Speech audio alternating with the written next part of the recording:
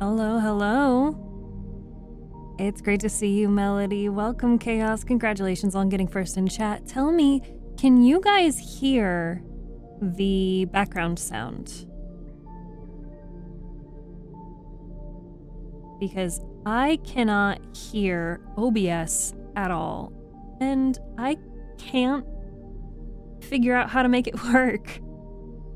I have tried switching all of my output devices. I have gone into the sound settings and forced OBS to route through my output, and nothing. I can't hear anything from OBS, and only OBS. I've restarted OBS 3 times. I have restarted my computer. I don't know why. It's broken. So, unfortunately, I'm not gonna hear any blurps today.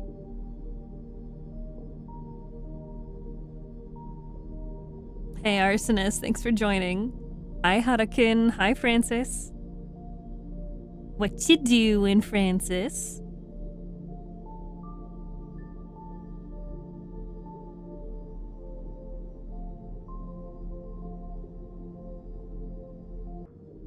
Working?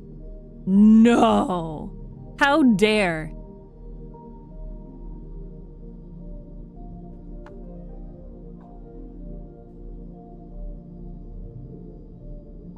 Didn't you guys have a go live like last night? Why are you awake? why are you working? I unfortunately wish I knew why I couldn't hear. I can't hear OBS. God, it would be great if, you know, this could just work. Oh, he gave you the go live off. Isn't that like comp time?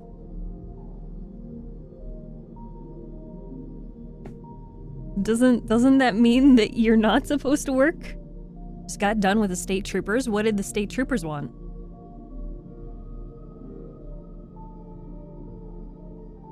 Did they knock down your door and they bully you?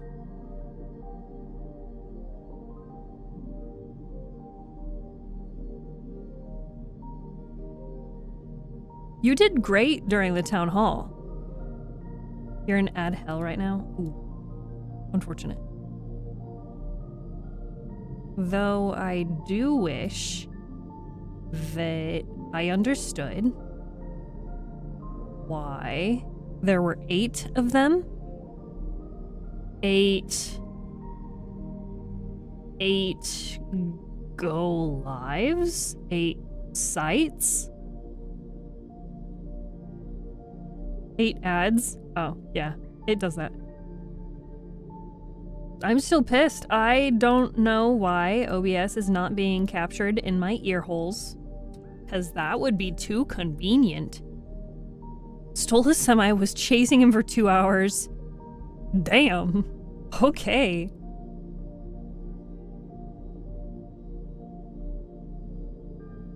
Well, hi Akira. It's good to see you. Hello? Oh, wait, I can't forget. We gotta hit the go live button on Twitch. No, not Twitch. TikTok. Yeah, that thing. Oh my god. There we go. Jesus Christ. Stream Deck. What the hell is going on? How many times do I gotta click the button? Hi, fishies. 9 more ads? It's only 3 minutes, but that's a lot of ads. Oh, wait, that's right. Normally we don't do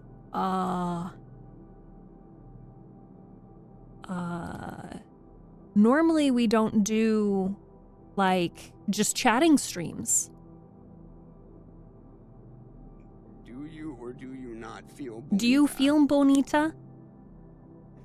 I can't hear blurps, Haruken. So, thank you for the 75 bits. Luckily, I saw that one.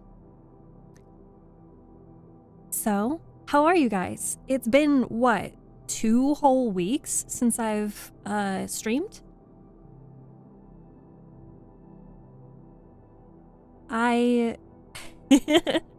We've been joking about it in the Discord server. Yeah, even Tangia. I mean, dude, I can't hear the ambient music that has nothing to do with, like, bits and all that. So, yeah. The ambient music is built into OBS. And I can't hear anything. Connection unstable? Huh, just like me. It's crazy. We've joked in, well, I don't know if it's a joke. We've talked about in the Discord server potentially doing a Love and Deep Space stream. So, I have saved, and I have at my will, Love and Deep Space on the computer.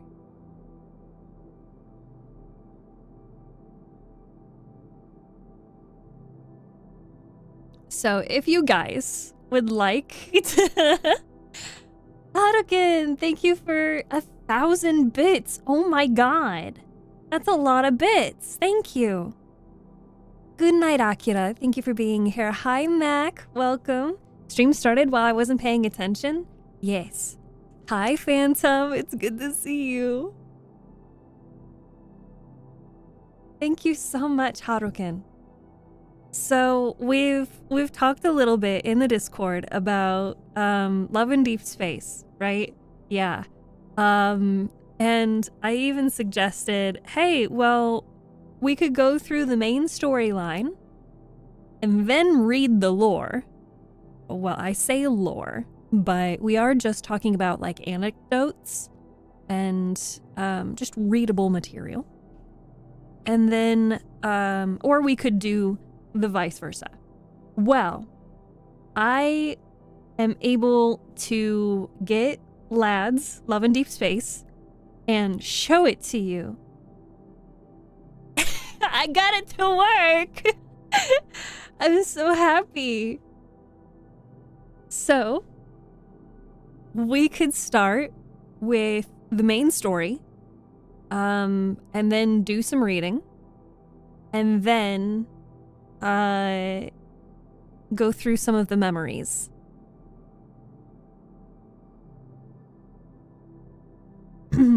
What? Glad to see you back. Thank you. I'm glad to be back.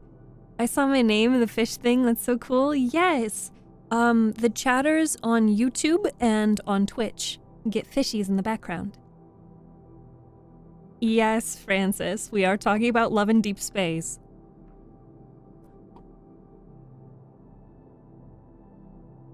Weeb trash? Is it weeb trash if it's Chinese?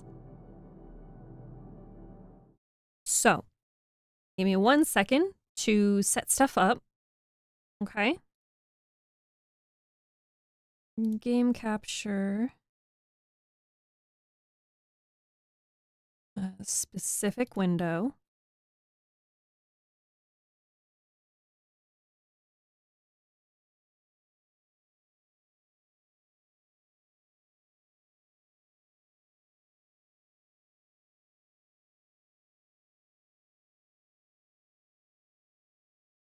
I gotta keep up with chat. Stephception for a second? Yeah.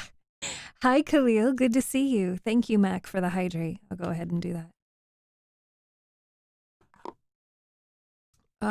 Also, can't forget about TikTok. I don't know if anybody's talking in TikTok chat. Oh my god, there are people talking in TikTok chat. And go figure, my chat isn't working. Okay. 1 second, I gotta restart the chats.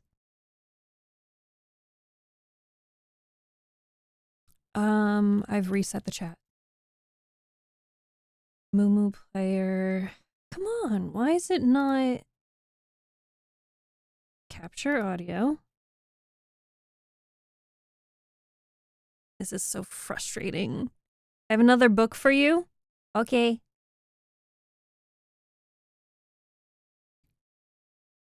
Also, why is she leaning like that? That's better. Why is it not working? This would just be too convenient, wouldn't it?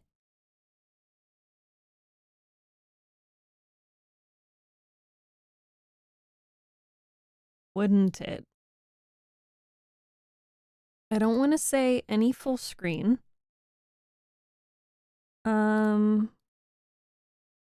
It's not Wardo. It's not Microsoft Edge. It's not TikTok. It's this. Why is it not getting picked up? Do I just need to select window capture?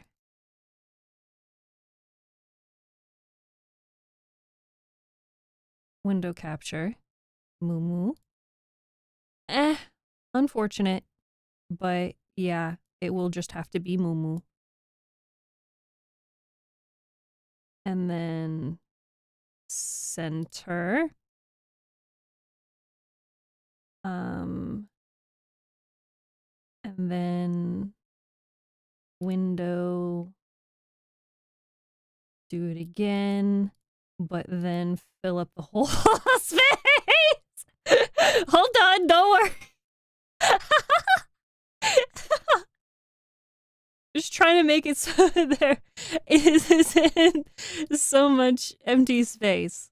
Don't worry about it. Don't worry about it. You can't hear anything. I know you can't hear anything. It's okay.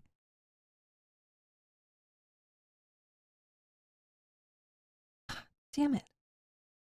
There we go. And then filters to push forth wall.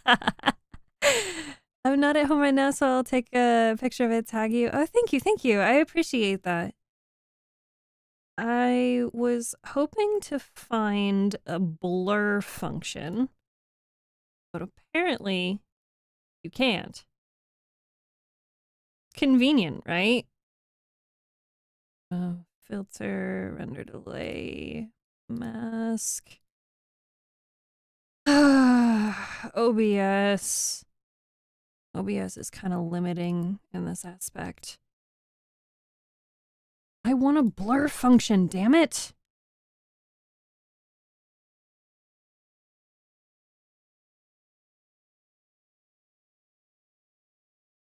No, because it would just be too convenient. Okay, and then Moo player audio. Oh wait, no, I don't even need to do that. Okay, so then this. And then now I have to fix it on the TikTok screen. Don't worry, TikTok, I'm not forgetting you. I'm just struggling a lot. Do you expect anything else from me?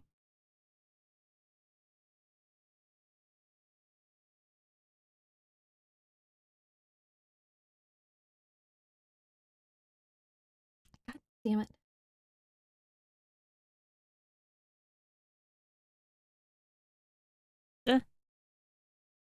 I think this is close enough.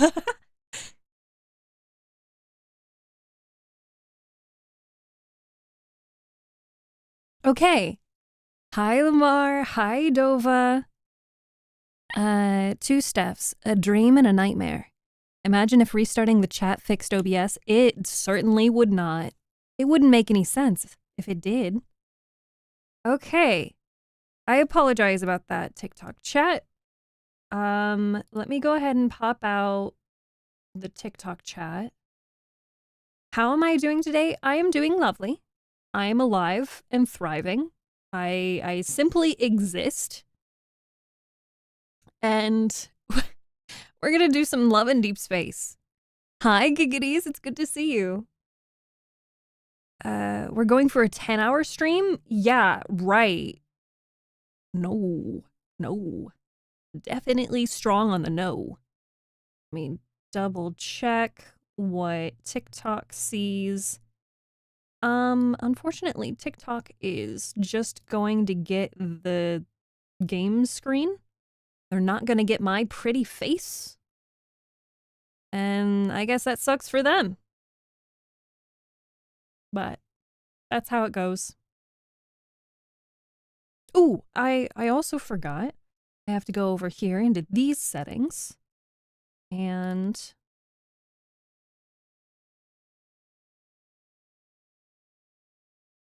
oh, there we go. So now I can augment the lip sync. God, he's hot. Oh there. Oh there, hold on. We're not even in the game yet. Okay. Are you ready? Let me go ahead and unmute it. And increase the volume.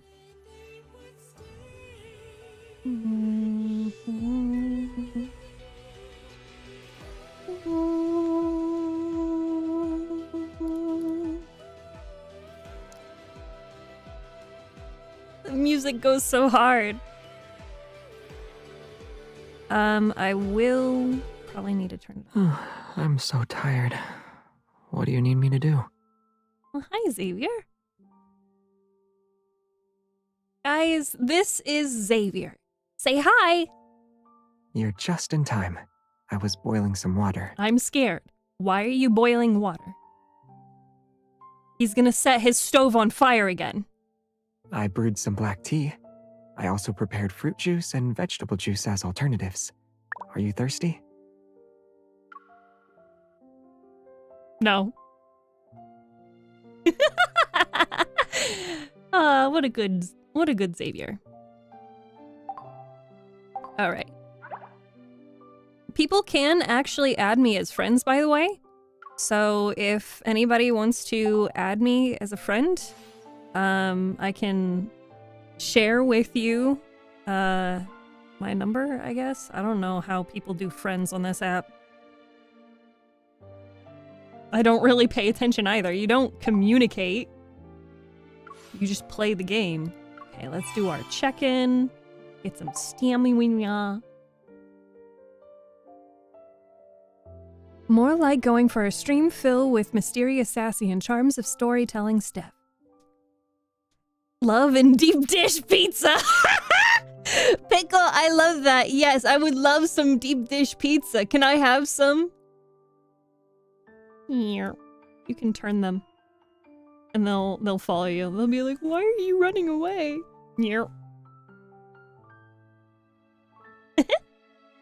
Okay.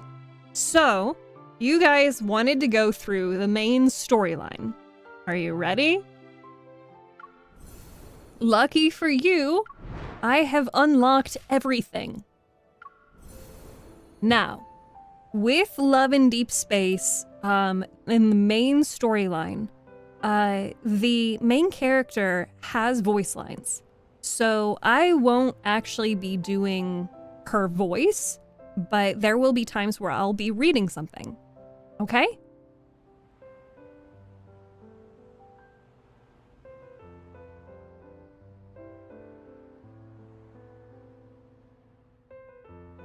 I've watched a few friends get addicted to this game. I'm certainly addicted to it by, like, the lore. It makes me happy. And you can't deny things that make you happy. Are we ready, gamers? I'm glad I get to have this while I work, so it's like a normal day. Yes. I mean, it's a normal Friday. Kind of. All right. Story 1.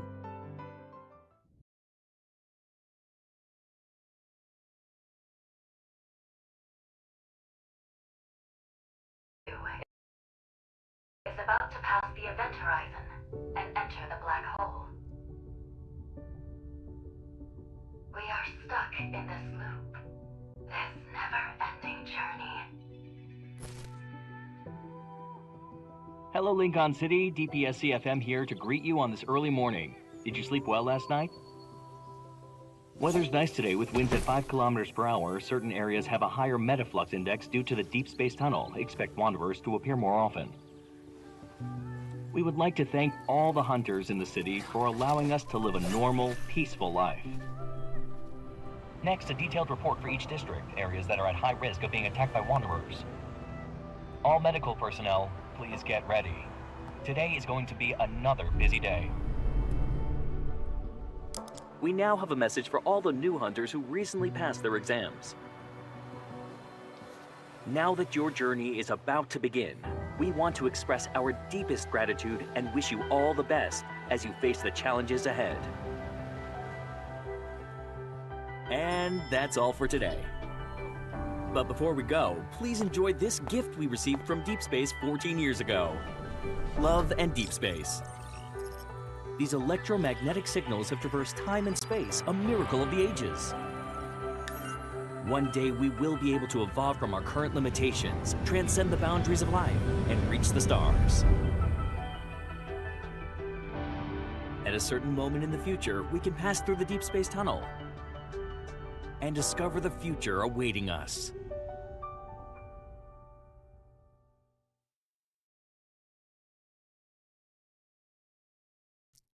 So, the little parts and tidbits and stuff, they're pretty short. Sorry, I gotta mute to cough. The tidbits are gonna be pretty short. But we'll just get through it, okay? I love that. Oh, I'm so excited to replay this for you. I can't hear TikTok. Never mind, now I can. Okay. Cool. Thank you. We'll go ahead with the next one. Oh, it's so good to rewatch these. Especially 14 years ago, the deep space tunnel appeared above Lincoln. It led to anomalous geomagnetic storms, and the creatures known as Wanderers emerged. From such an event, the Deep Space Hunter was born. Now society has returned to a sense of normalcy, but there are still Wanderers lurking in the shadows. Here After today they with hand us out our are many badges, we'll be seasoned assigned to a veterans in the squad, industry, which will determine our as future. well as Aren't you rookies. nervous? That But won't change we the care outcome. only about results. It's better to stay the end calm. justifies the means.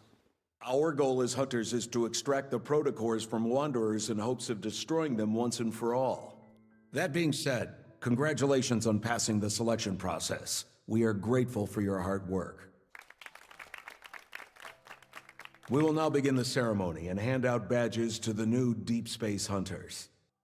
First candidate. That's you, isn't it?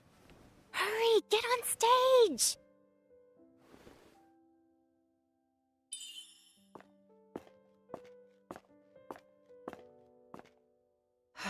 Hello, sir. Place your hand here to confirm your personal info.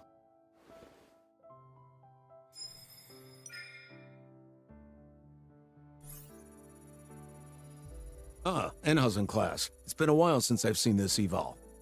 You have a lot of potential for growth, and might even acquire new abilities. I can see why Jenna picked you, as soon as the rookie list was released to the public. It can't be detected? As usual. Sir, that's likely because a wanderer attacked me 14 years ago, and ever since then, my eval level hasn't been stable. Understood. That event did change many lives forever. You're not the first evolver whose level couldn't be detected. This isn't the only criteria we use when evaluating a deep space hunter. As long as you have the skills, this industry welcomes you with open arms. Congratulations, you are now a deep space hunter. Thank you, sir. I'm a deep space hunter! I wonder if I can change her voice. Maybe I can get your guys' help to be like, how do I get her voice to sound like my voice? Or, hold on, maybe I'm jumping the gun. Do you guys think her voice sounds like my voice? maybe you need to hear her voice more. And of course, like, kinda? A little? Yes! I can't tell you how long okay, it wasn't that long. I tried so hard to make the voice sound like my voice. Hi, Khalil, welcome back. Hey, dogs. Thank you for joining on TikTok. Rookies, this is Jenna speaking. I'm your Unicorn's captain today. The fluctuations are stronger. I'm closer to the source. Abandoned base for protocore research. I need everyone to split up and search the area. Eliminate any Your wanderers evo's who even encounter better than the this is your first detector. mission since joining Unicorns, and your Hi, first real I'm battle. Tara. Remember me? I was standing next to you during the badge ceremony. Of course. We're lucky to be on the same squad. Oh, do you want to work together? Sure. The tarot reading I did yesterday told me that I would be super lucky today. Look, Wanderers! They're here. Wanderer detected. Accept the mission? Yes. The highest threat level here is only B, which matches the fluctuation we just felt. a fluctuation doesn't have a set value. Something's off. Why don't we split up and look around first, just to be safe? Sure. I'll go inside then. I'll scout the perimeter to see how far these fluctuations go. We'll regroup here once we're done. Be You too. careful. There's clearly been a metaflux explosion, but it doesn't match the Wanderer's threat level. Something's not right. What?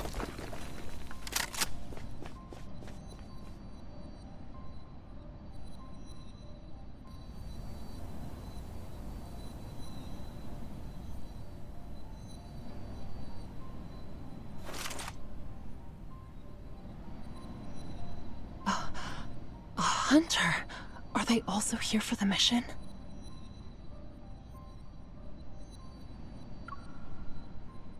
Don't mind me. Just taking pictures.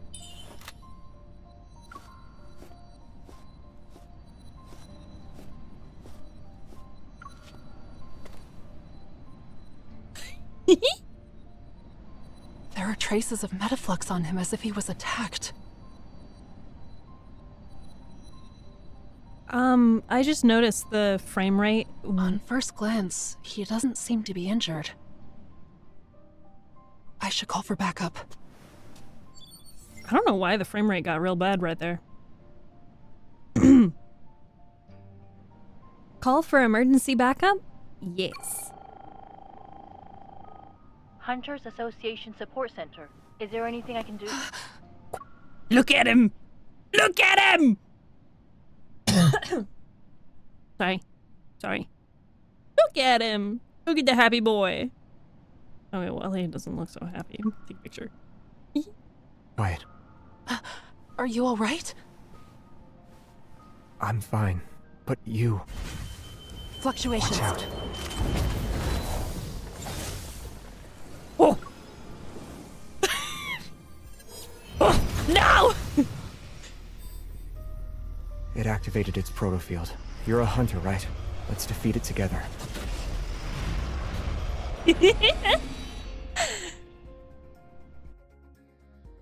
Let's take a look at those photos. I was actually hoping to get one of those photos. And...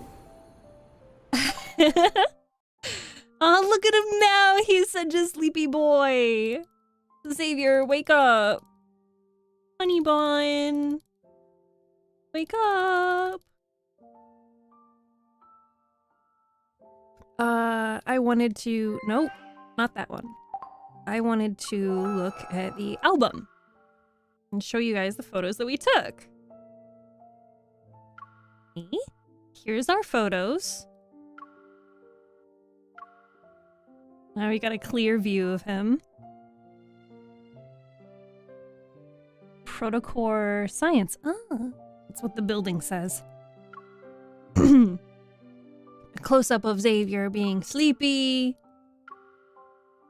Action shot. Action. Ooh! Oh, look at us! They don't include the custom character in it. Look at us! And he's all sword swipey.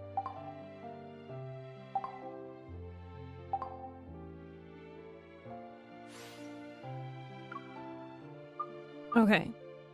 If I need to turn the music down or the music off, I can. I'm gonna set it to high and depth of field on.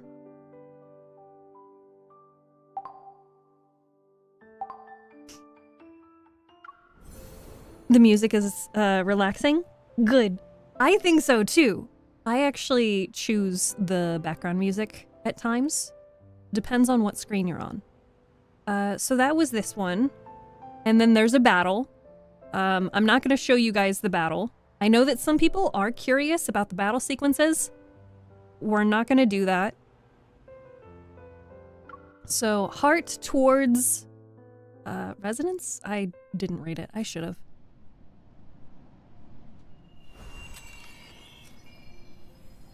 He can use the light evil, and he's strong. I haven't seen anyone like him among the rookies.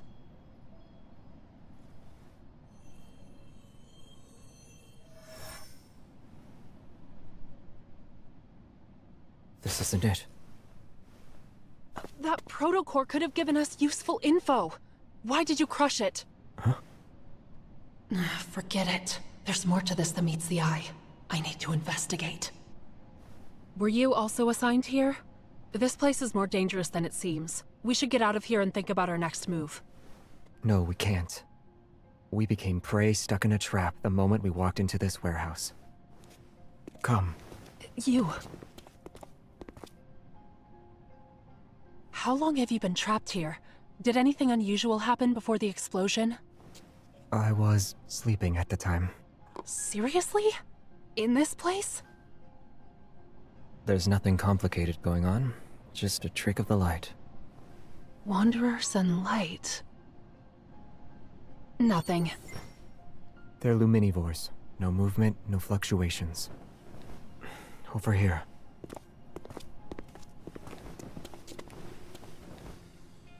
Luminivores eat light. And your evol is... This can't be a coincidence. Is this a trap specifically for you? I'm just a normal hunter. You don't need to look too deeply into it. You might be someone's prey, but from another perspective, isn't he just bait? What are you thinking about? If we can't escape, let's lure the luminivores out and take them down in one fell swoop. You... Use your evol.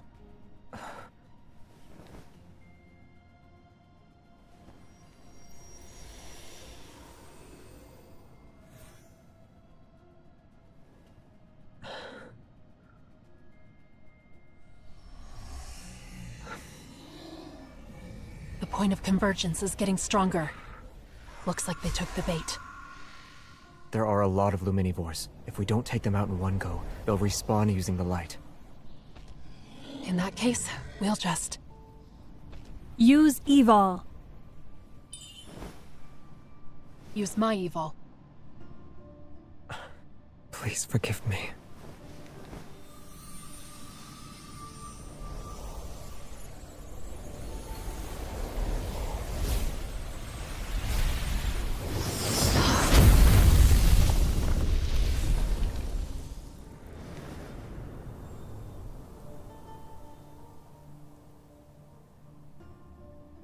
Straight up vaporize them. Stephanie in the game voice sounds similar to Steph Sue voice. Yeah, I did that intentionally. Gotta head to work, have a good day. You'll be back in an hour and a half? You better. We'll see you when you get back, Shattered. Alright, the next story. I don't know why they call them each stories. But the next part is called Light Fades.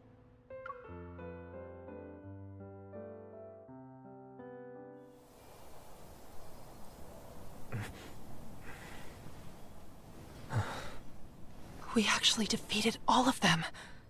This is the first time I've experienced an evil resonance this strong.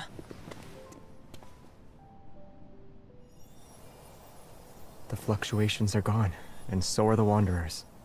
Your plan actually worked. Yeah, but not even a single protocore was left behind. They were accidentally blown up. The residual energy should be enough, right? So we're acquaintances now? I'm a new Unicorns recruit. And you? I'm Xavier. By the way, could you do me a favor? If anyone asks what happened, tell them that, aside from the Wanderers, you saw nothing else, alright? Don't you think that makes you seem a little suspicious? I'm sorry. I'll explain why the next time we meet. I'm heading over to your location right now. I'm fine. Over here! That's my colleague. Where did he go? I lost your signal and couldn't contact you at all. These protocore fragments. You took down those Wanderers by yourself? No. Actually, It's hard to explain, and I can't do it now. Well, what matters is that you're okay. We'll talk more once the mission's over, alright? Xavier. How mysterious. Him being here surely couldn't have been a coincidence. Him being here surely couldn't be a coincidence. The next one is called Unicorns, which is the team that they're called.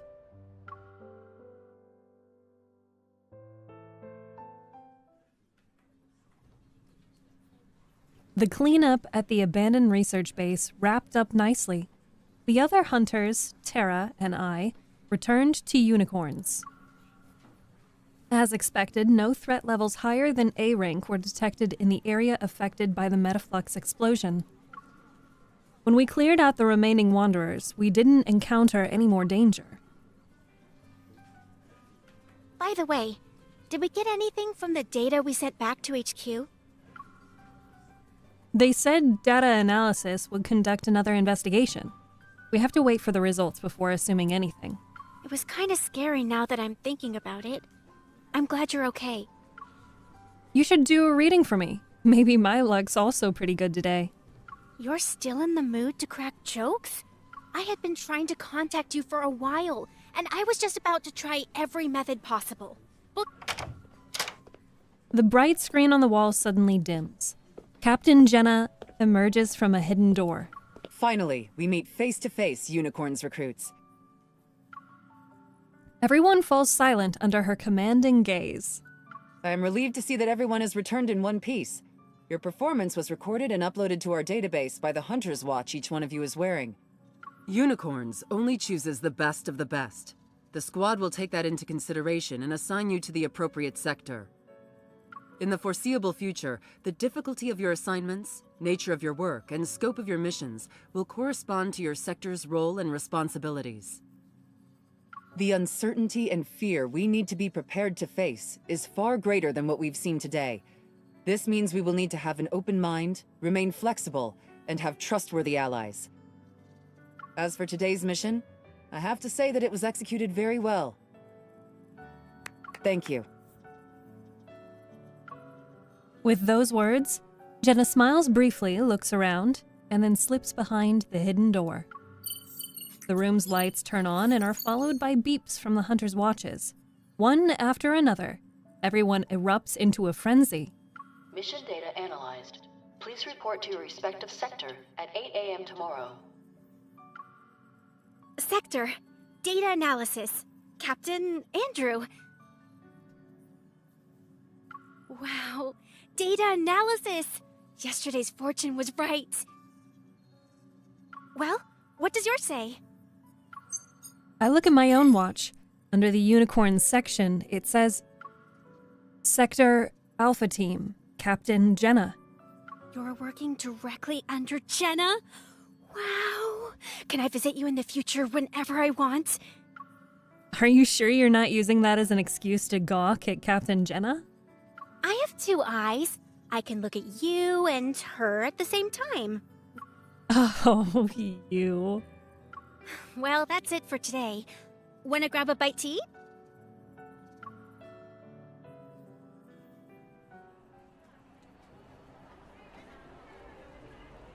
We walk out of the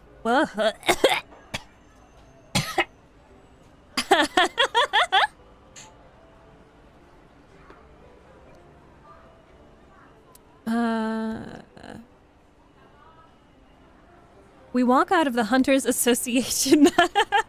Yeah, you did join at the right time. We walk out of the Hunters Association. Not too far away, in the heart of Lincoln, is Azure Square. Mini drones equipped with 360-degree eyes, infrared sensors designed to monitor wanderers' activity, patrol the sky. Today's Lincoln is nothing like the one that was attacked 14 years ago.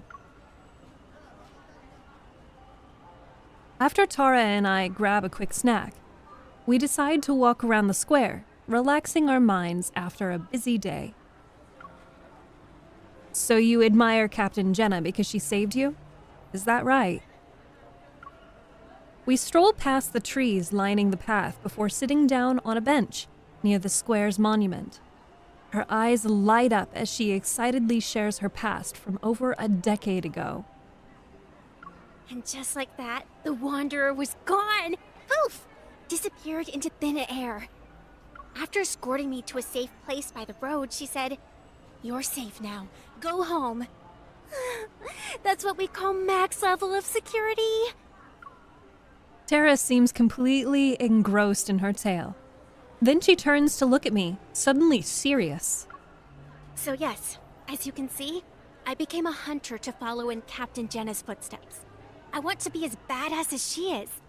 To be her equal and fight alongside her. One day, you'll be able to achieve your dream. Oh, I've just been rambling on. What about you? Why did you become a hunter? Me? Well... Under the clear sky, Azure Square is lively.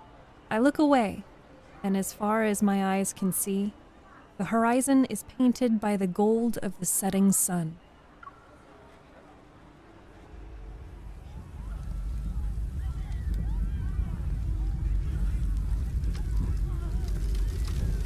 I still remember that from 14 years ago. It was also a lively evening. The roars of wanderers, like a flood, drown out the screams and cries for help. I sprint through the street, covered in rubble, not even knowing what monster is chasing me, until a sharp pain pierces me and burrows itself into my heart.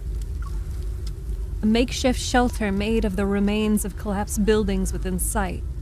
Trembling, I muster all the strength I have and crawl toward it. Amidst the dirt and gloom, a small seedling breaks through a soil. If I survive this, I don't want to be anyone's prey. I don't want to only run when there's danger.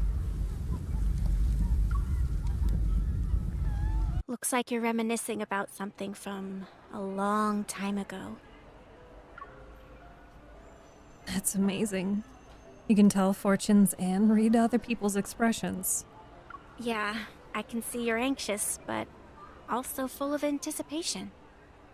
This is a very important symbol for Lincoln City. Here, the past and future coexist.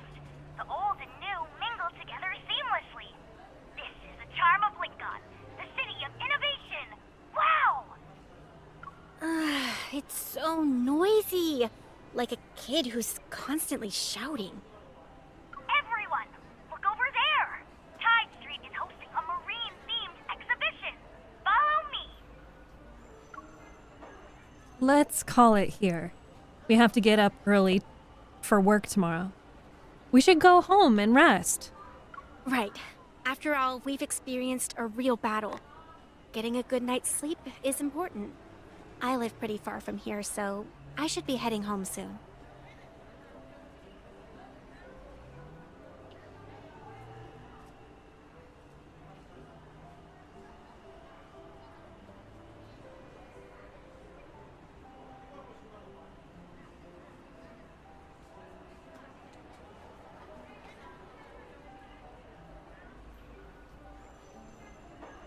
Okay. Sorry, I had to make some fixes to the audio. I love you. I love you. Thank you, Waffle. See you tomorrow. Goodbye. After Tara leaves, I also get up. I'm ready to head home. Noticing a figure that's been hiding behind the bushes, I can't help but sigh. Hey, kid, can I help you or anything? But I'll just get going if you don't need me. The bushes rustle slightly, then stop moving, then quickly stop moving. I'm only able to take a few steps before I feel a tug at my coat. So, miss, I overheard your conversation. Are you a hunter on a mission? I'm a hunter on standby. Everyone says hunters are super strong and you can do anything I ask, right? Right? Brimming with confidence, he pulls out a stack of shiny gold cards from his pocket. Here's what I'll give you as a reward. A full set of Super Hunter AR cards. And it has a limited edition Hunter Lux. Follow me! Hold on, at least tell me what you...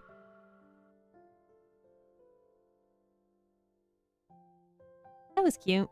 But we did also get a little bit of backstory on our main character here. So that was unicorns. Next is ripples. We've already met Xavier. Yeah?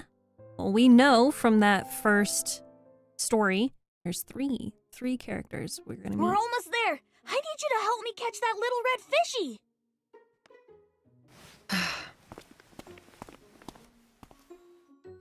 Sure thing, but I can't promise I'll succeed. Is that okay with you? Lucas! Oh no, she spotted us! Take this net, and don't say anything about me hiring you. He ran away already. Unfortunate. This species of fish can only survive for a week on land. A tourist? The fish is gonna slip away, you know. Ta-da!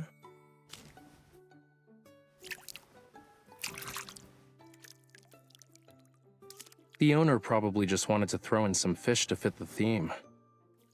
But this one, bright as a flame, is a real flamula from Lemurian legends. Flamula? I'm not very familiar with those myths or folklore. Oh. Hat Island is closed off because there have been reports of wanderers. You should stay away from that place for now. That explains why I couldn't get a boat ticket. It's good that you were here to let me know. Otherwise, I really would have wasted my time. Wait. Here's the fish you caught. I hope it'll survive longer with you. If you like the sea, you should go to White Sand Bay. It's the most beautiful beach in all of... But he didn't even let me finish. Darn it.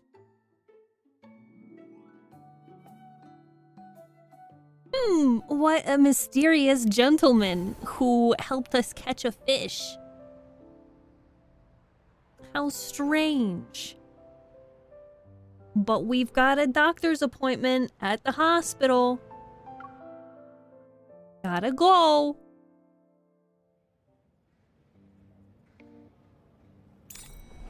Hey, Yvonne, it's me. Just coming out of the elevator. Dr. Zane hasn't gone home, has he? Don't worry, all checkups are in the system, which sends out notifications.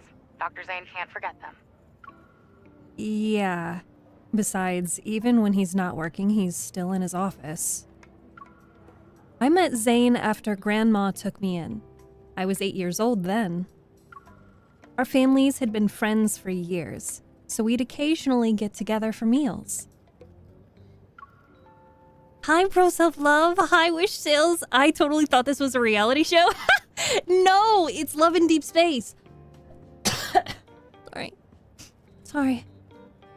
Hi, Wish. How are you? Hi, Pro Self-Love. Ow, my knee. We didn't meet again until half a year ago, during a follow-up checkup on the protocore fragments in my heart. I would have never guessed that after not seeing him for more than a decade, he'd reappear as my primary care physician. You've known Dr. Zane for a while, right? I'll transfer your call over so you two can get started. No, don't. Oxo Hospital, for a brighter future. Good job. You were 10 seconds away from being a no-show. I fought everyone to book the last appointment of the day. Wait! Don't worry, we have 5 seconds left. Do you really need to be precise? 3, 2. Arriving at the office door, I push it open. Congratulations, you weren't late.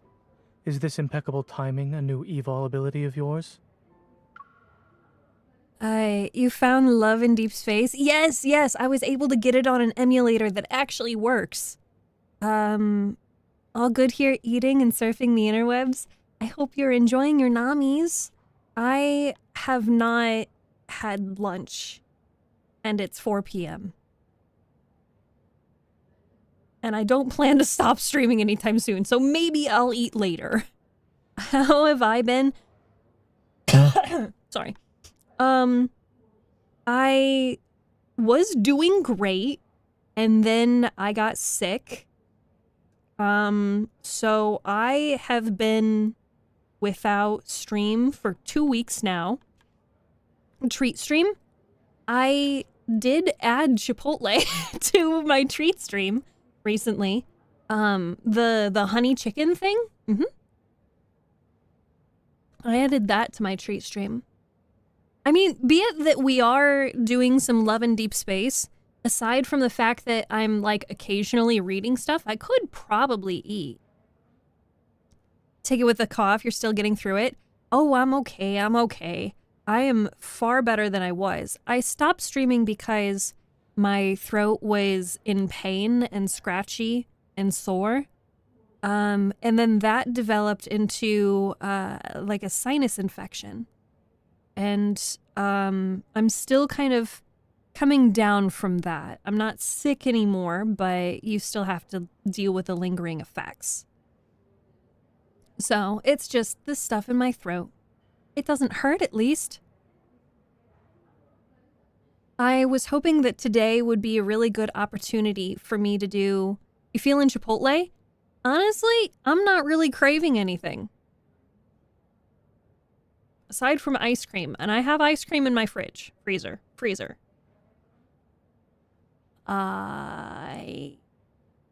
But yeah, I was hoping that today would be a nice segue to get back into streaming.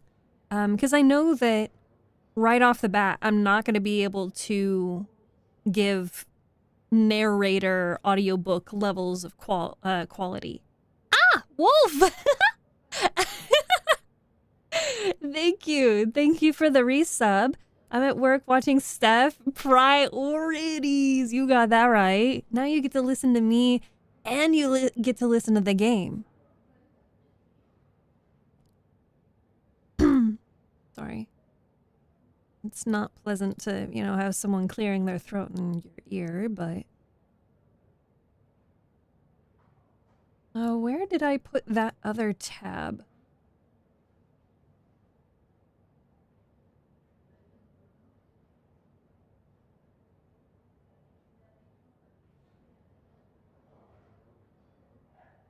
Okay.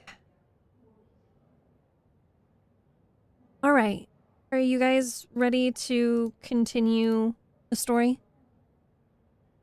It's all cozy. It better be. I can't believe you're just sitting there and counting down. What are you, a ticking time bomb or something? Look at this man! Look at this man! Yvonne said you returned to Lincoln at 5 o'clock this morning and were back to work by 7. She tells you everything. You said it was a vacation, but you were actually in the Arctic to work on a secret project, right? Patients shouldn't be so nosy. Report.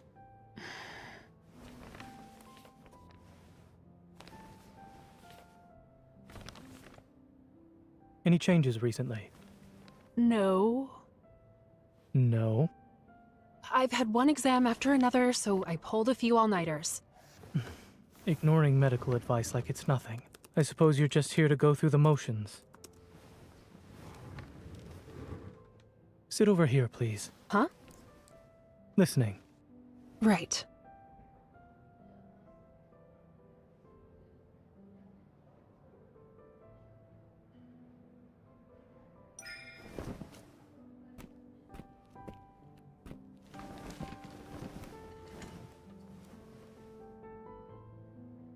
This isn't the first day I had protocore fragments in my heart. Even Dr. Dean said I was perfectly fine. And it's been 14 years. If anything bad... Don't talk, but you should still breathe.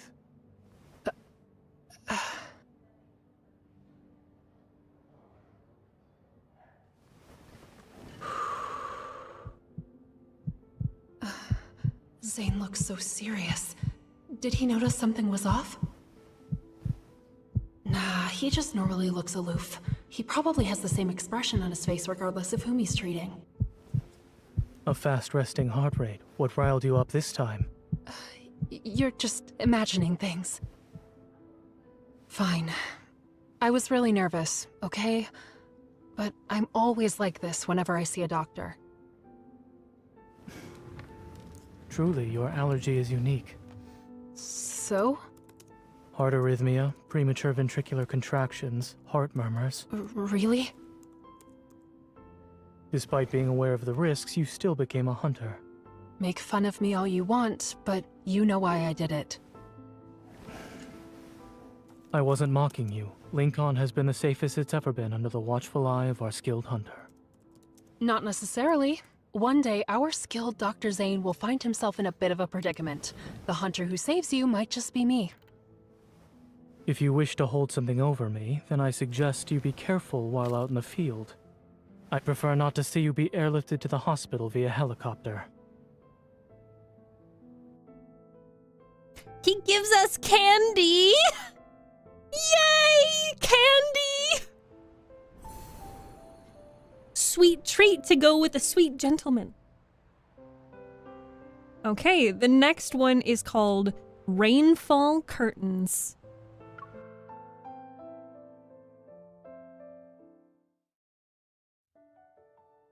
Finally, this busy day has come to an end. I plop onto my bed and pull out my hunter's watch. In my inbox is a team recruitment notice that's signed by Jenna. I actually became a hunter. Unicorns and its alpha team. I wonder what the veteran hunters are like.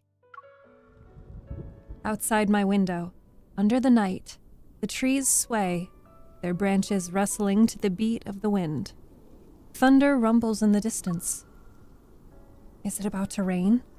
The weather forecast didn't mention anything about a storm. Suddenly, the phone rings. Caleb? I knew you'd still be awake. What are you up to? Just got home. I'm beat. Your first day of hunting. Well? It wasn't bad. It wasn't bad at all. I didn't bring disgrace to my family. Well, that's good. What matters is that you're alive. Francis, I just tried to answer a phone call. I love that. The game got you. The game got you. What about you? Why are you calling me now? Aren't you on a military flight operation? I should be cruising along, but things wrapped up quite nicely and ended early. Did you guys encounter any wanderers in the deep space tunnel? Was it dangerous? Are you actually worried about me? If something happens to you, we won't be able to see Grandma together at the end of the month. Come on, I know how important it is to you. Even if I was in a wheelchair, you'd push me there. Ugh, say something good for once. Don't jinx yourself. All right, it's been peaceful. The field within the tunnel is as stable as it can be. Very few wanderers. Don't worry. Really? Every time you tell me not to worry. Everything else is top secret. My lips are sealed. Yeah. Everything is a secret with you people in the Deep Space Aviation Administration. Yep, mysterious and spooky.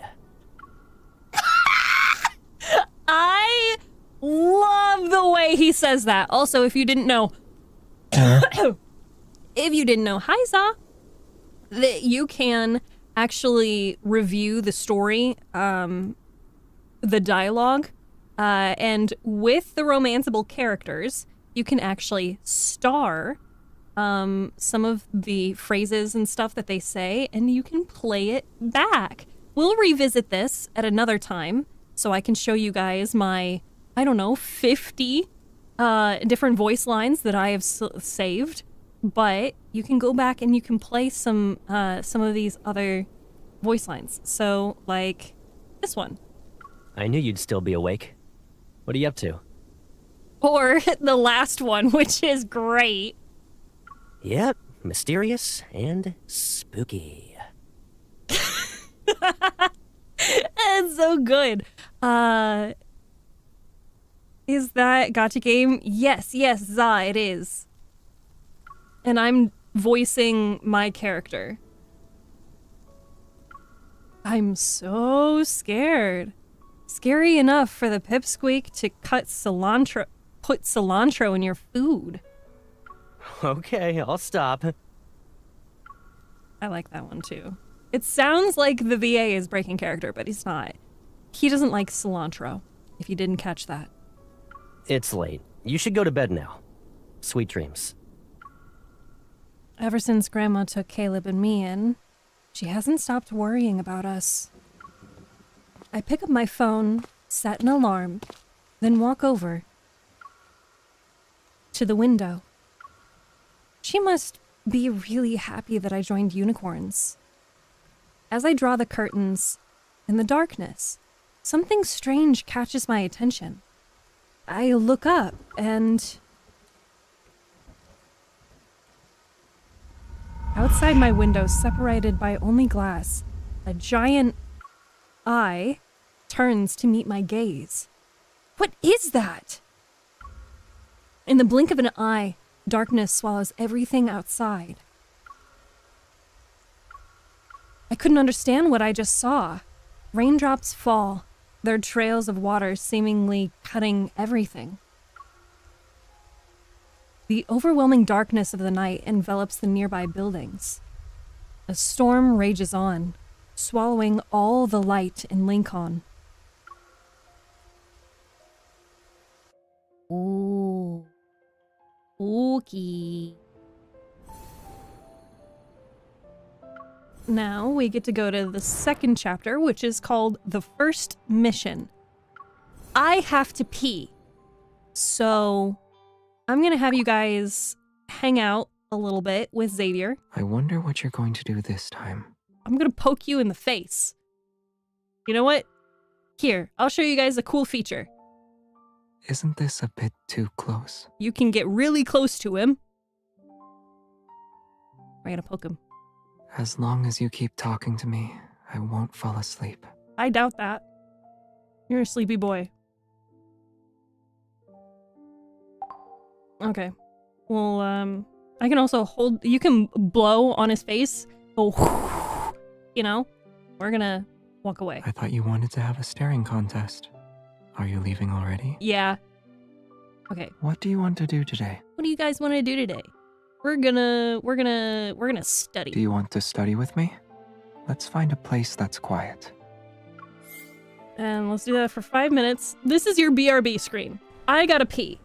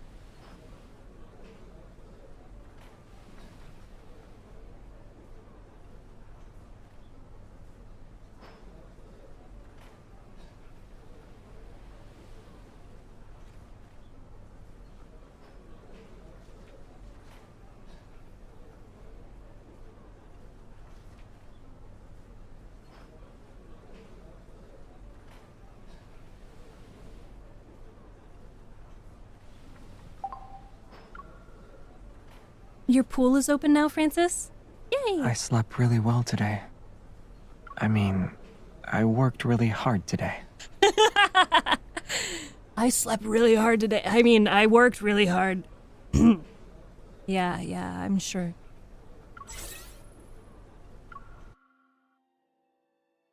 I'm going into cold weather now after it was warm for a few hours. Aww.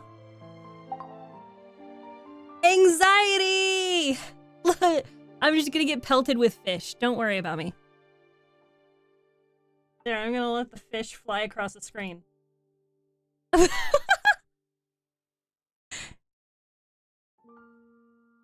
Yep. Look at him go.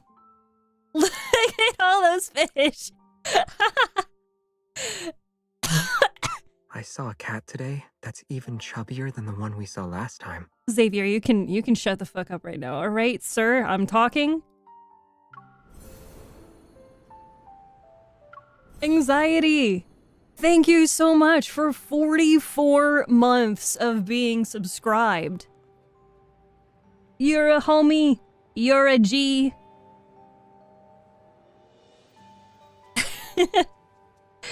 I hope you enjoyed all of those fishies floating everywhere. It was beautiful. Look at all those fishies. Okay. Finishing the day in the office. Yay! It's time to go home. And we're gonna continue with the next chapter, which is called The First Mission.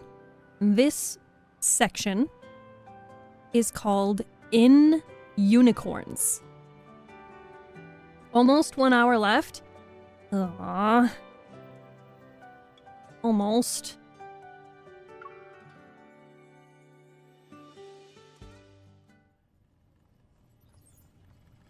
The Intel Department, Protocore Research Department, VR Training Center, Armory, Archives. In a towering 20-story building, various sectors with their own responsibilities exist. It offers a variety of services, all meticulously organized and fully equipped to support every aspect of a hunter's work and life. Hunter's Watch, HOS 11-4. Metaflux detection system has been updated to the latest version. Guidance for each floor has been uploaded. Use of the Sleepin' Pod has been approved, and access to the VR training center has been granted. After performing a flurry of dazzling maneuvers on my watch, the spherical robot opens a compartment on its body. The system log shows you had less than 4 hours of sleep last night. The quality was also extremely poor. A console appears before the compartment, and it presents a small pillbox. A special delivery. 1 drum reel. I touch the bags under my eyes, my mind replaying the scene of that eye appearing by the window last night. I thought wanderers had appeared, so I rushed out of my home. Despite scanning the nearby area, I didn't find any abnormal traces of energy fluctuations. I'll try to dig up some info from the squad's files. I'll also be on the lookout tonight. Suddenly, a holographic screen appears and interrupts my thoughts. The adorable voice resounds in the room once again. Bye, Wolf. I hope you have a good rest of your workday. Alpha Team has special life insurance for its members. Please sign here. Huh? Hi, Josh. Alpha Team is on the 3rd floor. The office is next to the Mulberry Bridge. This is so in case of an emergency, you'll be able to arrive anywhere in Lincoln City within a few seconds. I need to go now. Have a great day. The robot leaves, and I'm all alone. I turn around and see an empty office. Sunlight shines through the glass walls, illuminating a pile of untouched paperwork. A new recruit's equipment should be at their desk, and mine is... The newbie. I hear a voice in the corner. A table appears from the shadows. And behind 3 rows of old widescreen monitors is a man with small eyes scrutinizing me. He must be my teammate. Hello, I'm... Stay right there. Hesitant. I don't move. I inadvertently look at the array of dark-colored monitors. It's rare to see such old-fashioned products in an era of rapid technological advancement. I guess they're mainly used to avoid small talk. The back of the monitors are plastered with dozens of portraits of wanderers, big and small. Handwritten notes containing all sorts of information are present. Among them is a familiar face. Isn't that a Luminivore? The wanderers in the records are all rare. It seems this person is quite knowledgeable. Oh, right. What I saw outside my window last night.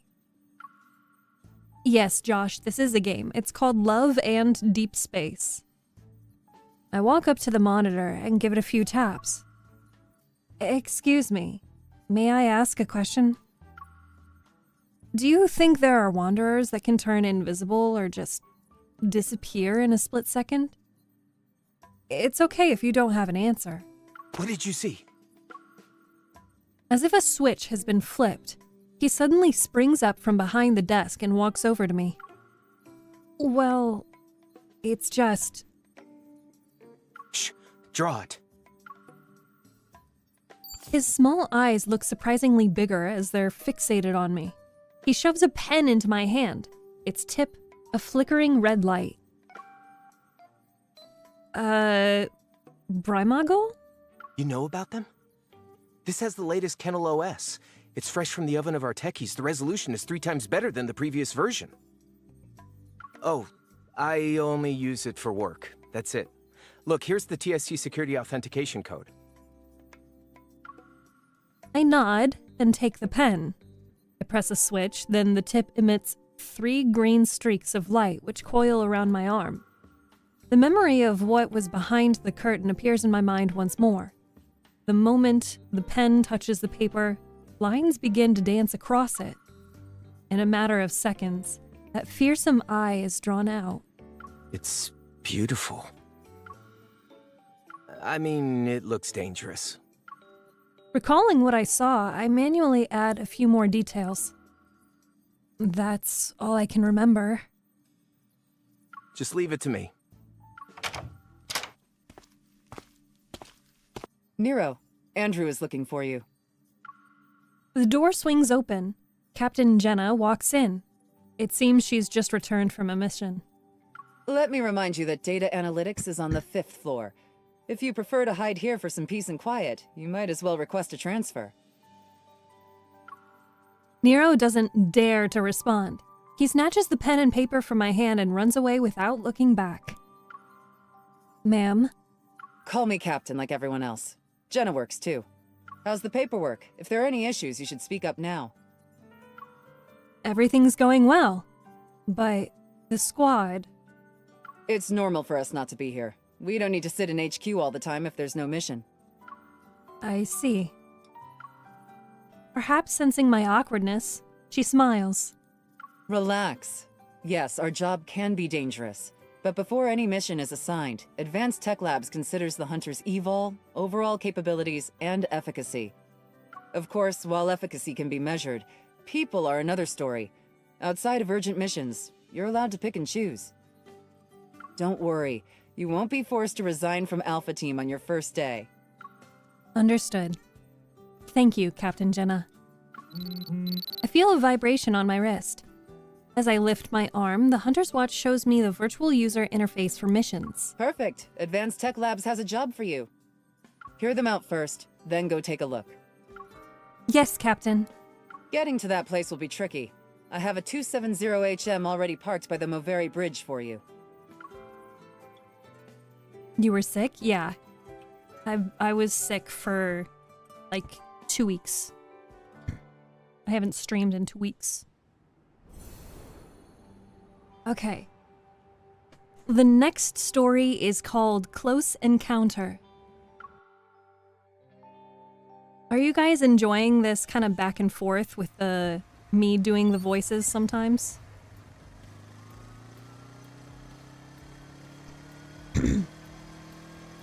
Level B. Commission. Client. Henry. Status. Active. Task details. Half a month ago, Mr. Raymond, a renowned collector in this city and the employer of our client, began to exhibit symptoms of mental confusion and other abnormal behavior. He locked himself in one of his collection rooms. After multiple diagnoses, the possibility of mental illness has been ruled out. Objective: investigate if there are any wanderers hiding in Raymond's mansion and eliminate them. Pro Self Love says they're loving it. The southeastern suburbs of Lincoln City are built near the sea and mountains. Many luxurious villas and holiday resorts can be found here. Its prosperity rivals that of the city center. Yet, the renowned art collector Mr. Raymond chose to settle down in... This path seems to never end. The steep, winding road through the mountains near the western suburbs is lined with trees that could cover the sky.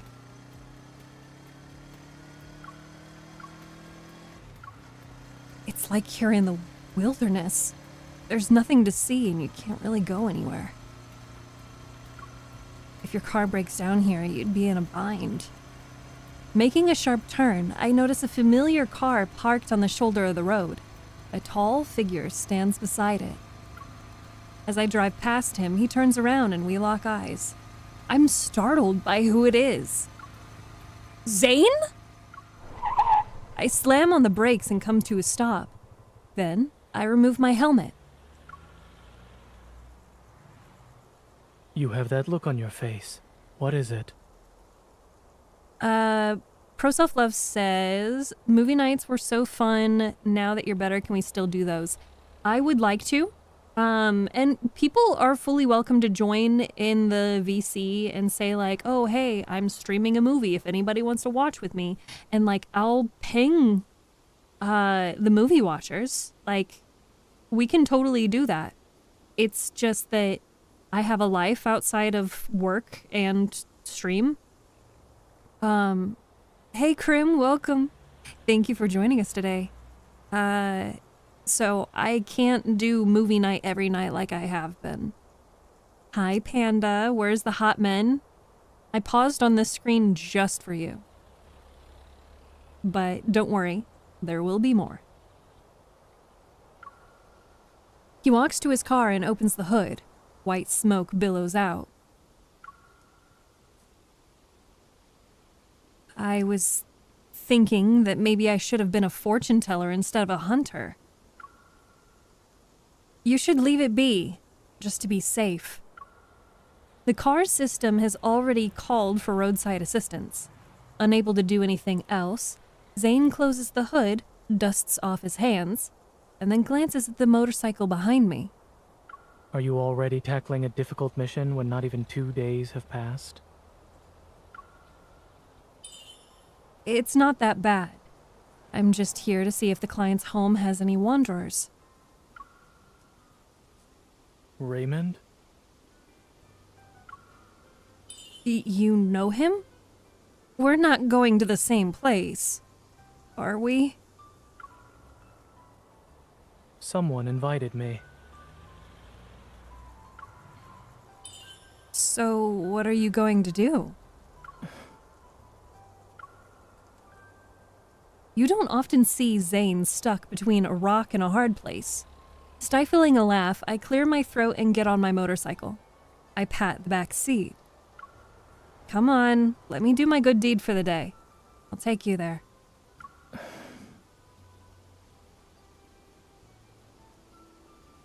Will you be... Can your motorcycle do it? Are you doubting my driving skills or this vehicle's capabilities? Both. Good luck climbing the mountain, Dr. Zane. Consider it a workout. I start up the motorcycle, and the AR navigation system immediately plans out the route. Advent Navy says you're 13.5 kilometers away. At that moment, Zane sits behind me.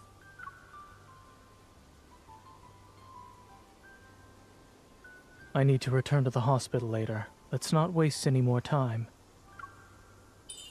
You're pretty good at going with the flow. Adaptability is a virtue. All right. Buckle up and remain seated. Keep your arms and legs at your side. I'm aware. As I step on the gas pedal, the speedometer needle jumps. Caught off guard, Zane jerks back. I quickly hit the brakes, and he ends up slamming into my back. Could the driver think of her passenger's safety for a moment, please? She did tell you to hold on. We arrive at Raymond's mansion, and the ornate iron gate slowly opens. We're greeted by a desolate courtyard shrouded in eerie silence. The architectural style is of modern design and simplicity. A large pool surrounds it, the water's surface a blanket of blue-green algae.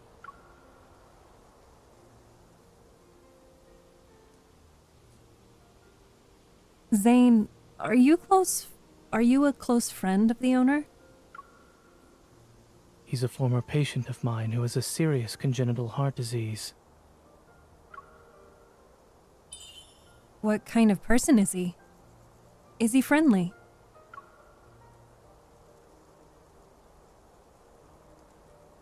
Nervous?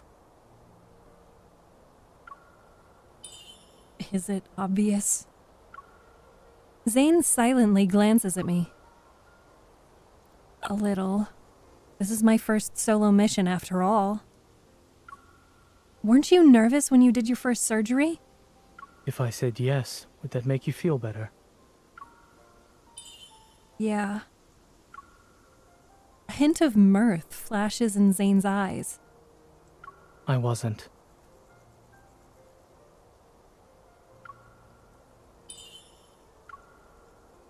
I want to stomp on his foot, but I hold myself back and stomp on his shadow instead.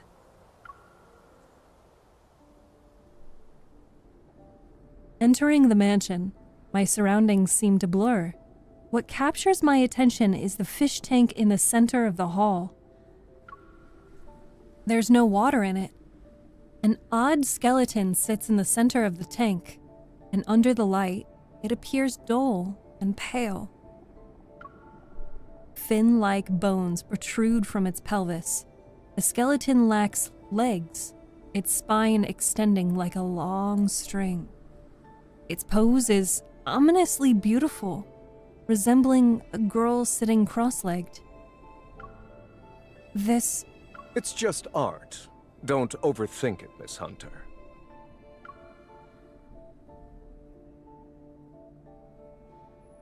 The butler suddenly appears.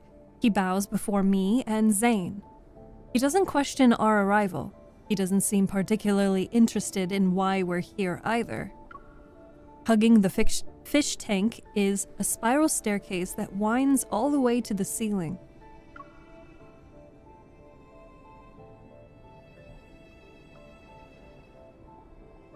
Is he still in his collection room?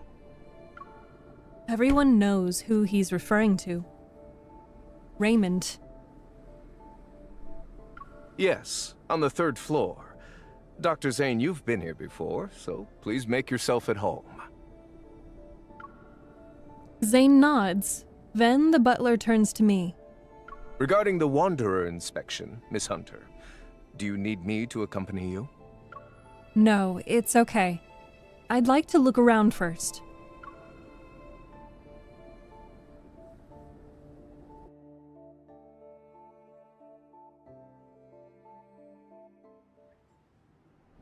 Okay, the next story is called Powder Keg. Also, I totally forgot to add this. But I'm thinking that if we do another Love in Deep Space like stream that it's a little more interactive, I could have you guys choose like I was busy just now. What's the matter?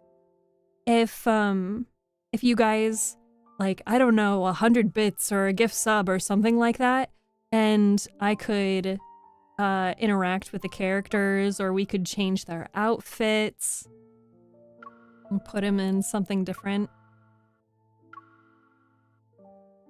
This was the outfit that we saw him in. Give blurps? What do you mean give blurps?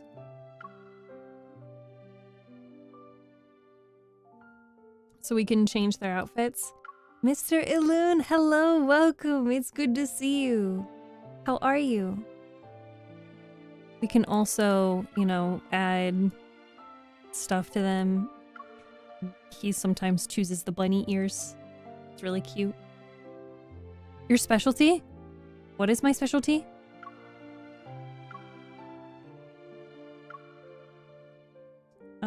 We can also give him, like, some funny glasses. It's hard to catch your streams. For the past 2 weeks, I have not been streaming. I've been sick. Oh yes, it is Hodakin's specialty, the blurps. We need all the hot men. Hi, goodie bag, welcome. How are you? I'm recovering.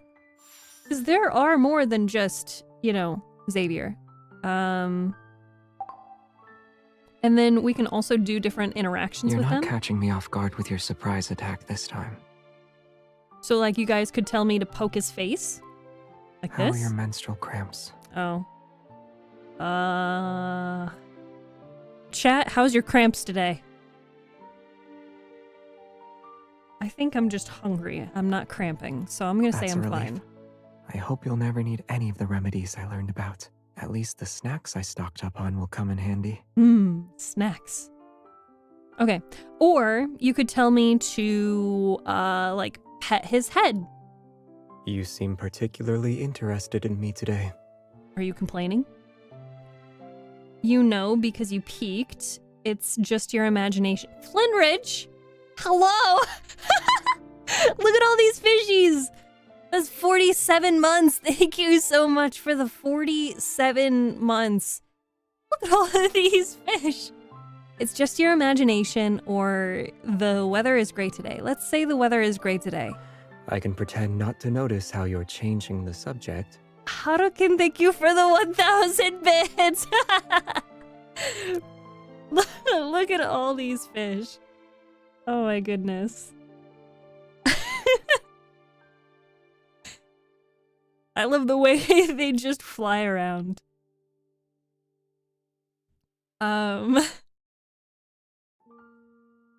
Okay. Thank you guys for starting a hype train. We could also... If you don't say anything, I'll assume we're playing red light, green light. Oh, he gets upset when you don't talk. And then we can also zoom back out. You wanted to have a staring contest. Are you leaving already? Yup. We can also, like, hold or like a long poke. So, like, I can hold his hand. And he says, I can easily fit your hand in mine. When you find yourself in danger, remember how you feel right now. It's nothing. It's sudden. I just suddenly realized you're quite strong. Panda, yeah, you can, yeah. Well, not exactly what you're insinuating, but I'm gonna poke him in the forehead. No one is perfectly normal. You're fine the way you are. Oh, thank you. I wish people said that to me when I just poke them in the face. We can also do other interactions, like, we can listen to his heartbeat. Flynridge! Thank you so much for the 5 gift subs! Oh my goodness! I appreciate that. Thank you, thank you. We also can do other interactions, like we can. Are you sleepy or hungry? Hungry! There's Hungry! little out of it. I'm hungry! What is this game? This is Love in Deep Space. So we can do an interaction. Like this. Aw, the frame rate.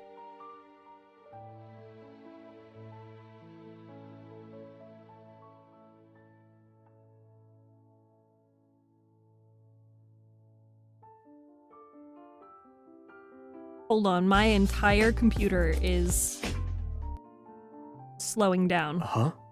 Wrong posture? Let's go on now. I can't even pull up Task Manager. Or let me get What charged the- here. Oh yeah. Yeah. Full energy now. Okay. Well.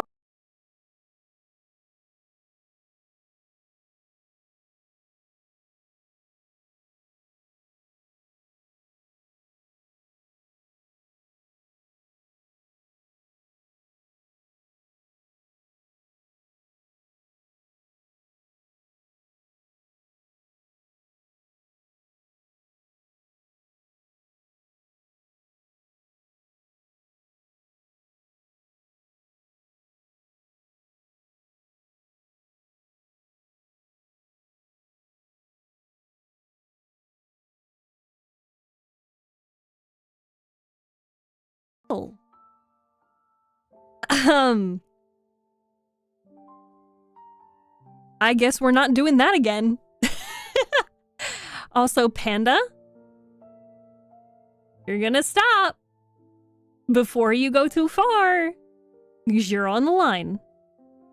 I don't know what just happened there. Other than the fact that my GPU is at 98%. Hee. What's wrong?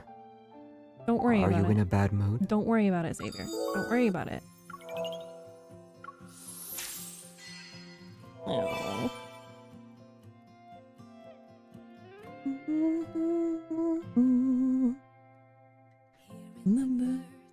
All right, chat. Give me a number between 1 and 100.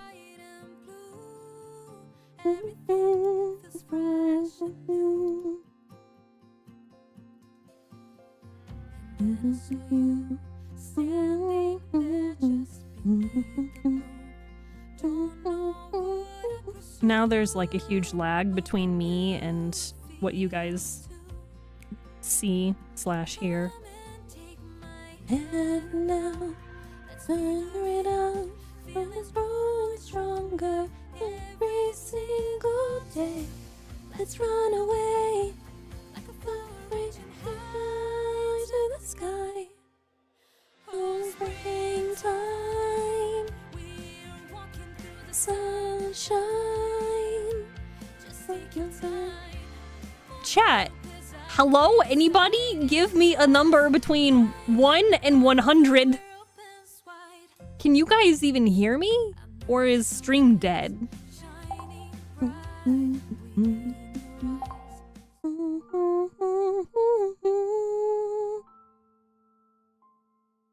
Okay. So my GPU suffers when...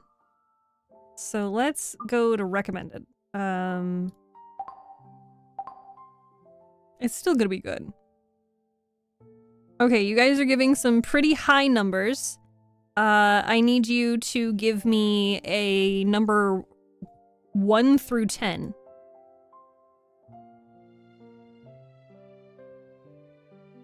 That isn't 69!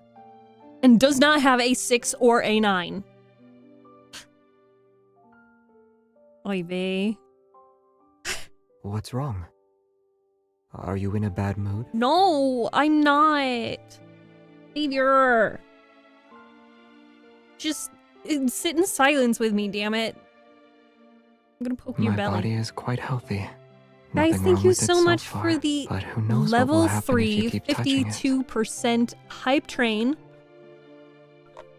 Thank you, thank you, thank you. I appreciate it so much.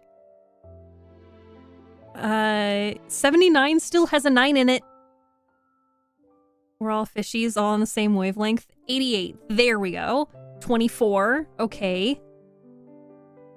Think her chat disconnected. What do you mean?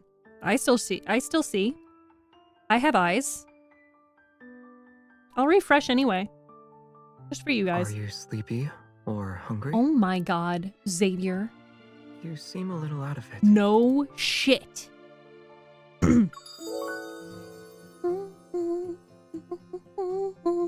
This is the current event, Spring and Flowers.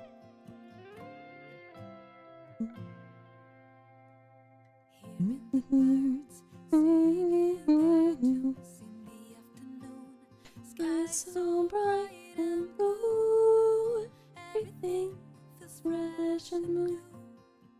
Okay, so we've got a 88 at 24. Let's do an 88. And I can only do 0 to 20. So we'll just go with 13. His anxiety had 33. We'll kind of do that, but we'll make it 13. Let's see, what do we get?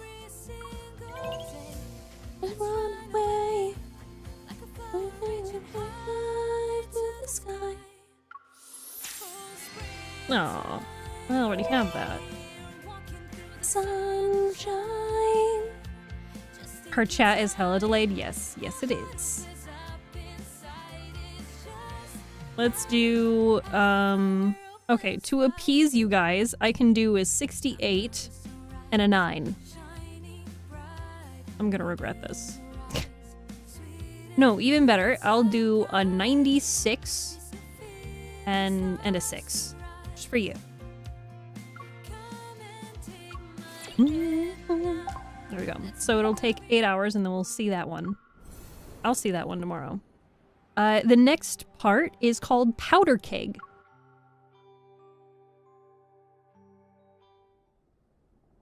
Choo-choo! After the butler and Zane leave, I begin to explore the mansion. While the skeleton is suspicious, neither my Hunter's Watch nor my Evil can detect any metaflux from it. Maybe it's just a quirky decoration. I climb up the stairs. Above me is the collection room on the 3rd floor. Through the door, I can hear 2 people talking. I've invited you to my home several times before. You only visit when I'm not feeling well. Dr. Zane, I wonder if you see me as a patient or just a subject for observation. According to the OXO remote monitor, your vital sign data has improved. The equipment also determined your age to be far younger than what it actually is. Aren't you curious about why I haven't died yet? I'll admit I was for a time. However, it was nothing more than that. The silence in the mansion almost amplifies every sound, making the conversation upstairs anything but pleasant. I'm hesitant about climbing up the steps. I'll wait for them to finish talking. Bye, Mr. Ulun. Have a good day. I haven't even taken 2 steps when a bone-chilling laugh resounds, followed by a feeble coughing fit.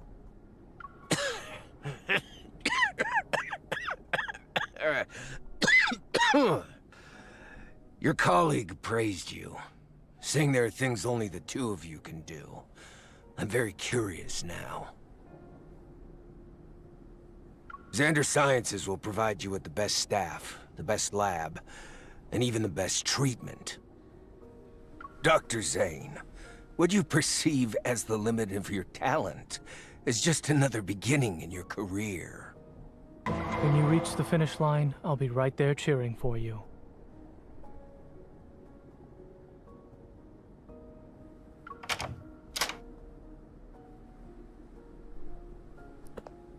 Hi, Blonde. It's good to see you.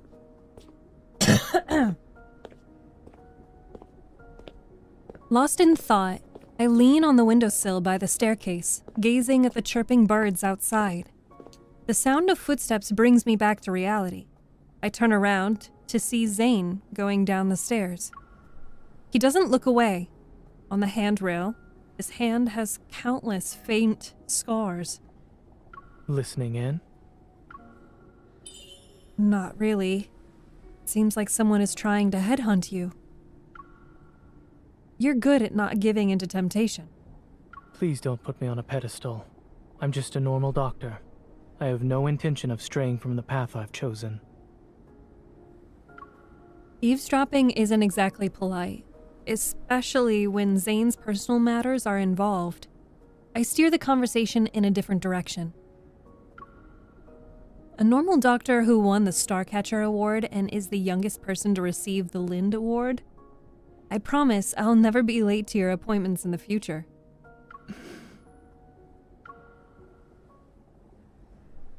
I make a gesture to show I'm swearing on my honor as a joke. Zane reaches out to put my hand back at my side, but then an almost imperceptible ripple appears in the air, like someone plucked a cord.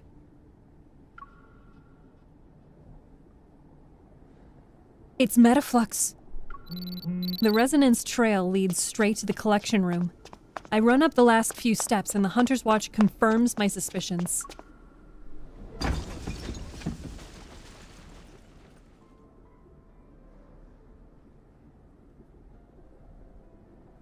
Metaflux is gathering at an alarming speed behind the heavy door.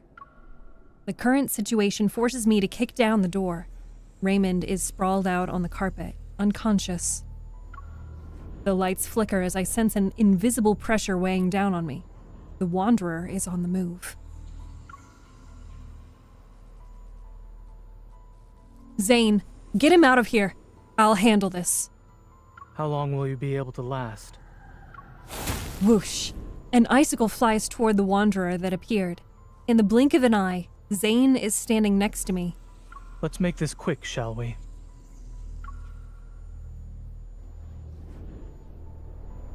And then we go into a battle, but again, like I said before, I'm not going to show the battle sequences. I have a feeling my computer would have a heart attack. So, just imagine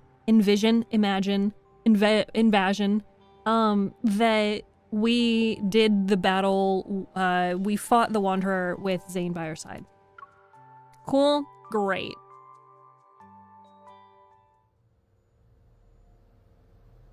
Male, 39 years old. He collapsed from shock because a Wanderer appeared 5 minutes ago. No external injuries. His heart rate is normal and his pupils react normally to light. The address is... After contacting a rescue helicopter, Zane helps the butler move Raymond to another room. The Hunter's Watch scans every corner of the collection room, sending data back to HQ. Intelligia type. Estimated threat level to be at least B. Had yet to form a protocore.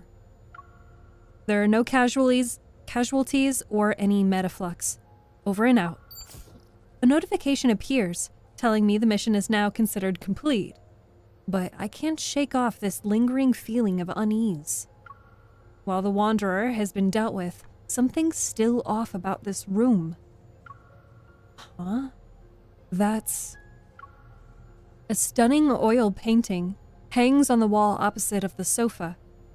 It depicts a brilliantly blue sea with cascading white waves. Each brush stroke feels alive, as if countless fairies are jumping out of the waters. At the edge of the sea, the water is gradually stained with crimson, like something is being torn apart, swallowed and coalescing into a blood clot. What a peculiar painting. I try to scan it, but there's nothing. I place my hand on the frame and try to resonate with it. The gloomy weather, the sound of the ocean. A salty humidity slowly creeps into my hair. This is... I come back to my senses and realize I'm standing in the ocean.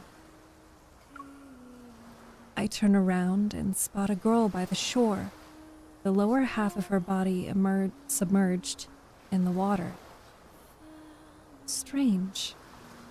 It's almost like she's crying and laughing at the same time.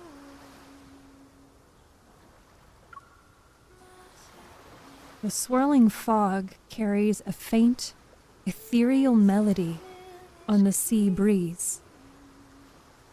It sounds like a song, yet is also a lament.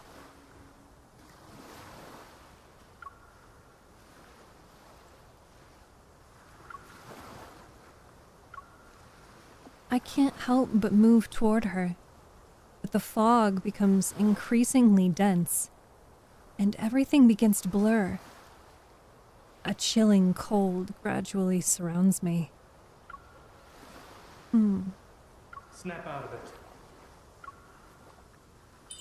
Huh?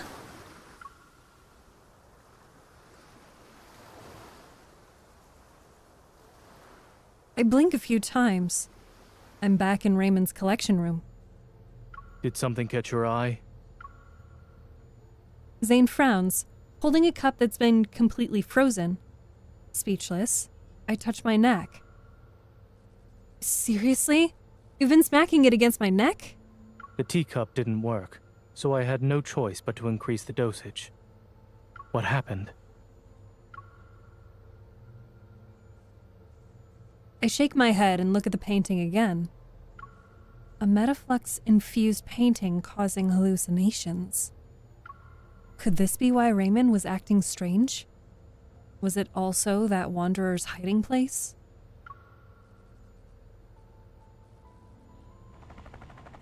The rescue helicopter arrives and takes in the unconscious Raymond. Zane insists on accompanying him to the hospital. Take care. Try not to forget the time of your next checkup. I know. Don't forget about your car. Make sure it gets repaired. Thank you.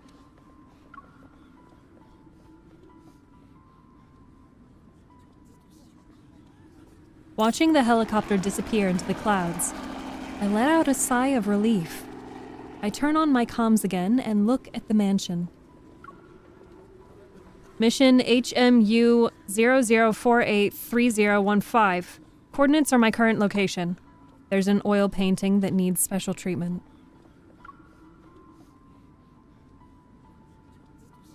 Bye, Za. I'm so sad. I'm so sad you have to go.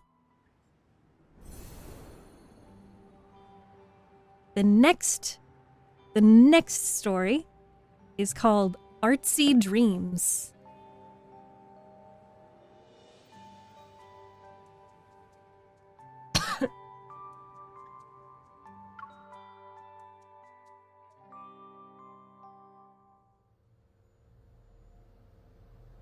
Male, 39. Oh, I'm wrong. That's what we just watched. Artsy Dreams. It's the next one. Next target. That's what the next one is.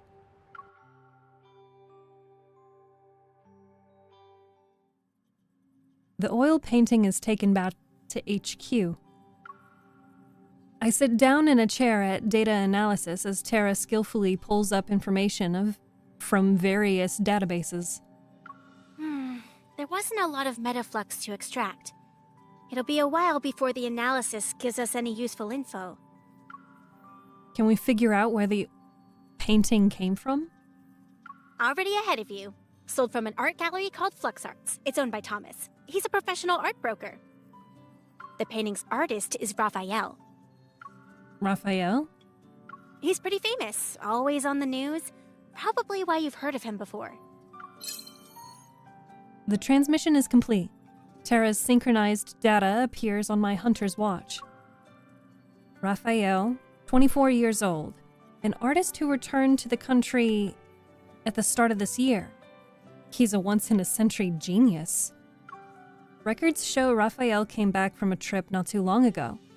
He's an odd one. No one knows his background or his hometown. He rarely interacts with other artists. Industry insiders say Raphael locks himself in his studio for half the year, then spends the rest of his time traveling the world for inspiration. As for his paintings, just last month, his art broke the record for highest selling price at Lizio auctions.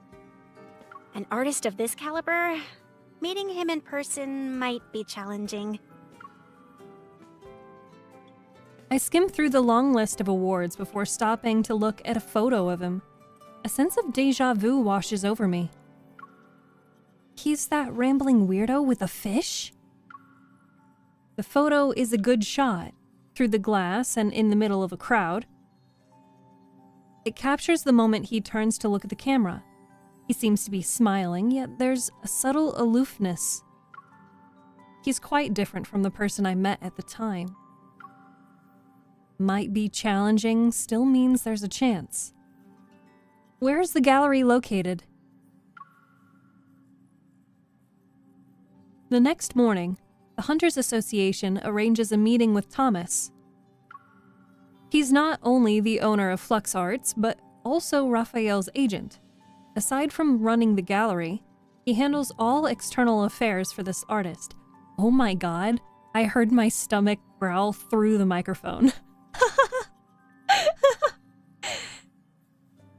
Za, I don't know how long we'll be going tonight, but, probably for a while. Since Raphael refuses visitors, Thomas is the only ticket to meeting the man himself. A white building stands tall in the city's central business district. Flux Arts is on the highest floor. I'm sorry. Thomas is dealing with an emergency right now. If you're not in a hurry, he said you could walk around the exhibition as you wait. Thank you very much. After giving me a guidebook, the staff member quickly leaves. In the exhibition, the snow-white walls are bare. The overhead lights cast a soft light on them. The more I walk around, the more empty and lonely this place is. There doesn't seem to be any fluctuations.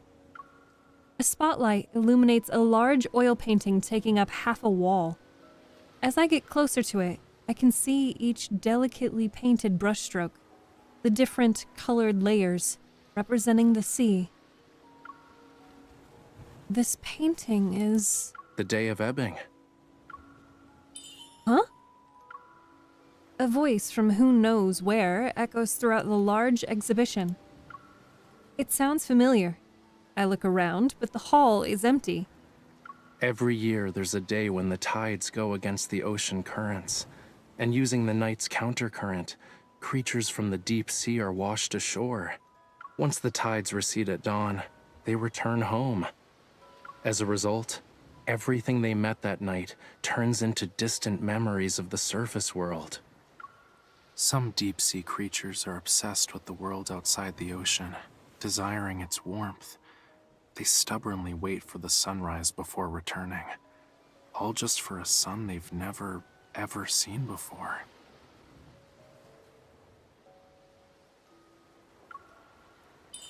Who are you?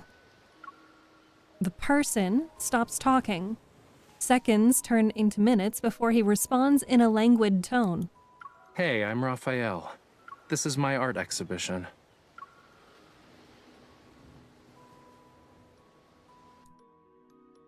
This is one of those situations where I'm like, why did it cut short like that?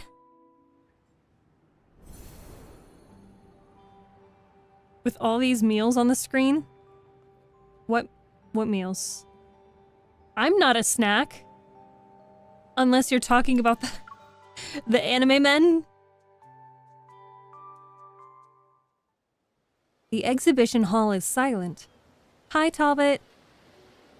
See you shortly. I see what you did there. I see what you did there. All right, anxiety, drive safe. The exhibition hall is silent. The hologram projector casts a soft glow as if to reflect faint particles in the air. Are you a voice assistant? Are you a voice assistant? You always answer my questions. Really? Voice assistant? You know, your naming skills are kinda worrying. Just saying. I'm the embodiment of his inspiration and thoughts, more or less. His voice is cold, yet laced with a hint of nonchalance. Oh, it's an AI. Will you answer any questions I ask about the paintings? Yeah, sure. If I know the answer, that is. Well, I'd appreciate it if you could show me around.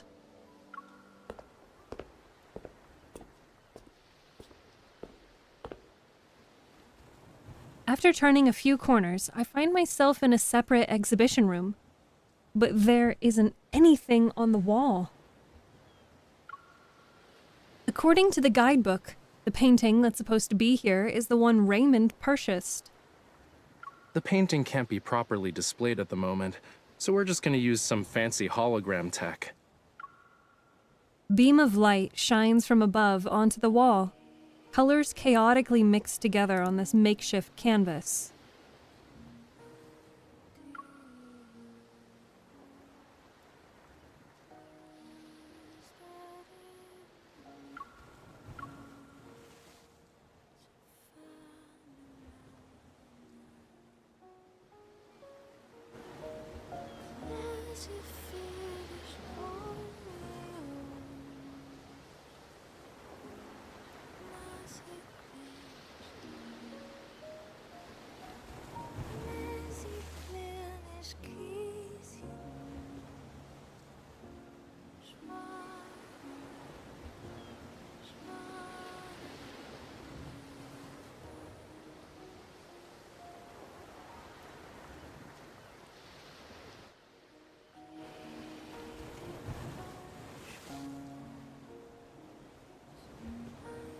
I'm gonna have to come back to that and listen another time because that's so pretty.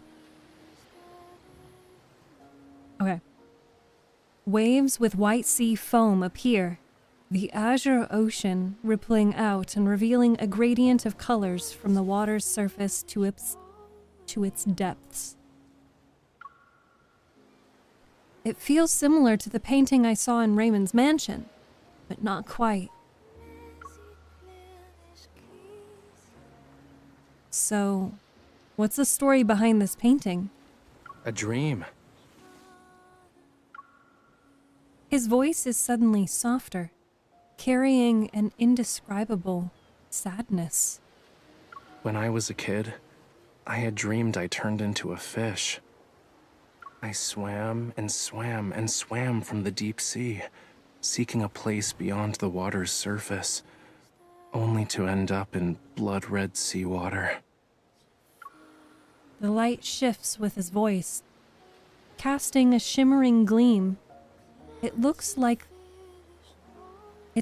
looking at the glittering waves. The room seems to ebb and flow like the sea.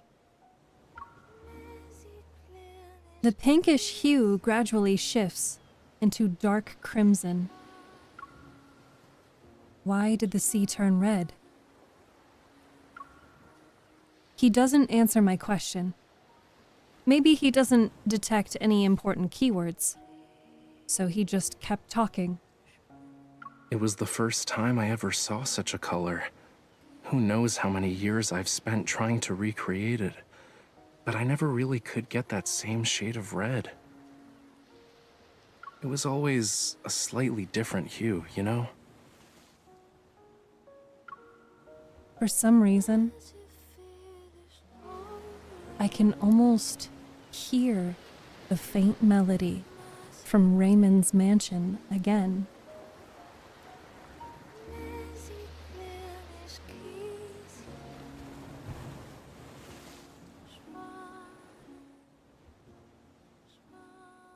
Sorry, miss. Huh? The lights in the exhibition hall return to normal, and the hologram vanishes. As if waking from a dream, I turn around to see a man standing behind me. He must have approached me when I wasn't looking. I'm Raphael's art gallery manager, Thomas.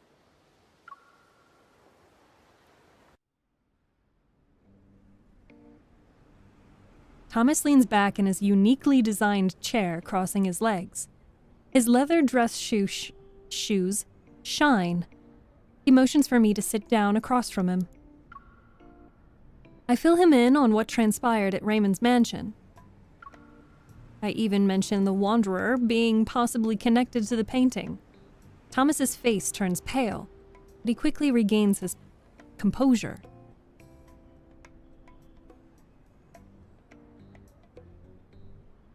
So you're suggesting Raphael might have messed with his own painting? It doesn't matter if he's responsible or not. Since the Wanderer could have been in the art,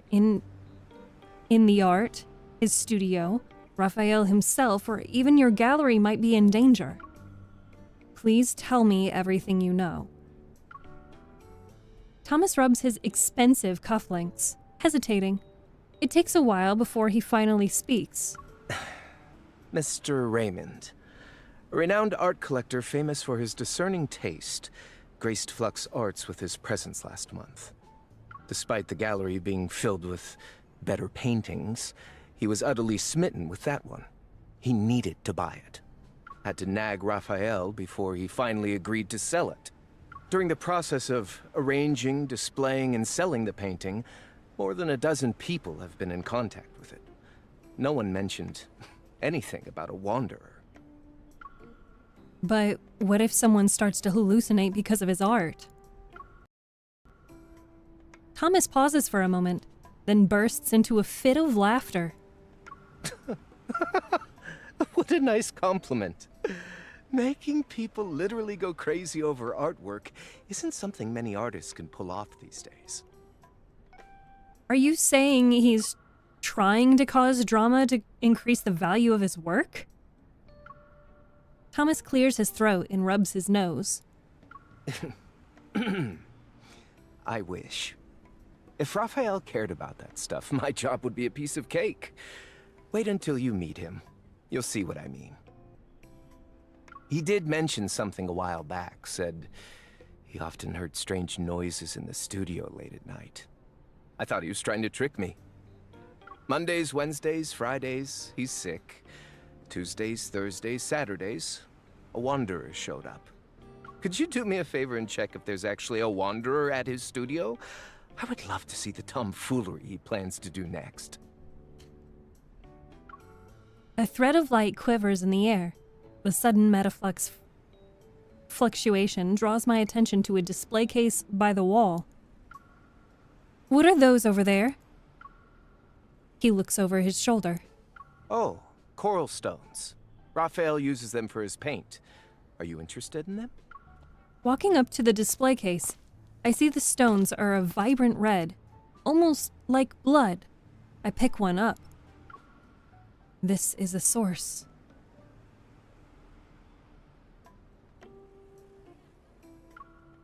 Can I take it with me when I see Raphael? Sure. Thomas walks over to the French window. Outside is beautiful scenery as far as the eye can see. I look at where he's pointing. In the distance is a gorgeous ivory structure extending toward the sea. Visit the giant white building over there on White Sand Bay. That's where he lives. His memory is non-existent, so the door's open. You can just walk right in. Could you tell him to hurry up on that painting he's working on? I already sold it to someone.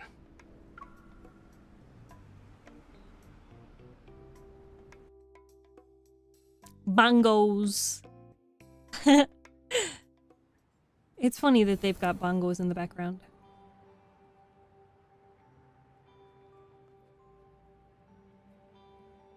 Ooh. What's the next one? Studio Encounter.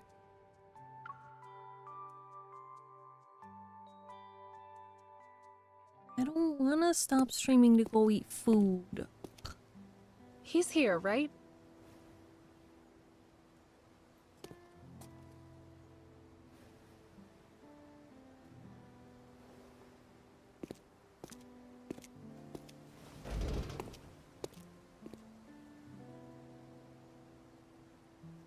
Okay, chat, I know that we've got a delay, but you have an opportunity.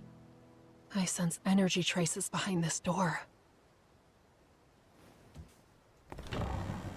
We can either catch him or let him fall. What do you want to do? I know there's a delay. That's why I'm asking now. Look at him.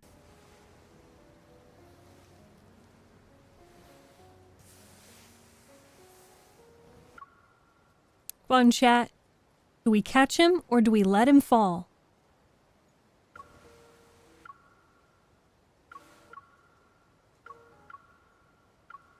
Pretty picture. Chat? Chat, are you awake? Are you there?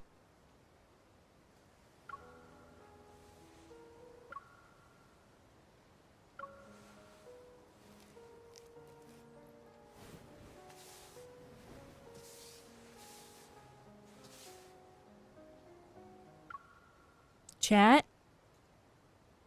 Chat?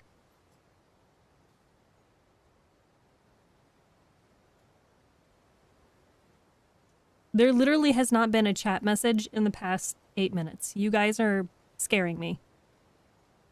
Oh, I also didn't see Unzipped. Hi. Thank you for joining. Sorry. Oh man, my tummy's... Ugh. Is the lag really that bad that... We're only 2 hours in. We're only 2 hours into stream. Okay, well. If he falls, he falls. You think he should fall? Who is it? The studio's closed. Wait, aren't you the hunter from before? You... Move! Oh, I think I actually caught him. Nope, never mind. Ow, that really hurts. I moved. I didn't think you'd be that quick. I'm not sure if I should call you heartless or decisive.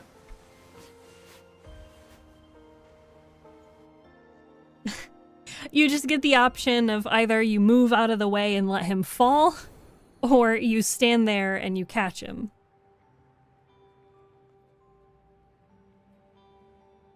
Coral Stone Mystery. The next one. I don't really want or have a say. You do have a say. But if you don't want to, that's okay. I really can't tell if it's destiny or bad karma for us to meet again after 2 days. Anyway, you're not here to check on the fish, are you? You know that I'm a hunter, right? I'm here to deal with the Wanderer problem. Oh? I had no idea there was something dangerous at the studio. Ah, wait. Now I remember. I did hear some weird noises while I was painting earlier. It was very annoying. Thomas sent you, huh? A Wanderer chewing on his canvas? Could be connected. So where are they? I'm not an animal that can use my ears to locate some prey. It's probably downstairs, upstairs, or somewhere else. In any case, wanderers are everywhere. Literally. I even heard there's one that's sorta like a lemon. Am I wrong? One time I dreamt about slimy rainbow-colored wanderers. The He paint likes can't to be talk a lot. mutating, right? Unlike the Raphael in those magazine interviews. Is this what you use to make your paints? Thomas let you have it? Other than rocks, do you use anything else that's weird? Well, nothing is weird if you can get color from it. Fine. Do mummy bandages count? Different refinement processes don't necessarily produce the same tint of brown, That's though. not what I meant. What else is there? You've asked me so many questions. Yet you're not here to solve my issues, are you? What are you? I've only used this batch of coral stone pigment for one painting.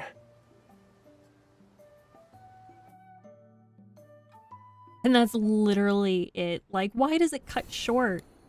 Ugh. Fiery Blood. It's the next one.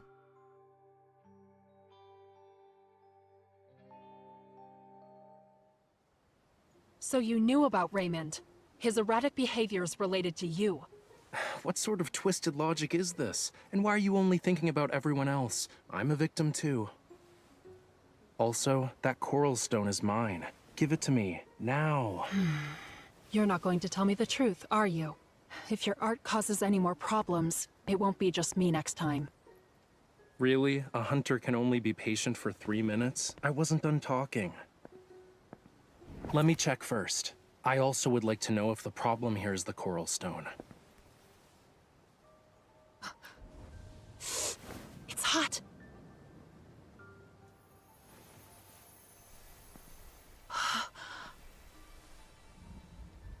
Illusions.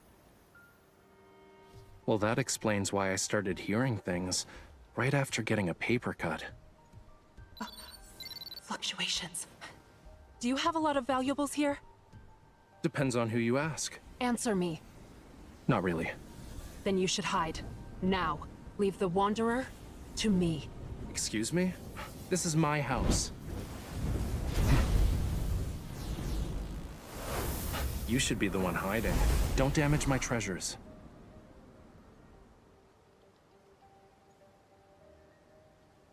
And then they go through a battle, and we're not going to do the battle sequence. And the next one is called Unfair Deal.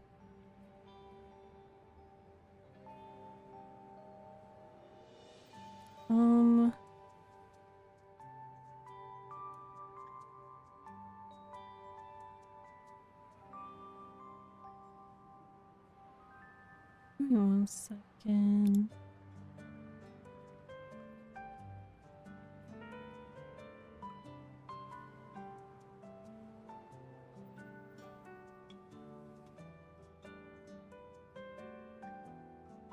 Oh, never mind. I was hoping that maybe... color source. And then we'll do that. And then I'll do that. And then I will apply a filter to this. And make this 50%.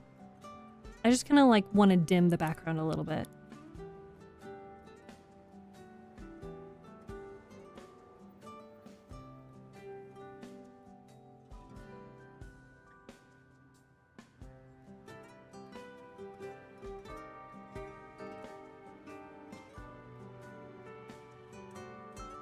But we still have something, you know, on the background, but it's not so big. There you go. Okay.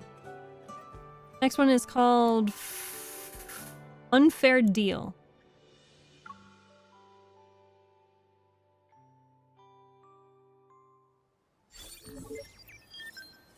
The metaflux is stronger. Is it because of Raphael's blood? Looks like they're all A-okay. The Wanderer was nice enough not to harm them. I see this coral stone is imbued with some metaflux. Where did you get it? You can't just buy coral stones from the market. I might have bartered with the Sardinian locals, or maybe... Your memory cannot be that bad. Want to check my collection log? You have a log? There are millions of colors. Some people even create samples of their own paint. If there's actually a problem with the source, how are you guys gonna deal with it? Investigate. Might have to close off the area. I won't just give it to you for free, unless we get an alternative. Coral stones can be found near Lincoln City. I was planning to have a look-see. It's a shame I got injured today. I can't even lift a paintbrush. I'll be in trouble if I encounter any danger. All right. What do you want? I saw how you fought, quick and precise. That final strike was unlike anything I've seen before. If you could be my bodyguard. What? Protect me on our journey together. If we find an alternative, I'll happily give you what's in my hand right now. Don't worry, I can wait. Consider this a private commission from yours truly. The door's over there. This mission is too important, so I have no choice but to play along for now. All right, I'll do it. But don't push your luck. Great, I'll let you know the time and place.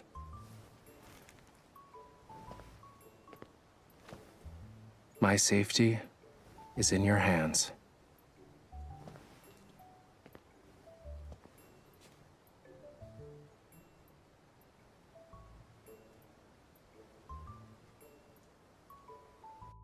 And he just doesn't even give me... He doesn't even give you the booklet. He just says, eh.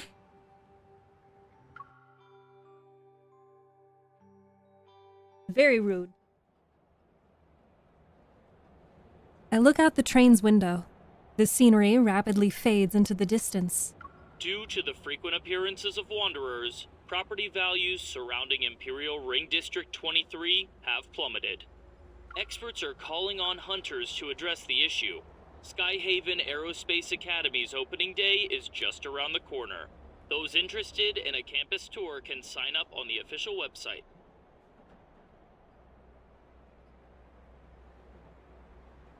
Above the glass dome of the train, looming... Ooh. Above the glass dome of the train, looming metallic skyscrapers gradually appear. The neon lights flicker in the rain, their kaleidoscopic colors reflected on the windows. The coral stone's metaflux is faint. It must not be easy to detect, huh? Don't worry. I'll let you know the results as soon as we get them. But we did stumble upon something new at the abandoned research base. Interested? What did they find? A box with illegally sold protocores? No. A stele. It's got all these weird patterns and symbols. They found it in the area we've been keeping an eye on. But wasn't the base specialized in researching protocores? How did this happen? Who knows? Sadly, part of it blown up. Nero mentioned something about it. As the train enters a tunnel, a whistle reverberates. Tara's voice becomes muffled. And alongside the sharp noise are ripples in the air. Something's not right. I look up, the glass dome reflecting weary faces illuminated by the screen's glow. It's evening rush hour, and the train is mostly filled with office workers and students.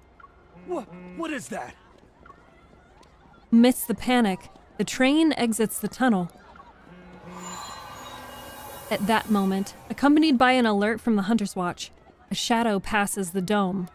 It sounds pretty loud over there. Is something happening? There's a wanderer outside the train. Sync up with my position now. Got it. Switching to the emergency comms channel. Stay on your toes. We are approaching Universum Station. Please get ready to exit the train. Passengers should use the doors on the left. The energy fluctuation monitor inside the station has already sounded the alarm. I quickly leave the train and grab the arm of a staff member who was pushed to me by the crowd. I'm a hunter from unicorns. Evacuate everyone. Until the alarm is lifted, don't let anyone re-enter the station.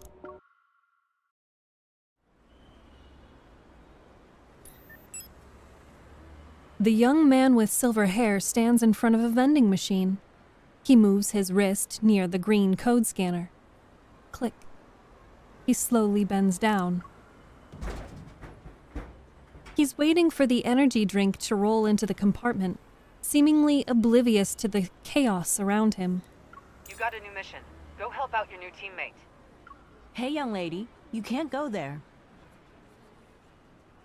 When he lifts his head, a figure enters his line of sight.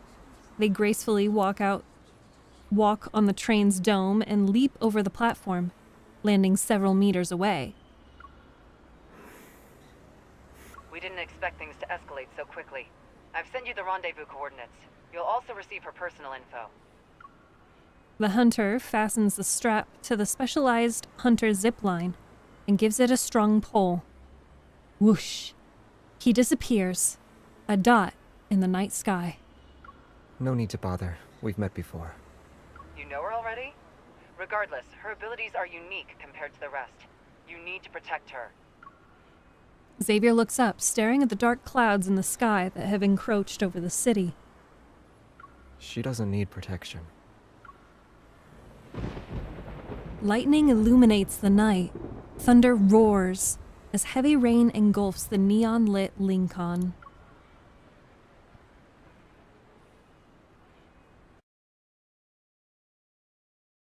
This is like an audio drama. Just for you guys.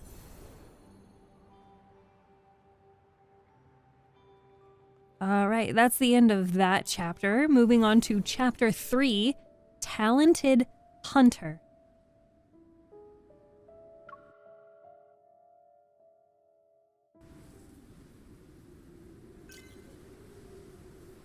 Level unknown. Commission. Location. No Hunt Zone 7. Status active. Task details. Order number 85. A sudden fluctuation occurred in some districts of Lincoln City. Please proceed to investigate and resolve the crisis. Objective: clear the source of fluctuation. Confirm.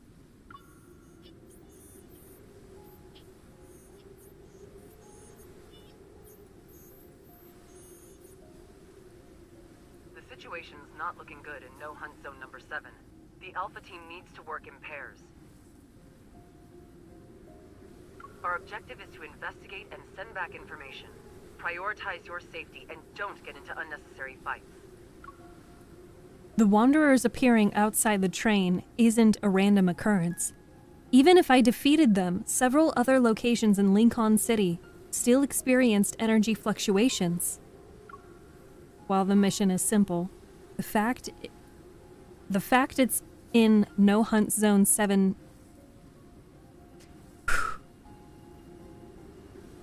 While the mission is I instinctively pressed. While the mission is simple, the fact it's in No Hunt Zone number 7 makes it unique. We're entering Zone 1. Enter Zone 3. We'll report back when needed. How's Zone 4? I've reached the entrance of Zone 4. I look around. I only hear the sound of rustling, trees swaying in the night breeze.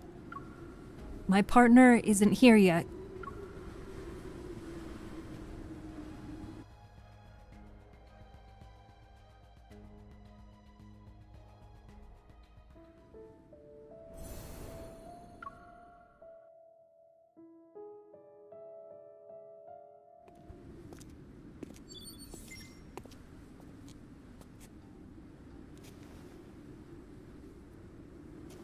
It's been a couple of hours, and there are still no signs of them. The signal is getting worse, too. I can't keep waiting.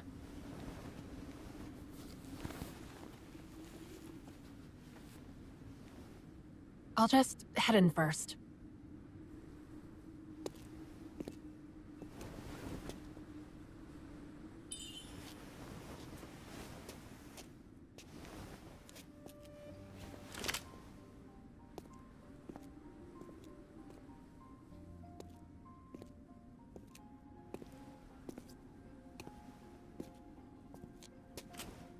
Wasn't I here before?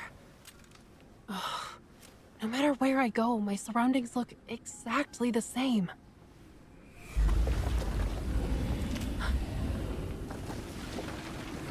Wanderers?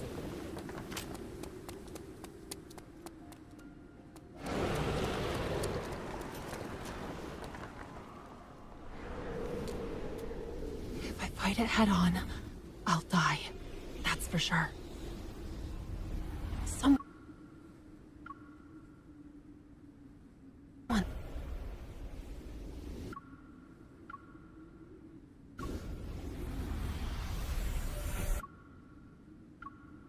Don't mind me. Is he comforting the Wanderer? Just taking photos.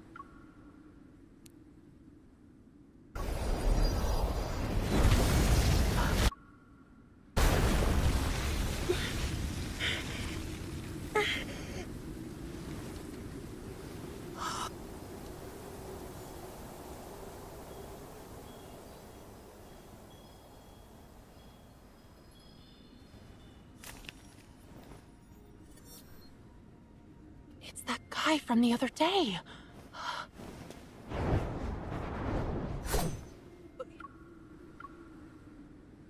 It's me! We've met before, I swear! Back at the research base. After we escaped, you asked me to... Ah!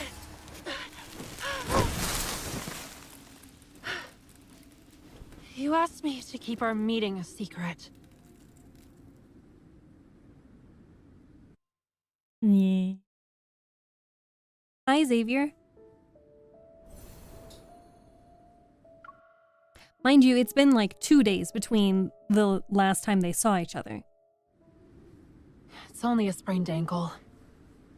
Thank you for your help. I didn't expect us to meet again so soon. And I didn't expect you to be brave enough to come here alone. I didn't have a choice. My partner went missing. The energy fluctuations make it easy to get lost. You should leave now that you hurt your ankle. What about you? Aren't you worried about getting lost? Oh, wait. That's right. You can just poof whenever you want.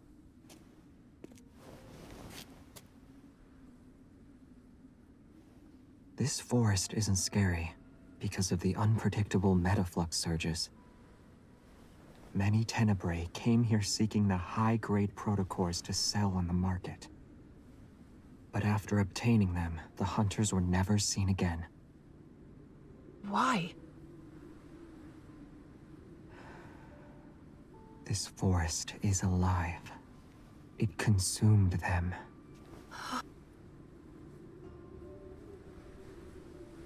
I'm not falling for it, or I'm sort of scared. Last time, well, when I first played this, I said, I'm not falling for it. I'll say, I'm sort of scared. Okay, I'm sort of scared now. Aren't you frightened? I am.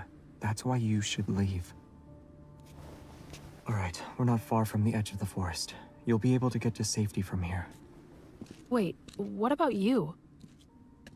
Why are you here? Take care of yourself. I didn't cut her voice off. It just cuts off. Why are you here? That's weird. And this, what he just says, take care of yourself. Take care of yourself.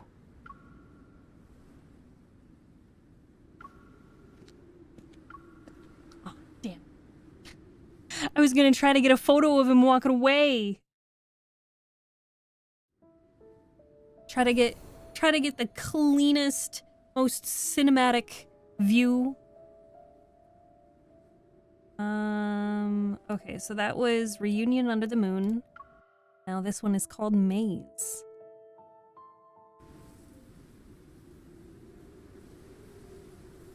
A creeping fog enshrouds moonlight. The forest is even darker, and the evening wind resembles a sob. I carefully move my ankle and lift my watch to find there's no signal. I look at the spot where Xavier had vanished. He's a mysterious person. Could he be my mission partner? I was told I would be working with the best hunter, but if it's really Xavier, did the system make a mistake? A wanderer's roar cuts through the air. I tightly hold my gun. Did he run into trouble? No, that's impossible. If anything, the wanderer should be the one who's worried. The leaves rustle. It's not the wind.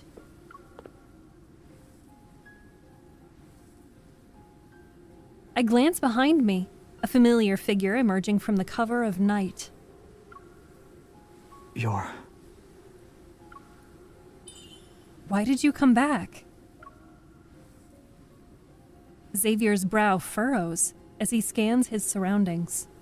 He looks at the tree stump I'm sitting on. He realizes I haven't moved. He turns around, clearing his throat. There are many wanderers here. I've already taken care of some of them. It should be safe for you to leave. Thank you. You're welcome.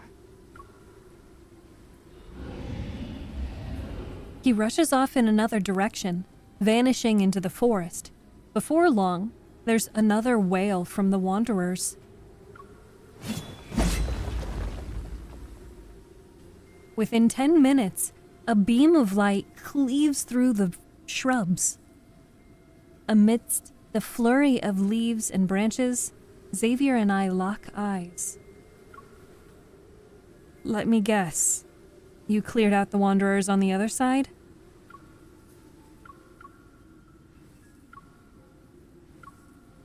Yes.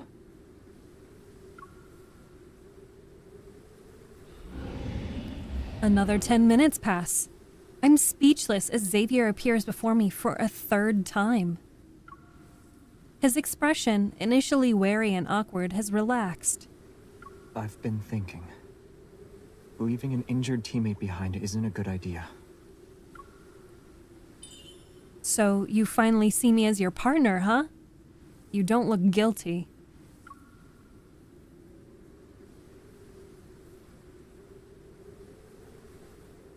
Xavier rubs his face, his gaze shifting to the perilous forest. It's too dark for you to see.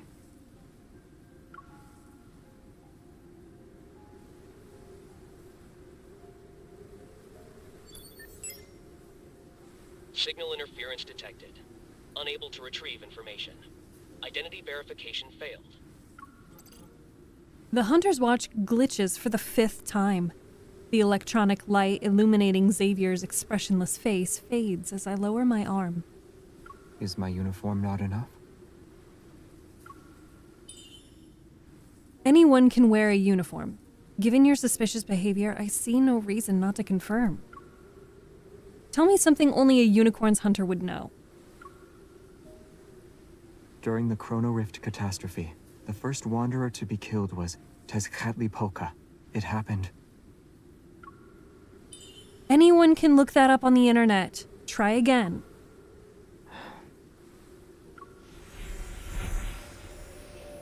He lets out a soft sigh. Raising his hand, specks of starlight gradually gather around us. The light moves along his fingers, transforming into golden threads in the dark. A pattern composed of several diamonds appears. Surrounded by radiant light, Xavier quietly stares at me, waiting for me to speak. It looks pretty? He closes his eyes. I'm asking if it looks familiar to you at all. I stare at the complicated pattern again. No. Should it be?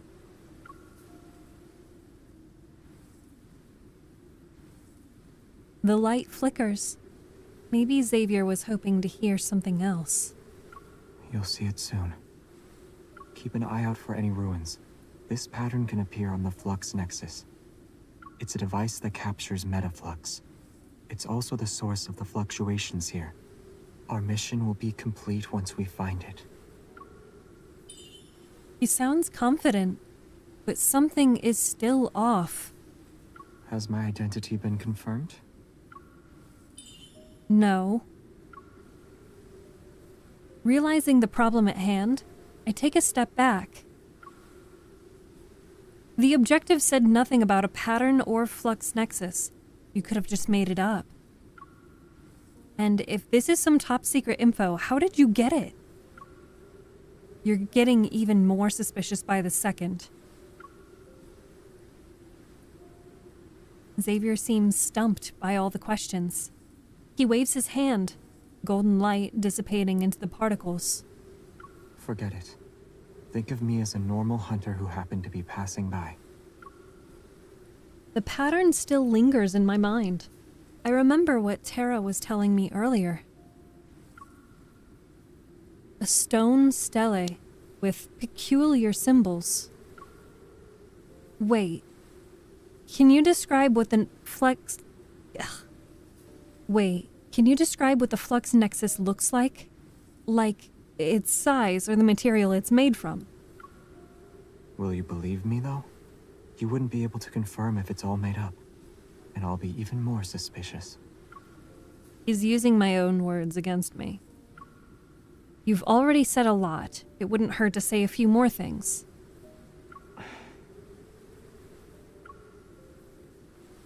It doesn't have a set size. It could be mistaken for a stone sculpture. His description matches up.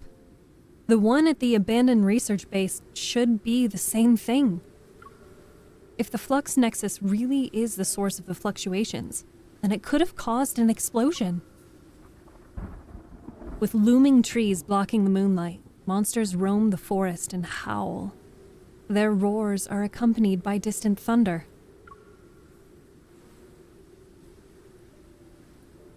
Xavier doesn't seem to notice me being momentarily distracted. He slightly turns in the direction of the sound. It doesn't matter. Let's get out of here first.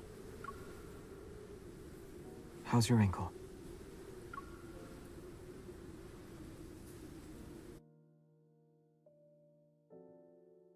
Oh, really shattered? Is that how it is?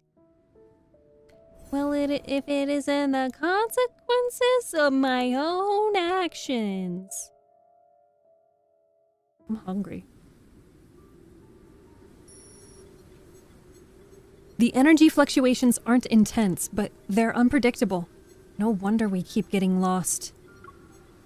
I use my evol to scan my surroundings while also looking for a way out.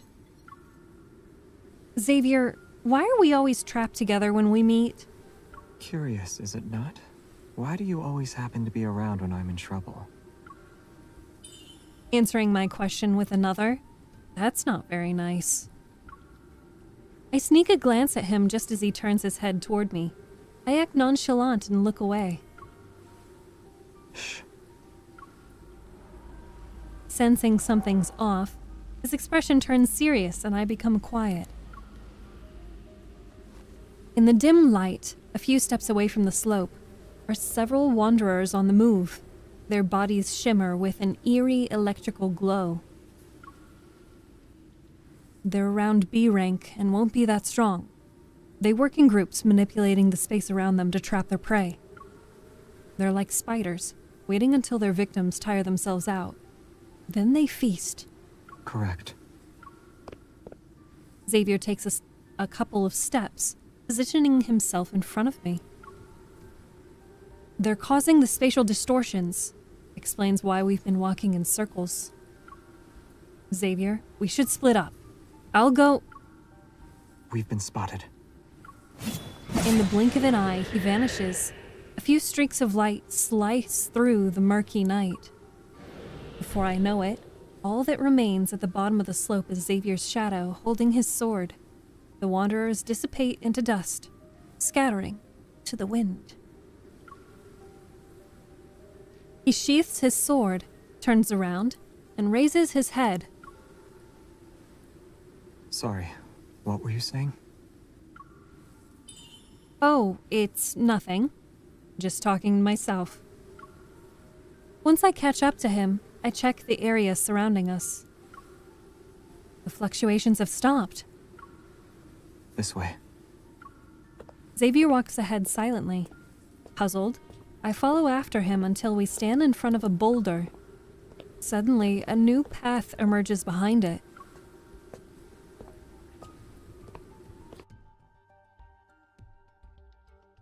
You just had lunch?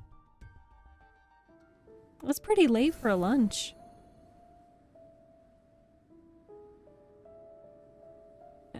So we were on exit. The next one is Awakened Forest.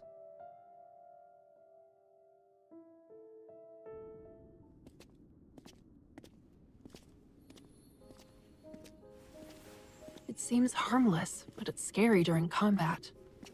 Scary? It's a compliment. Xavier, you told me to keep your presence there a secret. You also said you'd explain everything the next time we meet. Shouldn't you be saying something right now? It's a long story. Liar. Well, since we're on the same team, we have time to figure it out in the future. Oh, wait. You're a normal hunter who just happened to be passing by. Do you need to keep your guard up? You haven't exactly been honest. But now that I think about it, we've faced a few challenges together. Regardless of the secrets you're hiding, we can work together, for now. Something's wrong with the fluctuation ahead. Get ready. Okay.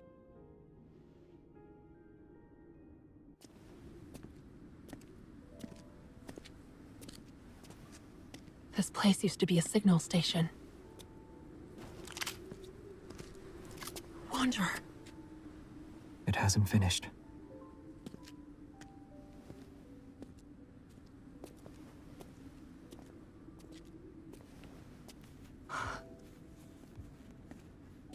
The metaflux is converging on the Wanderer. It's absorbing it.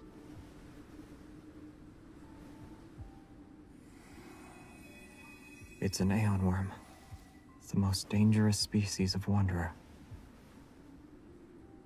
The absorbed metaflux particles are being used to reconstruct it. Is this the flux nexus you mentioned before? A stone sculpture. Only a specific evol will be able to undo the lock on it. Try it. Can this even be opened with my evol? Sense its energy and use your evol to create the same fluctuations.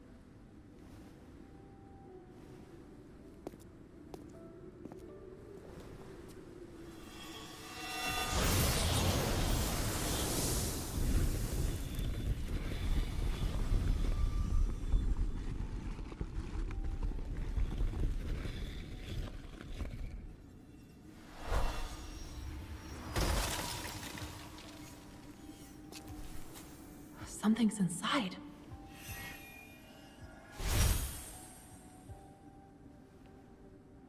It's different than other protocors. They're gone. We were just in time. However, the energy fluctuations prove that someone wants to resurrect the Aeon worm. If a wanderer like that entered Blinkon, the consequences would be unimaginable. Then there may be more than one flux nexus in this forest. Shh. I heard something.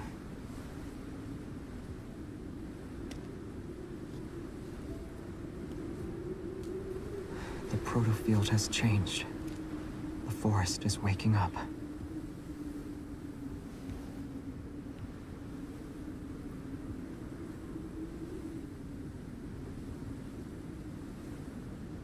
Now.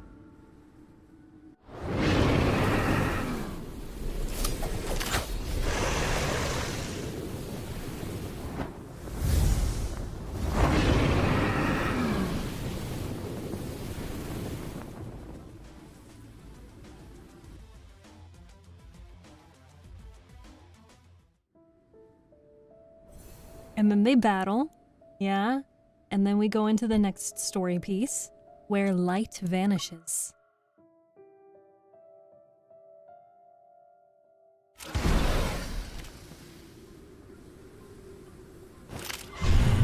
Can't go on like this. More just keeps showing up. Hold on.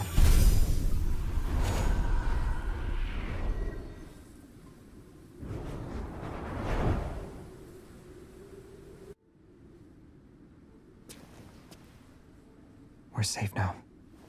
Thank you. The Wanderers were headed straight for us. It must be because of this protocore. Let me check it.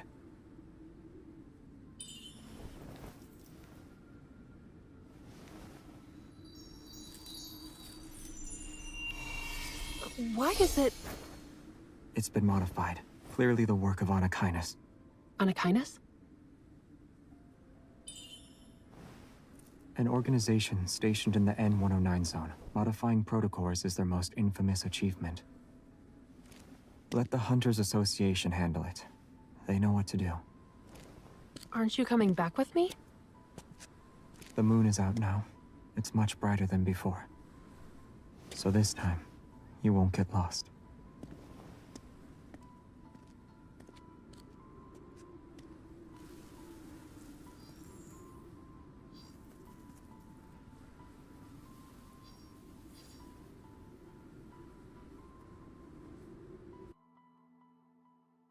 Bird. Haha. Bird. I can't give anything away. Bird. Hi, Jackson. Oh. I don't. It just paused. I didn't do that.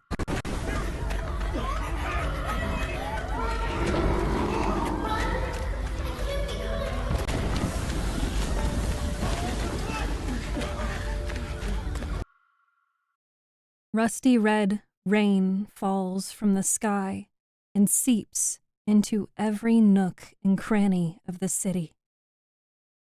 I step over the puddles, running away. I sense a powerful force. It's about to burst from my heart. Then the moon appears, magnificent. It descends before me. It flickers. It seems to be blinking at me.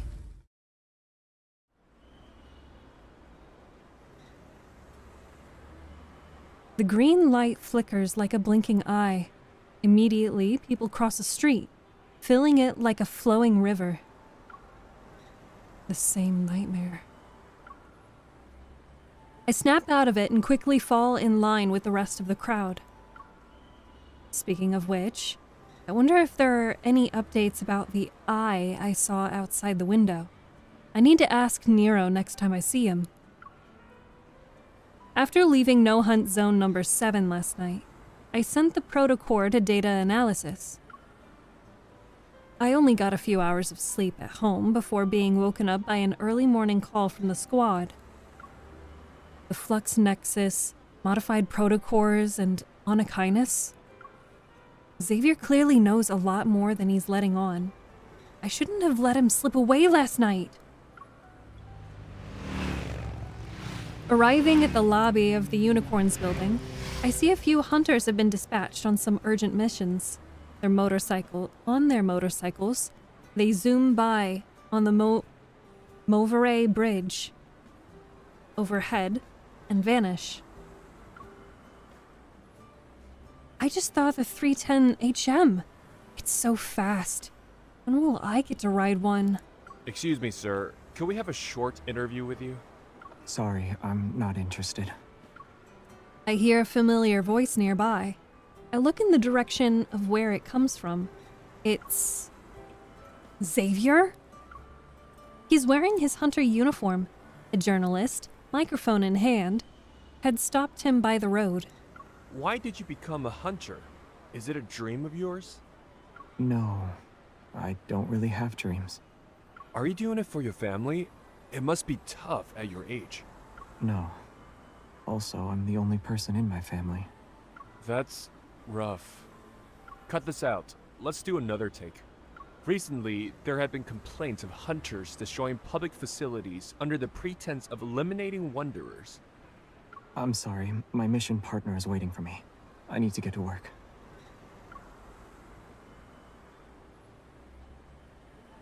Even with people around us, Xavier's gaze still finds its way to me.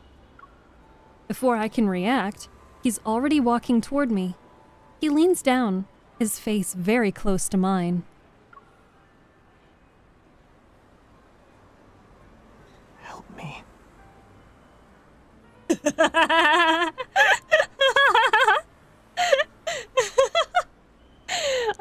He's such a silly goober.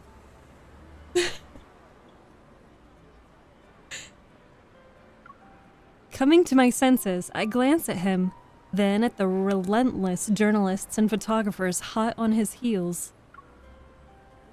Beg me. Please. That's wild.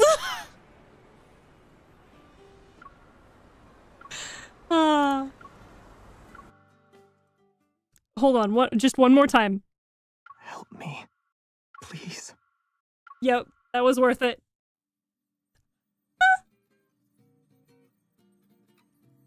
It's sunny, the wind's nice, and the streets are busy.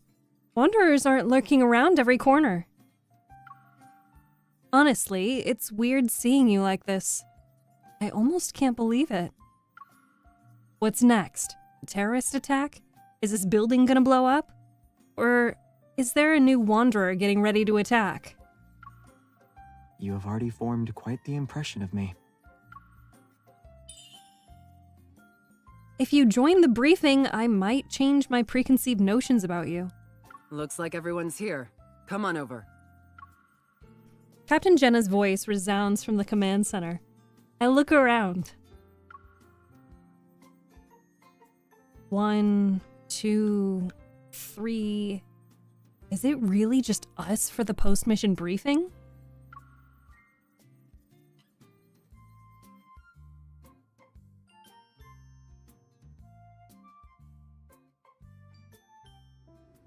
Shattered, your assumption is incorrect. The next story is called Invitation. Xavier and I walk over to Jenna, who's leaning on the desk. Aside from a faint shadow under her eyes, there's hardly any sign of fatigue for her, who just pulled an all-nighter. We've been observing the fluctuations from last night. We also have the results from the protocore data you sent back. The light dims and the command center projects a hologram of a protocore. Like a planet, the protocore rotates slowly, enveloped by blue and red protocurves. This is the protocore you sent this morning. I'm sure you've noticed it's been modified. Is it the work of Anakinus? Jenna glances at Xavier, then looks back at me. Getting along, I see. The blue line is the protocore's original protocurve. The red one shows it's been modified. We initially wanted to analyze the protocurve to determine the protocore's origin, but after searching the system database 3 times, none of the data matched up. How? Even if we can't find a perfect fit, we should at least determine its type, right? It's apparent Jenna thought of this before. She shakes her head. Believe it or not, we've never seen anything like it. The protocurve keeps changing. The red line is constantly flickering. It's a little unsettling. It's possible there's a protocore even the Association isn't aware of. It also might serve another purpose. A protocurve? A protocore with a different purpose?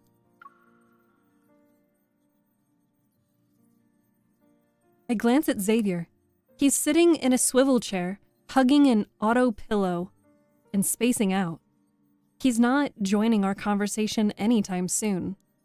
It's a gift from Anakinus. Obviously, they know more about this protocore than we do. A hologram on the command center fades, and the lights return to normal. We need to obtain more samples to get more information about this unknown protocore. In order to do that, we'll have to use our evil?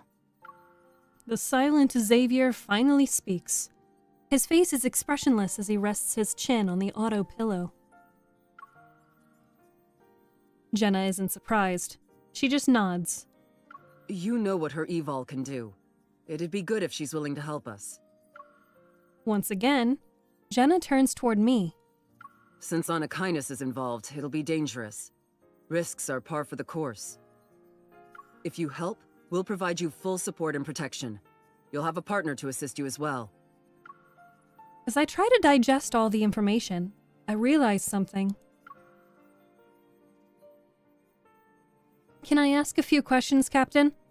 Speak. Other modified protocores. Has the Hunters Association discovered modified protocores before? Yes, but the methods used to modify them were crude. The potential damage they could have caused was minor at best. This time it's different. The energy shown in that abnormal protocurve is beyond our current understanding of protocores. Why does Anakinus modify protocores? The benefits a protocore provides are certainly tempting for groups like Anakinus. But the exact goal Anakinus wants to achieve by modifying protocores is still unknown. We speculate it's not about money, given Silas's track record. Silas? He's the leader of Anakinus. Finding unknown protocores isn't something that can be done overnight. Today was just a small glimpse of what the overall mission would look like. You worked hard last night. Take the next 2 days off.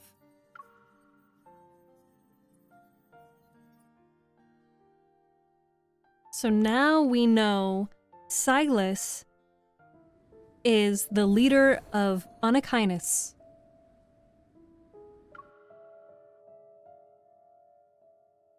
We haven't met Silas. The empty desk next to mine is yours. I thought it didn't belong to anyone. After Jenna leaves, it's just me and Xavier in the room. He's sitting in his chair, tears some packaging, and hands me half a loaf of bread as I lean on the table. The senior employees say the best scouts don't stay in the office. Why are you still here? You need to decide Me? whether or not you'll help the Hunters Association find those protocors. I nibble on the bread. It's dry and bland. I don't understand how he's able to eat it. Before that, I want to ask you the thing you call the Flux Nexus. You and Captain Jenna didn't say anything about it. The association isn't even sure it exists. How do you know about it? I don't know a lot about it. I just know its name. If you want, you can call it a Protocore Nexus, Fluxstone, or Terra Stellae if you like. You're really good at dancing around the problem. Despite my burning curiosity, I've already been hit with tons of new information. I really need some time to digest it. All right. If I do help out, I want to ask about my partner. You've been in unicorns longer than me. You probably know more people. Any recommendations? Xavier pauses as he's taking another bite, seemingly surprised I'm interested in his opinion. My advice is that you don't join at all. I expected as much. Actually, I do have something in mind. My choices are, I choose you, definitely not you, or I'll ask Advanced Tech Labs. What do you guys think? Well, I know there's going to be like a significant delay.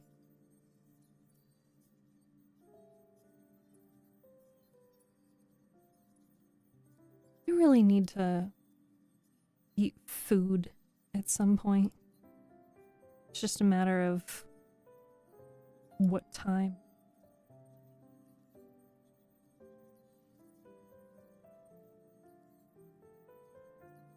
But my tummy ouchies are not food related.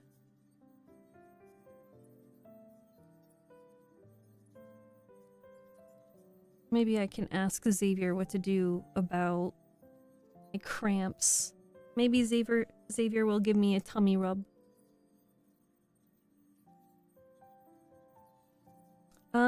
I'll say...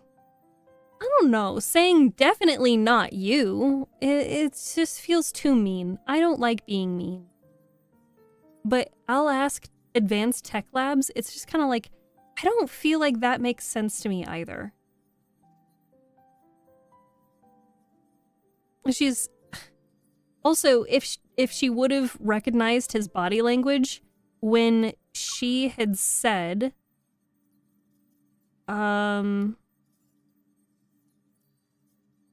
When she said, any recommendations, and he pauses as he's taking another bite, seemingly surprised, his character standing in front of us also, like, did his puppy dog eyes animation. It's clear that, like, he's anticipating that, like, we're gonna be partners. To be fair, they were chosen to be partners when they went into the no-hunt zone. Who will we watch on Twitch? Definitely not you. It's fine, I'll cry later. We've already teamed up before. Why don't we make it official? Really? Oh, he's so happy. You don't have to do anything. I just think your teleport ability is pretty nice. If I run into some trouble and can't deal with it, I'll just have you whisk me away. So I'm just a tool. The most useful one around. Regardless of what you think, Unicorns has a lot of ways to get things done. Xavier shoves the last piece of bread into his mouth and stands up. Your evil might not be their only option. Don't stress about it. I'm not feeling stressed. I also don't get why you're telling me to refuse. I have my own reasons if I do help out. You might enter a world that's beyond your wildest imagination. Has anyone said you suck at persuasion? Funnily enough, you just got me more interested. Moments later, Xavier sighs as if he's made a compromise. I should have known I couldn't scare you away. Are you actually trying to make me back out, Xavier? Is that why you're actually here? He avoids my gaze. Maybe I'm here to convince you to live with no regrets. Anything involving unkindness is complicated. Who knows if the Hunters Association will refuse to tell you about the dangers that lie ahead. I was worried you wouldn't give it much thought and agree right away, and choose someone else to be your partner. Oh. You think you know me? You're the one who doesn't think things through. I see. Oddly enough, Xavier doesn't argue. Instead, he gives me a surprisingly gentle smile and nods. If you do get involved in the end, then could you choose me as your partner? Yeah. What's funny is he's like, I should have known I couldn't scare you away. Sir, it's your other personality that would probably make her run away.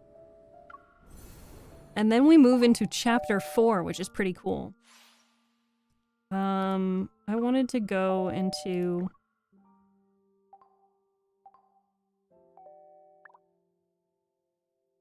Xavier, you're supposed to remind me it's time to eat.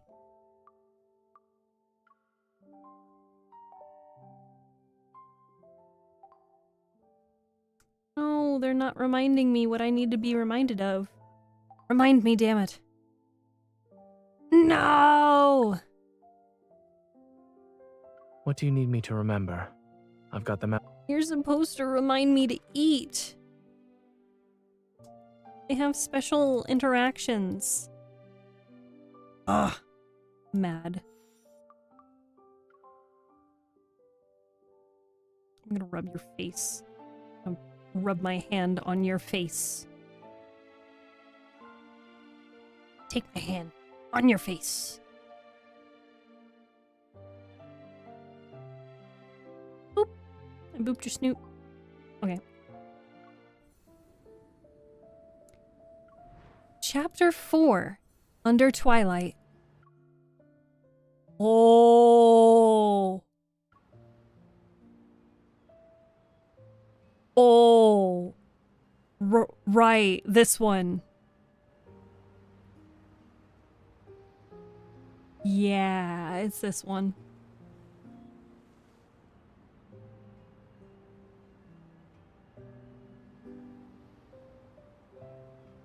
Oh no. Well,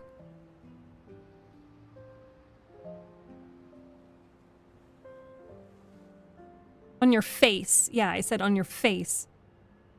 Oh, well, this is Chapter 4, Under Twilight, Story 1, Family.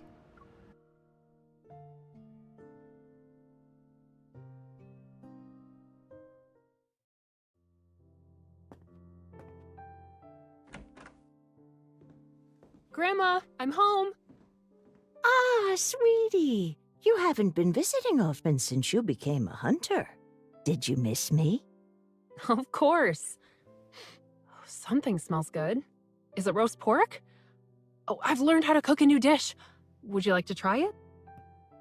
What happened to the pipsqueak who wouldn't Look at him. even pour me a glass of water? Work has changed you. I should have talked you into becoming a hunter sooner. Caleb? I thought I wouldn't see you until tomorrow at least. What's wrong with coming home early to spend some time with you and Gran? Wash your hands. Let's eat.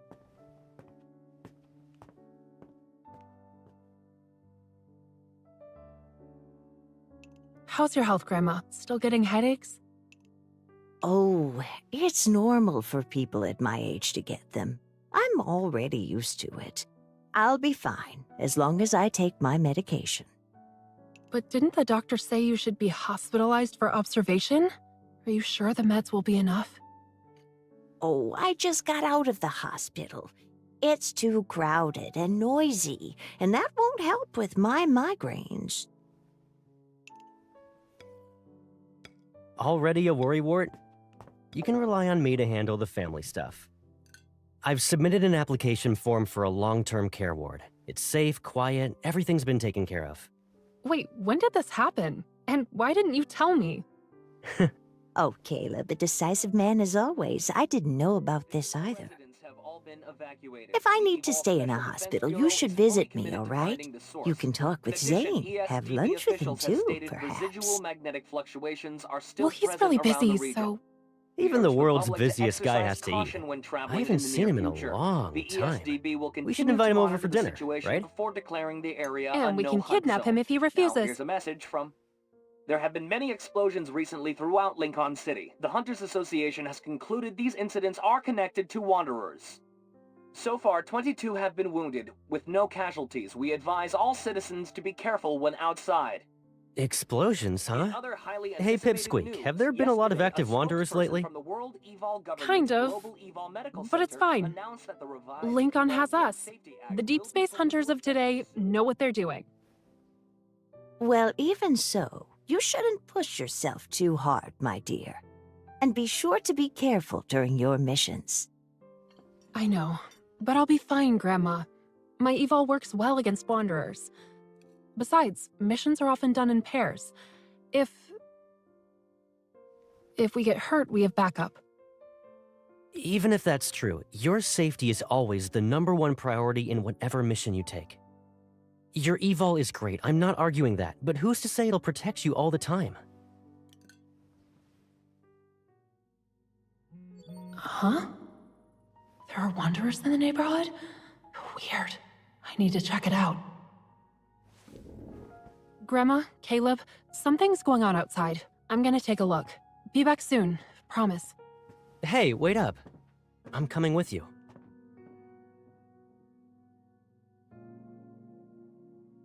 Oh, so much foreshadowing. I can't point out anything in that sequence without spoilers, so I'm just not gonna. Caleb, what kind of hunter lets their childhood friend tag along to work with them? I'm not tagging along with you, Pipsqueak. Just heading to the store for some vinegar and whatnot. All right, then. Well, we're just about to turn the corner. Go to the store and pick up your vinegar. Oh, and another thing. Better not walk out and start following me when my back is turned. Yeah, secret mission, blah, blah, blah. Can't let unauthorized personnel in on the details. Hurry up and go already. Also, I want some snacks. And fruit. Take all the time you need. I don't sense any fluctuations. I'll just walk around for a bit.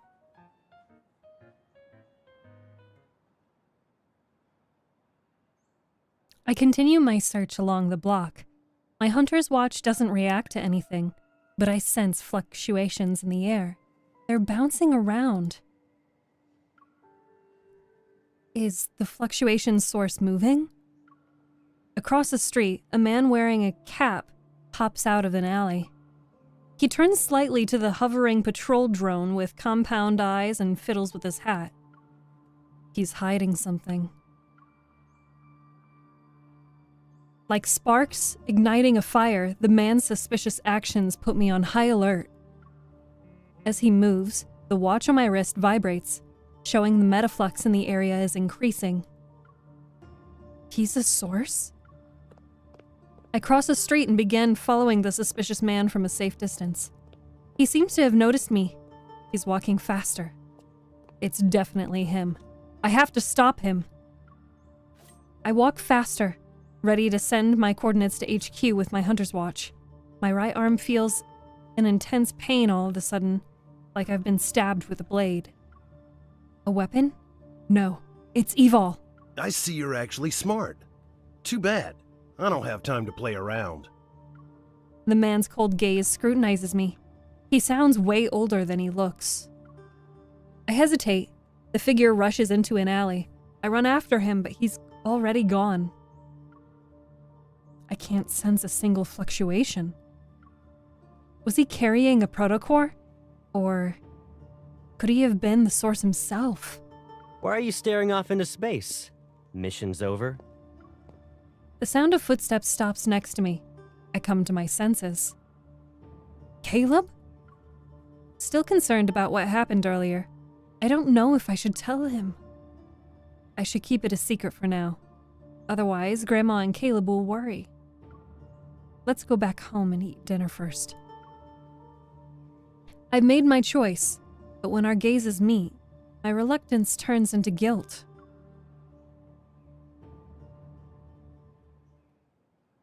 Did you find any big bad wanderers? The fluctuations disappeared. Probably a false alarm. A false alarm?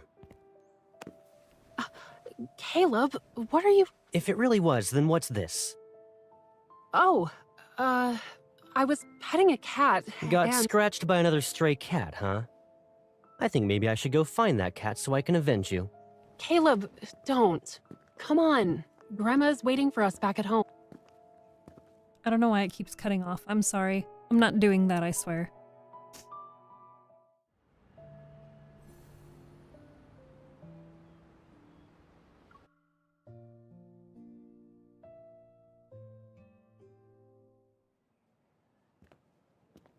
Caleb, I was telling the truth. It was just an accident. You and Grandma have enough to deal with. I understand you want to hide it from Gran. We've caused her enough trouble since she brought us up together. Now that she's older, it wouldn't be a good idea to make her anxious.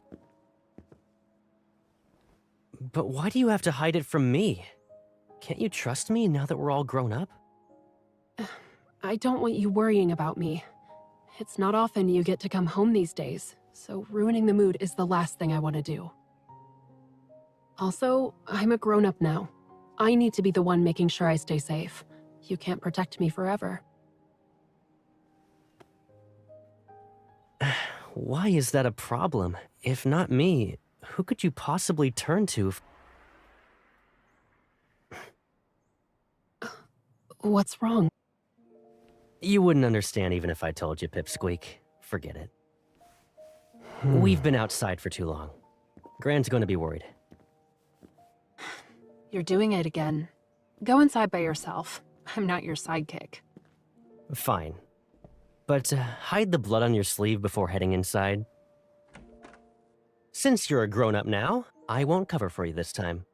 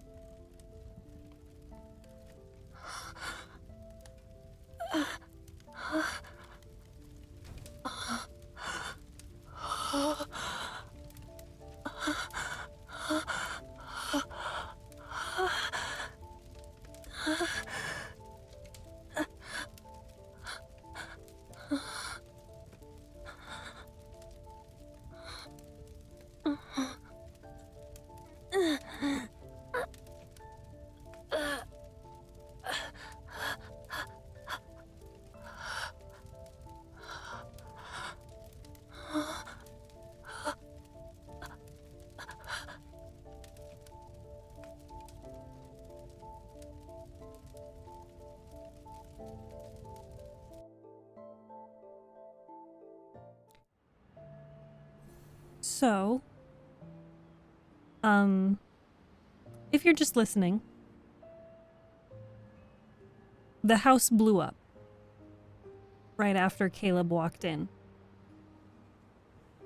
And her heavy breathing there was because she got literally thrown across the street from the blast. And she found Caleb's necklace in the street next to her. And so she grabbed the necklace and then she passed out.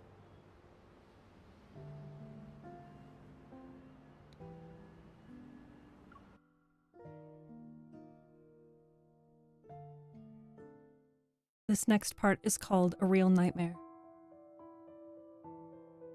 Explosion at 502 Sunset Street. Bloom Shore District. Survey results. 2 deaths. No evidence of human-triggered detonation detected. No remains of any detonation device found. The deceased were not known to have any disputes or financial conflicts of interest with any others.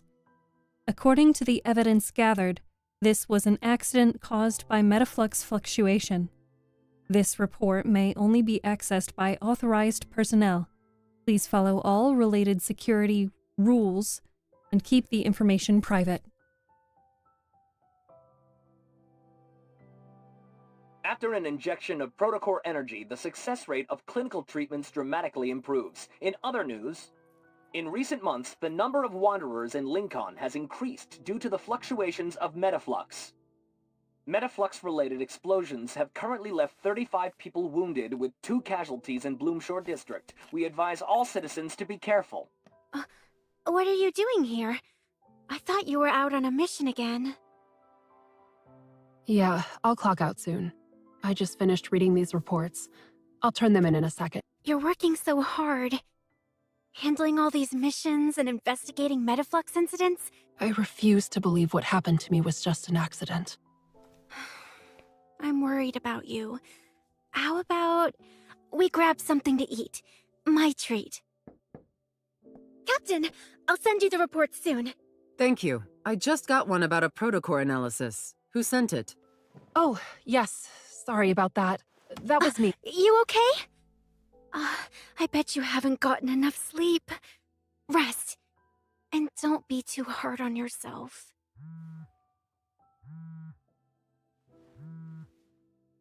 I'm fine, Tara. Besides, I wouldn't dare fall asleep when... Hi there. Just calling to remind you, you have an appointment today. Dr. Grayson? You had a transapical metaflux ablation last month, right? Dr. Zane has your medical report, but you'll need to get an eval cardiac examination first. Okay. Zane. He'll be worried if I don't go. Captain... Take care of your health first. Then, you'll have the energy to do other things.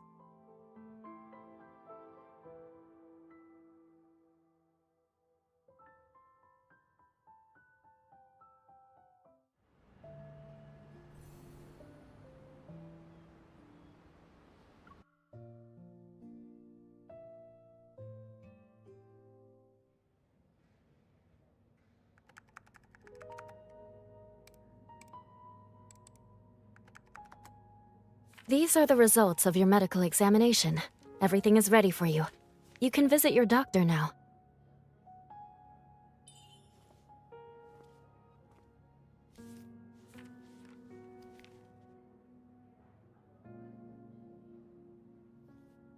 Hello. My doctor is Dr. Zane. Is he available right now? Follow me.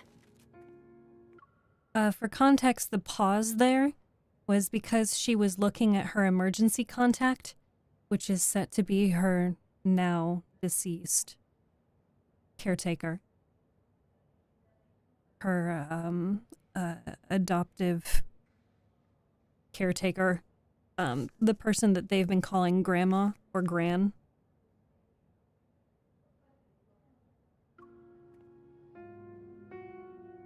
Because of the recent Wanderer attacks, Dr. Zane has been working overtime. Emergency operation in OR3. Call Grayson, stat. On it. Patient is elderly male. Prepare the pump for cardiopulmonary. Malako, did you voice this? I do not have a voice in the game, no. I also believe that any of the voice actors that are involved in the game are actually under NDA and they're not allowed to disclose. However, for the current live stream, I am voicing the main character, where the game allows me to voice the main character. Bypass. Yes, of course. Oh, I'm sorry. He's just very busy right now. Can you wait here for a bit if you're not in a hurry? It's fine. The operation is more important. Thank you.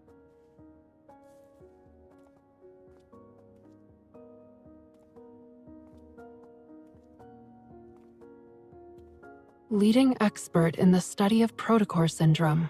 Appointed chief surgeon. Zane must be working overtime right now because more Wanderers are attacking people.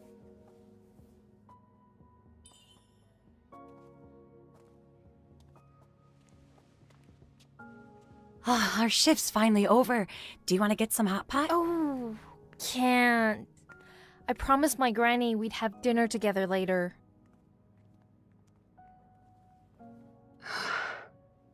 Grandma. Again, she's looking at her emergency contact. Grandma. Caleb. If only we could have dinner together like before.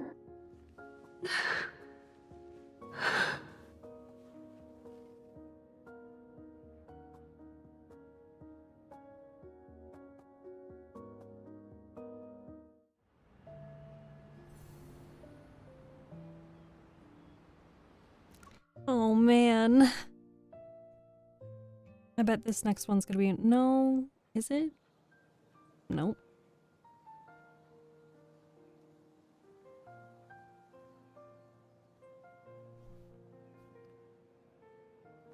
Why the long face, Pipsqueak? I'm just going to Aerospace Academy. Shouldn't you be happy? But it's all the way in Skyhaven. What if I suddenly crave your braised chicken wings? Oh, don't be too sad. He'll be back for the holidays. And when he is, I'll make him cook for you every day. It's a similar voice to yours, so I was curious. Sorry, cat hair. It's actually, something that you can customize in the game. You can customize your hunter's, your character's appearance, but you can also customize the voice. So I actually did the best that I could to match the in-game voice to my IRL voice.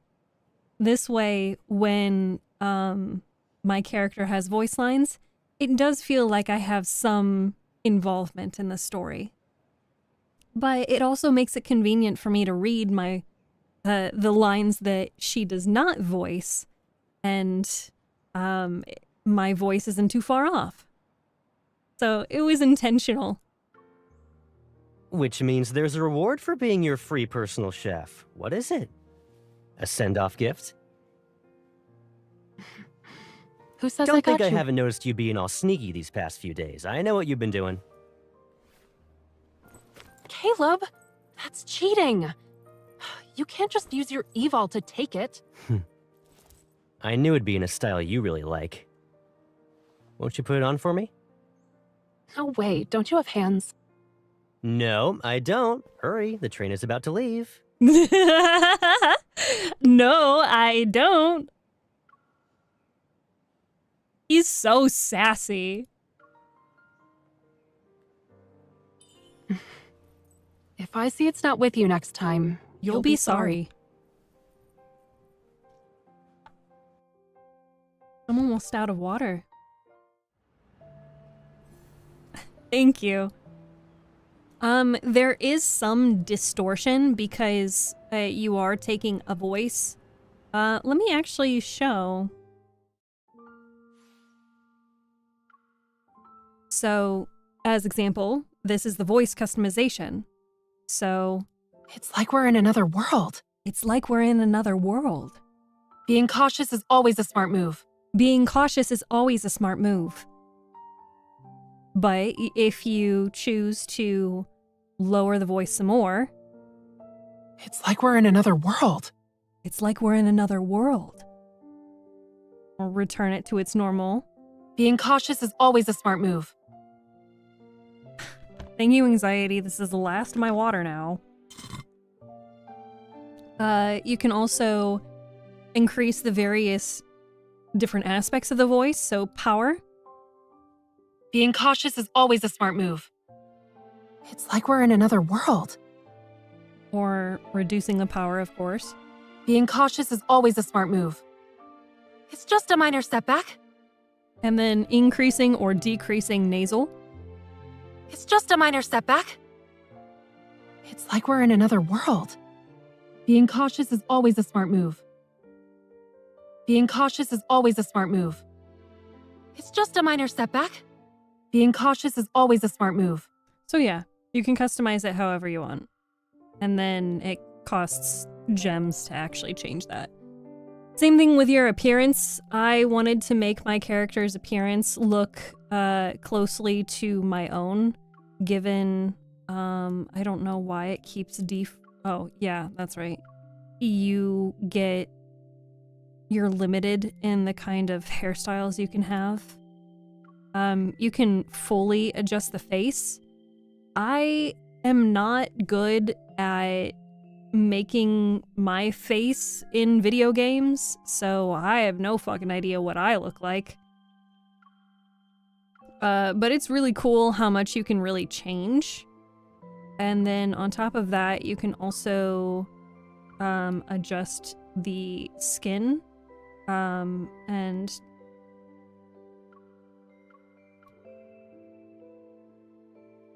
the overall appearance of your character. So I can give her mauve lips, like my own. My lips have a mauve tint, and we can just do like a matte. I like the mirror finish. I'm not going to save this, but something just to give the lips a little bit of color and a little bit of shape. So yeah, I don't know what my face looks like, but I tried. Anyway, we'll go back, because I'm not going to save that. I'm going to change my profile picture, just because I feel like it. Okay, and then we'll go back to the storyline. There is a lot to this game, so I just want to make it clear that I'm currently only going through the main storyline, and we are on chapter 4 of the first section. We're on chapter 4 of Under Deep Space. We have 1, 2, 3, 4, 5, 6, 7, 8, 9, 10, 11, 12. 12 more chapters to go. And then, we're not done there. Because with the main storyline, there is all of this text lore to read. And that all goes together. And then we come over here to anecdotes, and there is more lore on each individual character.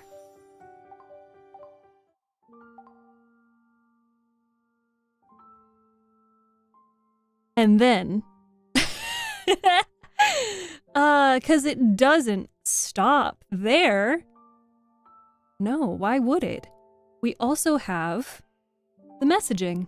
So we can actually text with all of the characters.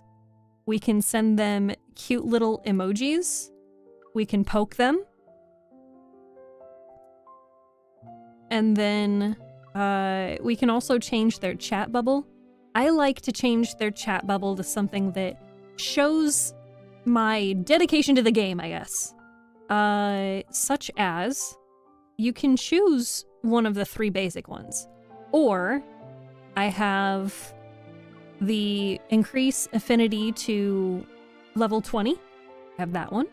I have level 40. I have spend quality time with Xavier for 5 consecutive weeks. Done. I have spend quality time with Xavier for 15 days. And I have work out with Xavier on the weekend 7 times. So I think the 5 weeks one, 5 consecutive weeks, I think that one, we're gonna switch to that one. Ta-da, he switched it over. That's not all you can do, because you also receive phone calls from the lads, and you also get video calls from the lads. There is also the lads equivalent of social media with the lads, right? So on some of these posts, you can actually turn back time and choose different responses instead, just to see what they say. And, because the game just doesn't stop, there's articles. There's articles that you can send to the characters. Talk about in-depth. Oh yeah, because it still doesn't stop there. It doesn't stop there. By your side, you have secret times, memories. These are memories. And these are ASMR memories. So you just listen to them, like audio dramas. Cat hair. And then there are tender moments. And these are memories with transcripts. That you don't...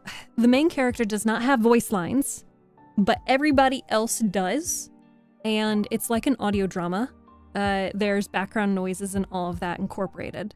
So I'm looking forward to reading those as well. And then there is also Falling for You, which is where they collect, you know, other memories. And this is the location where you can go to this memory and you can select which one you want to recall, which memory you want to recall. So there's Bond, which is just, I guess, smaller memories, shorter memories. There's Memoria, which is full of all kinds of stuff. Oh, this was from the cat banner. Misty Silhouette. I wish I had that one. I didn't really care for that one.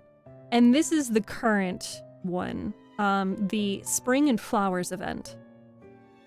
I really want to get that one. So, in order to obtain memories, you make a wish. So you get little previews.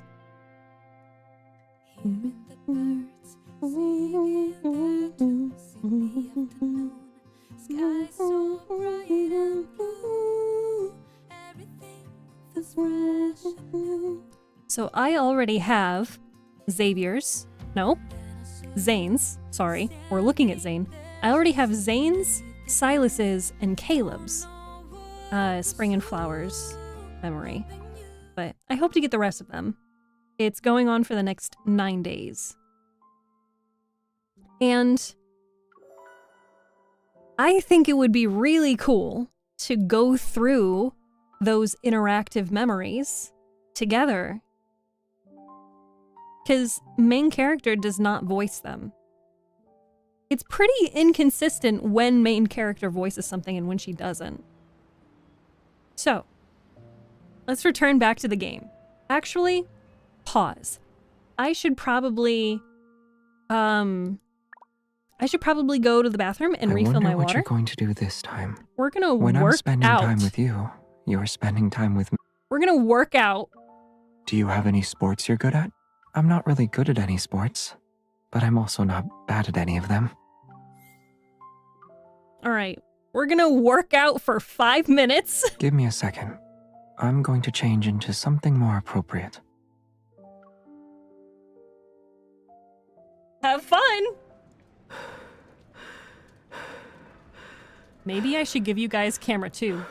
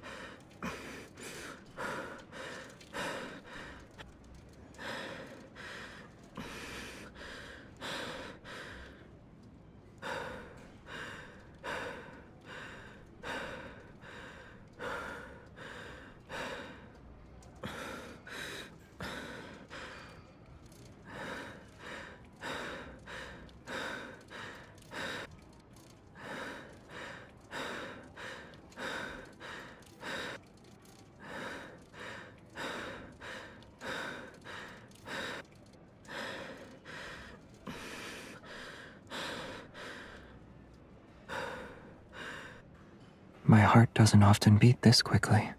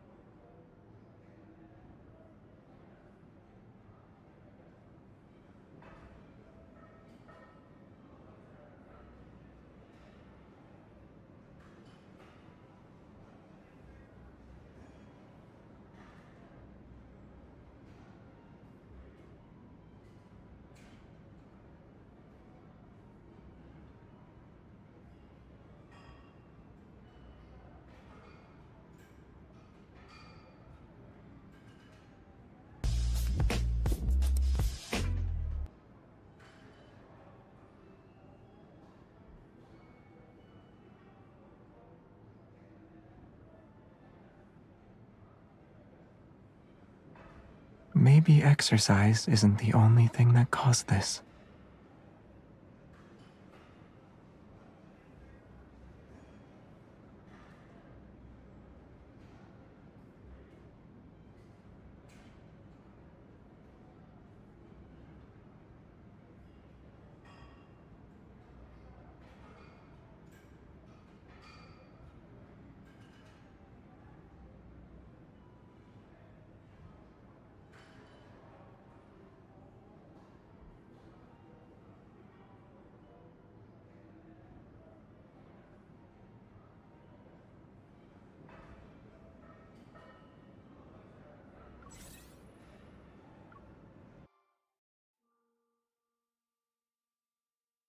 I have acquired dinner. Thanks, Xavier.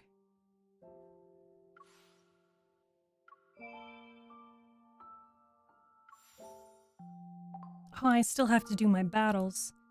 Okay, I can do that after stream. Alright, chapter 4. Frozen Greetings. Greetings.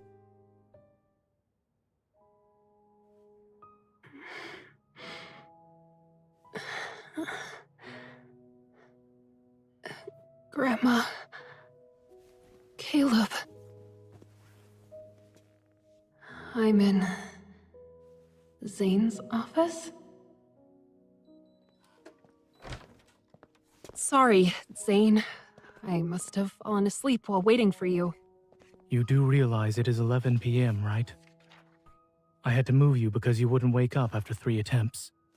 I've been busy with missions. I do believe that there is a follow-up plan listed on your discharge summary. I suppose you didn't notice.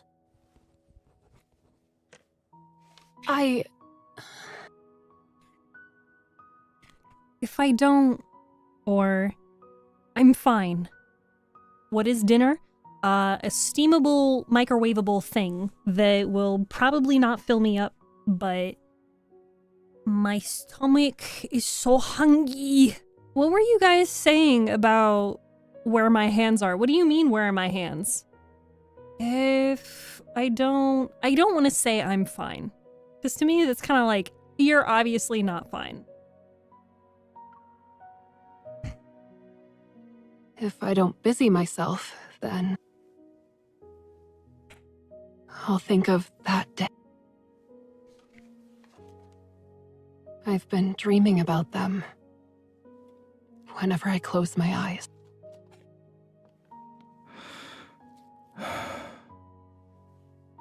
It's okay.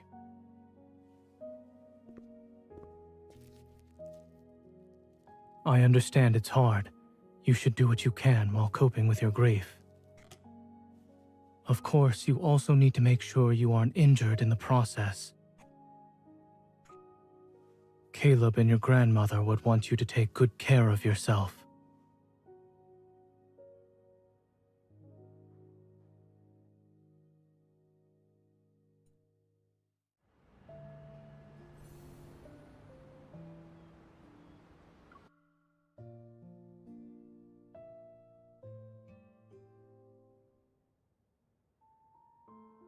After the explosion, your cardiac function index significantly increased. It's most likely a result of the metaflux.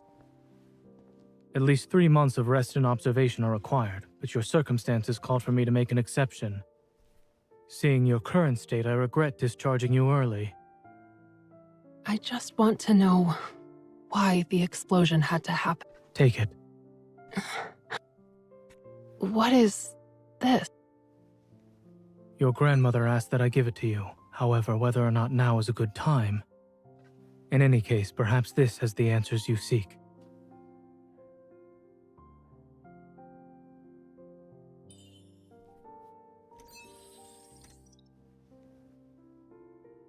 A letter? What else did Grandma say when she left the box with you? Just to give it to you. Now you have everything you need. Go home and rest. Doctor's orders. Wait, something's not right. You're imagining things. Off you go now. Never mind, I'll see you off myself. Wait for me outside.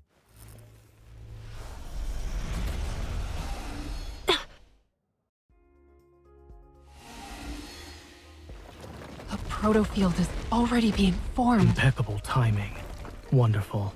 This wanderer is stronger than the ones I've faced before. Sorry, can't follow Doctor's orders right now. Let's just focus on the situation at hand. Damn, he's handsome.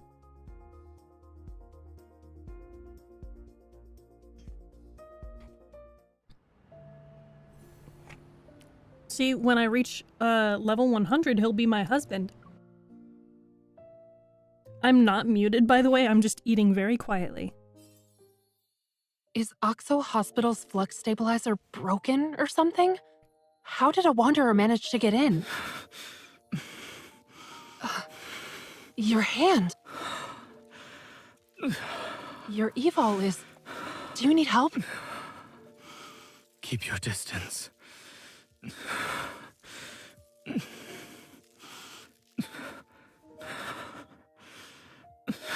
Zane, you...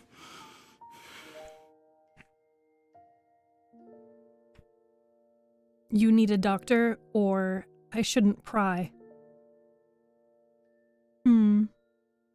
I previously said I shouldn't pry.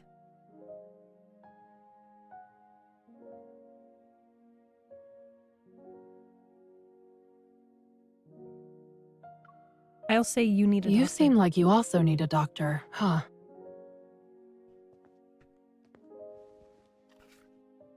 I hope such a person exists.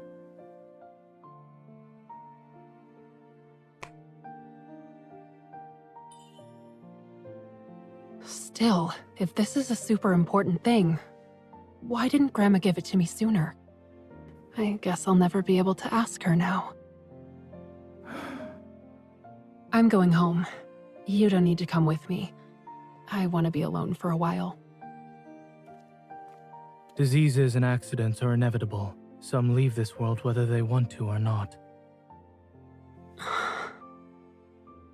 Don't stay trapped in the same place.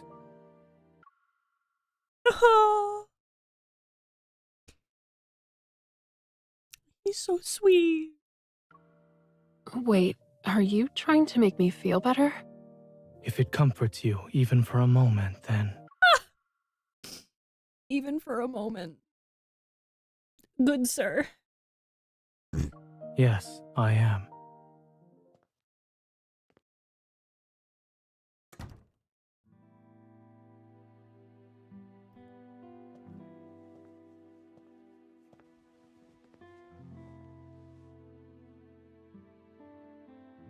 Your condition is serious. No more delaying treatment. The time has come. The heavens have been more than kind to someone like me.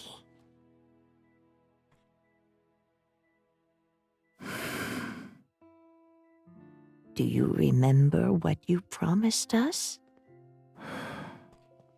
Well, if the worst-case scenario happens, please take care of her on my behalf.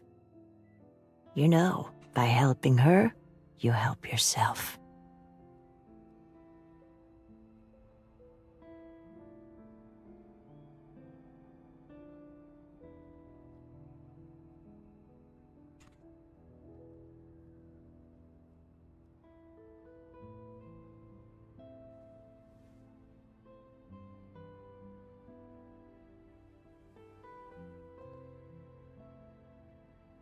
Even so, it shouldn't have come to this.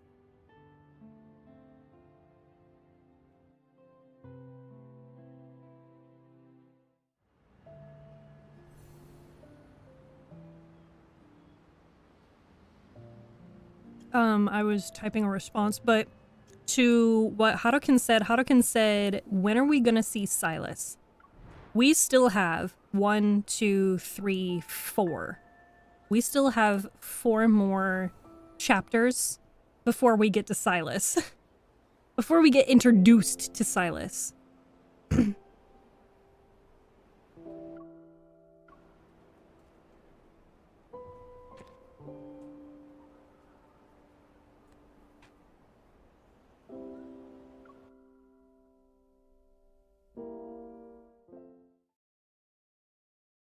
I gotta read. I press my thumb on the lock, and Grandma's box opens with a light, mechanical clink. The lamp on the desk shines over yellowed papers. The ones at the top of the pile appear to contain experimental data with diagrams. Observation log. The subject's heart has been stable for the past 72 hours. Preliminary assessments indicate fusion with the ether core was successful. AC fluctuation test number 1. The energy fluctuation value of the ether core has reached level 2. The subject's heart is stable. AC fluctuation test number 2. The energy fluctuation value of the ether core has reached level 3. The subject's heart is stable. Fusing a protocore with a human heart? Why did Grandma have records about an illegal experiment like this? It is also the first time I've heard of a protocore called an ether core. Could it be related to the one the Association is looking for? I jot down the name of this special protocore and continue to read the files. The next few sheets report similar data. The last sheet, however, is handwritten instead of typed. AC fluctuation test number 12. The energy fluctuation value of the ether core has reached level 7. The subject is showing abnormal signs. Warning, stop it. The messy red handwriting ends with 3 startling exclamation marks. Excuse me. This looks like Grandma's handwriting. As I read the documents, a feeling of dread fills the room. Gender, female. Age, 7 to 8. Evol, Enhausen class. There's no name in the subject information category, but there's enough to make an educated guess. Enhausen class Evol. Could this test subject be? Questions and answers interlock like chains in my mind. The sweet Grandma I knew has revealed a side of her I didn't know she had. Could the test subject in these records be me? As the initial shock subsides, I hesitate for a moment, then pick up the phone to call the only person who might have an answer. Did something happen? Zane, I need to ask you a question. Sensing the urgency in my voice, Zane's voice also becomes serious. I'm listening. It's about my heart. Is the protocore fragment in it the same as the ones in other protocore syndrome patients? I just went through the stuff Grandma left me. The voice on the other end of the phone is silent. Zane seems to be thinking about how to respond. It certainly is a strange protocore fragment. After reviewing your condition, I've tried to find similar cases. But as far as I'm aware, you're the only one. Is that because it's the ether core? You're my primary care physician. Grandma also entrusted you to give me these papers. She must have a good reason. It's only been 6 months since she passed.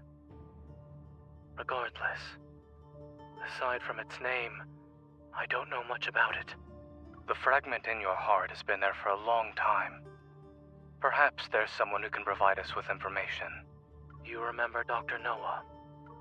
The person Zane is talking about was the previous chief medical officer of Oxo Hospital. He's an old acquaintance of Grandma and Zane's teacher.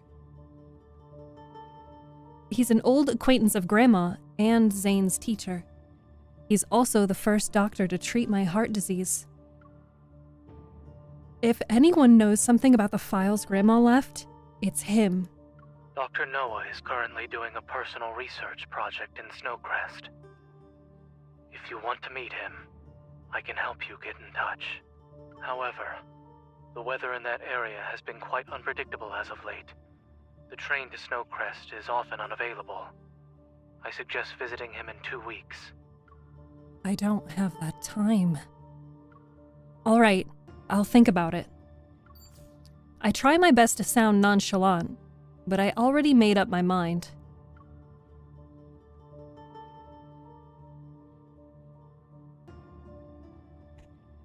I could take another bite of my dinner.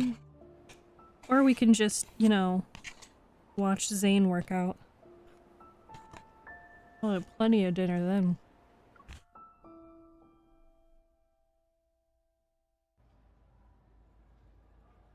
So you're already in the Arctic?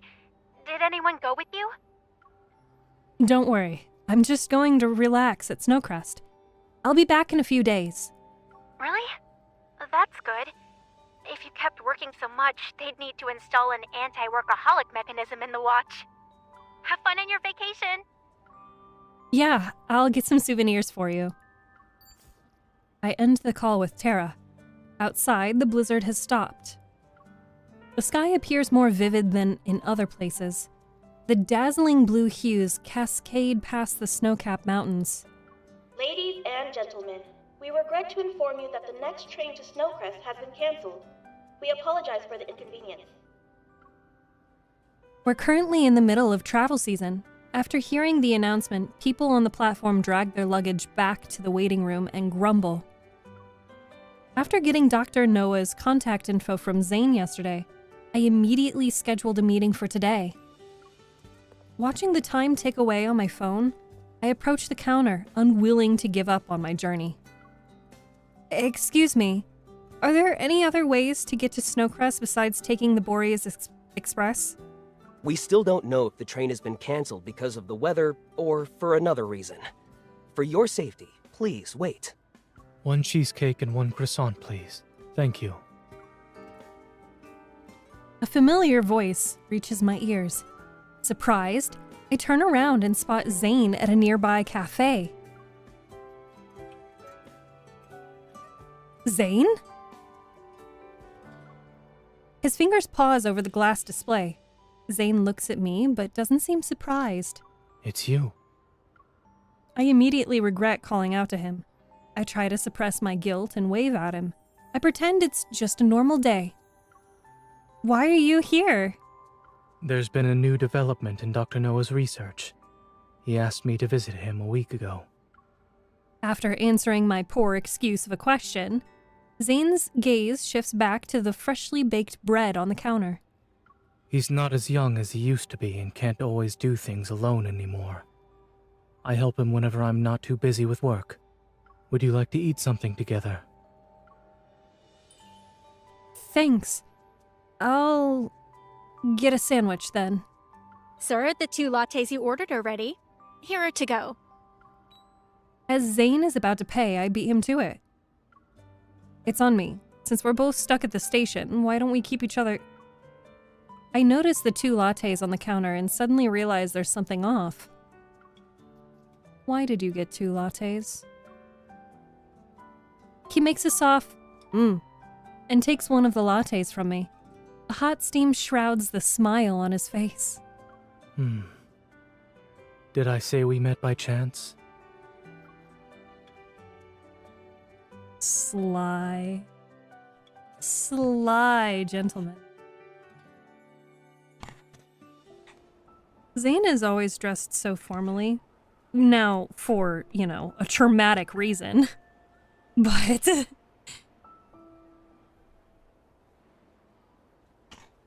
he looks good.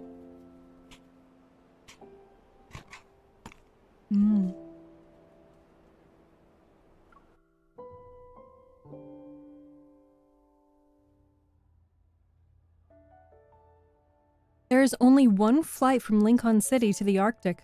It departs in the morning and arrives in the evening local time once a day. Snowcrest, where Dr. Noah is, isn't that far from this train station. But because of how undeveloped the transportation system is in this vast, sparsely populated region, we can only take this particular train to go there. The display screen hanging overhead shows rows and rows of red delay notices. The number of people waiting in the waiting room decreases. As we wait, my mind recalls the files Grandma left me. There must be secrets behind it that are connected to me. Maybe it can also explain that explosion. What are you thinking about? Zane's voice interrupts my drifting thoughts. I force a smile. I'm thinking about what an ether core is and why it was fused to my heart. What if I'm a dangerous experiment that escaped from a secret lab? Maybe armed men in suits will suddenly appear to take me away in a few seconds. Zane listens to my wild thoughts without interrupting me. Well, a few seconds have passed, and nothing happened. Maybe you'll get your answers when we arrive in Snowcrest. Zane gently comforts me, as if sensing my fear. The protocore energy in your heart has always been stable. It can form an invisible shield to protect your heart when you're attacked. You also haven't become as weak as other patients with protocore syndrome. In other words, it's a power made just for you.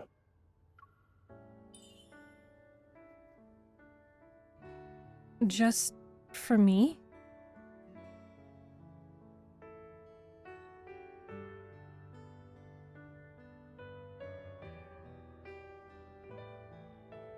It was made just for anything weird with my heartbeat. Will the person who put the ether core in my heart want it back one day? Ladies and gentlemen, we regret to inform you that the train to Snowcrest will be delayed until 11:30 a.m. tomorrow. We apologize for the inconvenience.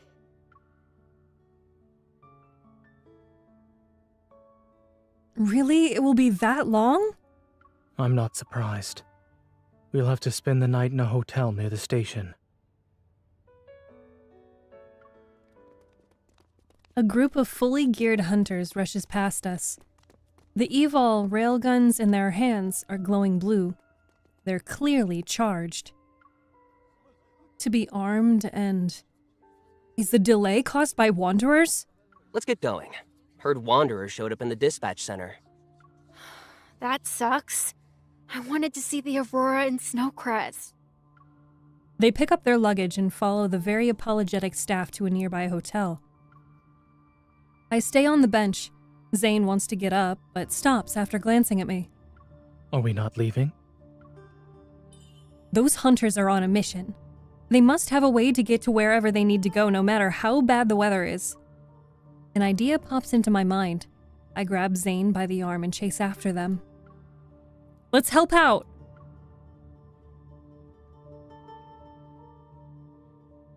Hi, Pika! Welcome! It's good to see you again.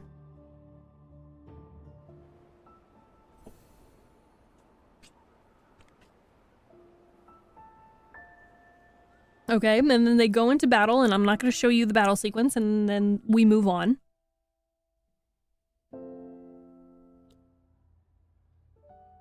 Thanks a bunch. The dispatch center was quite crowded. Lincoln hunters like yourself have more experience in evacuating people and preparing for battle. Don't mention it. We all learn from one another. The magnetic field here is unique. Wanderers usually hang around the snowfield and mountains. They only started appearing in crowded places recently. It's probably because... He smiles and trails off. That information is probably classified. Judging from the scale of the damage at the dispatch center, no trains will be leaving from today onward. Bye, Shattered. Hope you have a good work. You guys are headed for Snowcrest, right? If you'd like, we can lend you a transport vehicle. It'll be bumpy, but it can traverse the snowy terrain. You have my gratitude. It's parked right outside the train station. Come with me.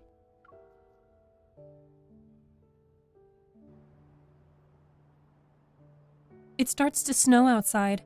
Zane and I stand in the freezing wind. A majestic 4-dog sleigh is in front of us. The dogs are all handsome and have thick fur. Their height is around half an average person's. What do you think? It's a specialty here. Treat it like a tourist experience. Awesome. It's up to you now. My team is leaving. See ya! Another cold gust blows past us. I look at Zane quietly and smile sheepishly.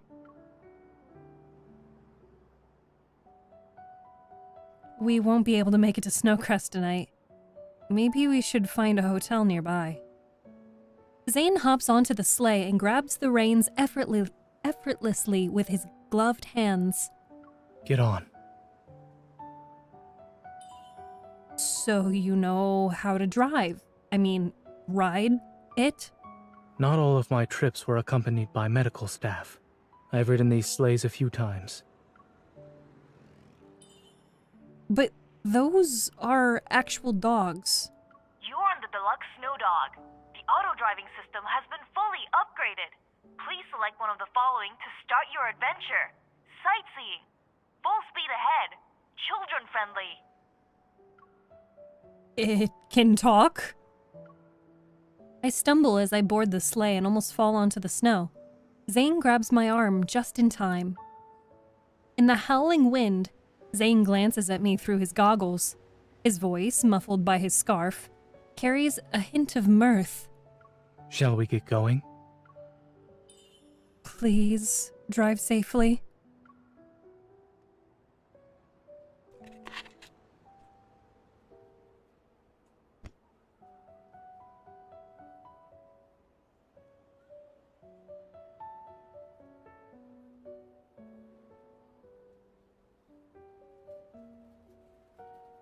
After passing through the vast snowfields, the terrain becomes ever more mountainous. At the end of the horizon is Snowcrest, shrouded in dusk. The sleigh dogs start their journey back immediately. I rub my slightly wind-burnt face and walk to Zane. Judging from how well you steered, you're definitely not someone who helps out a few times a year. You're like a local. What did Dr. Noah say? Should we go directly to him, or...? He said he's busy at the moment and can't pick us up in person, but... Zane pauses. Curious, I meet his gaze. He's arranged our pickup ride. A snow-white silhouette suddenly appears between us.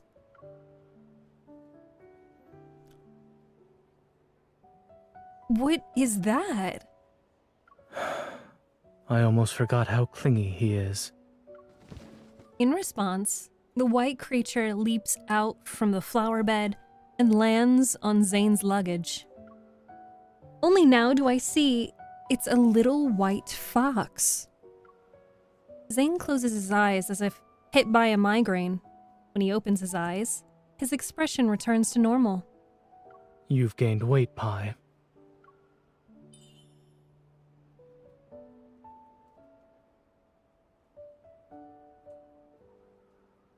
Shirui! Shirui Miyu, thank you so much for the raid. Hello, everyone. Welcome. If you don't know me, my name is Steph, and I normally read books and stories on stream. And my latest discovery has been Love in Deep Space. And so we're going through the entire main story. And I believe we're only about 5 chapters in. And there's like a total of like 20-something chapters. So you're not too early, you're not too late. How was your stream? What were you up to? Thank you so much for choosing me today. I do love that raid message as well. Sir S.A., welcome. Shadow Ranger, hello. I'm gonna take my last bite of dinner, 1 second.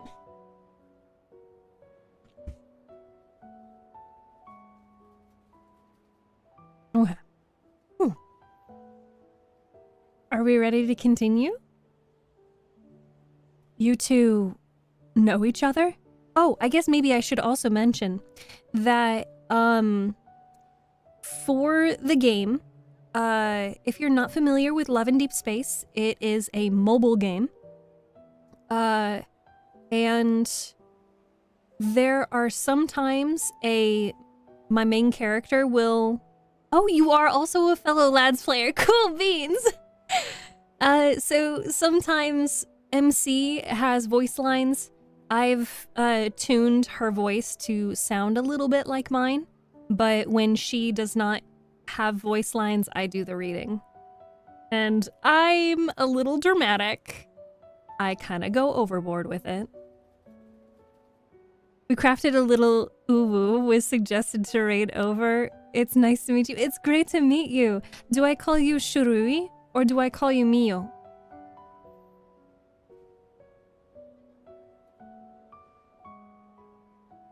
I love the music. Not just in this story, but in the other memories as well. I don't know if you've ever taken the opportunity to listen to the Night of Secrecy soundtrack, the background music for that. Oh, delightful. And then, oh, what is it? There's one of the Zane memories that, oh, Hidden Motive. The background music for that one is also amazing. I listen to those when I'm at work and I'm trying to focus. Just Mio?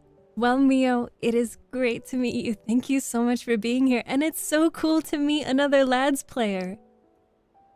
I don't actually know a lot of people. Correction, I don't know anybody. Modding lads is wild? What do you mean modding? Who said anything about modding?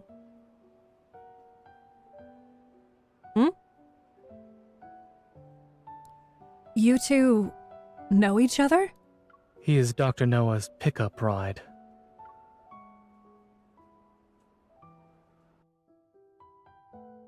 Okay.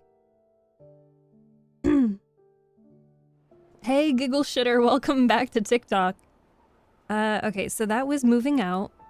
Just gonna zoom out for context. We are in Eternal Aura, which is chapter number 5. There is 3 more chapters left in Under Deep Space. Then we also have Long-Awaited Revelry, Prologue to Tomorrow, and Homecoming Wings. So, if you're new to lads or you just need context for where we are only in chapter 5. Who's your fave? Zane is my go-to. I rank it Zane, Silas, Caleb, Xavier. I don't even count Raphael. Fuck Raphael. I'm sorry. There's people that do mods. Really? I didn't know that. You can tune the voice of MC? Yes. Yes, you can. I showed that earlier. Where I can adjust her voice. It's like we're in another world. It's like we're in another world. It's like we're in another world. Yeah, like that.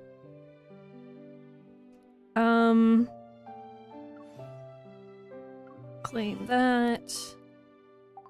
I actually also earlier gave a tour of the app, pointing out that we, yes, do have the main story, but then we also have main story lore, and then even after that, we have anecdotes over here. Even if we don't have anecdotes over there, we can also find... Ooh, where is it?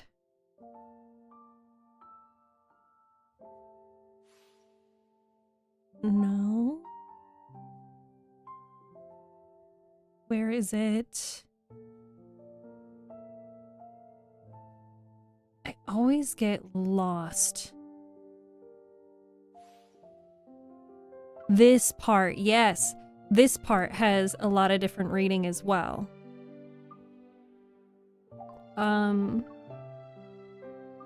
So...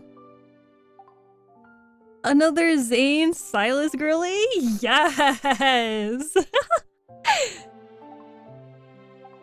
I need to wear more black shirts. My baby always goes for the black shirt, but we know why. He's always wearing the black shirt because we got it for him. I've also got his Spring and Flowers outfit. His workout outfit. Damn, why is the music so loud right now? Because I turned it down. Is it loud for you guys or is it just loud for me? Because I can just turn it off. I'll turn What does it sound like if I turn everything off? I didn't expect you to be into this. Zane, I poked you! Calm down! Yeah, Pika, we're on TikTok too. I'll change it back. We gotta experience everything in its totality. Thank you so much for the gift on TikTok. Okay. Enigmatic guide.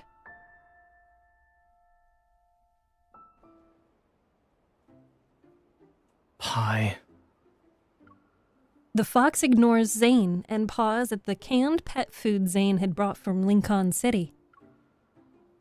In this cold, soulless world where advanced technology reigns supreme, it's surprising to see gluttonous creatures like you.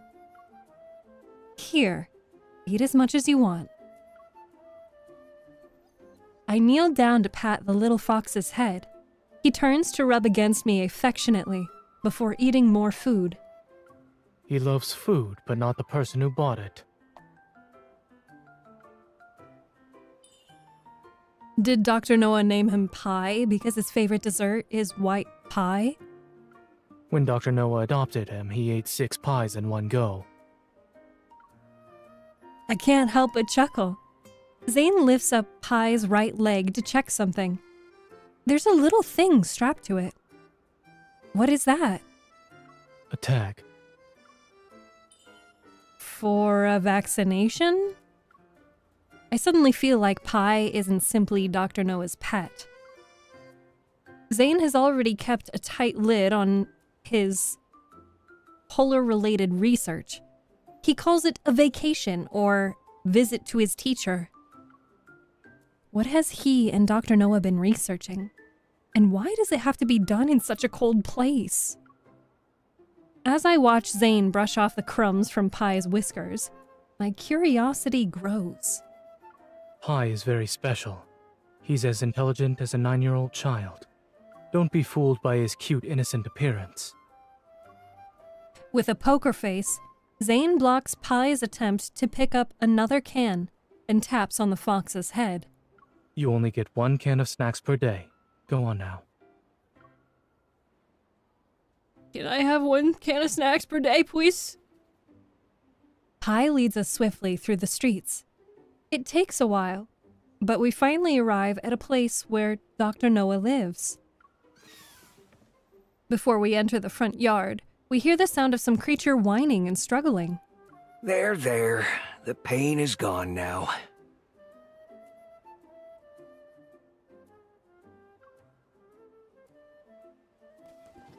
Little animals run around, stirring up snow and dirt. The old man wearing a large coat comforts the polar mink in his arms. Zane, what are you waiting for? Help me.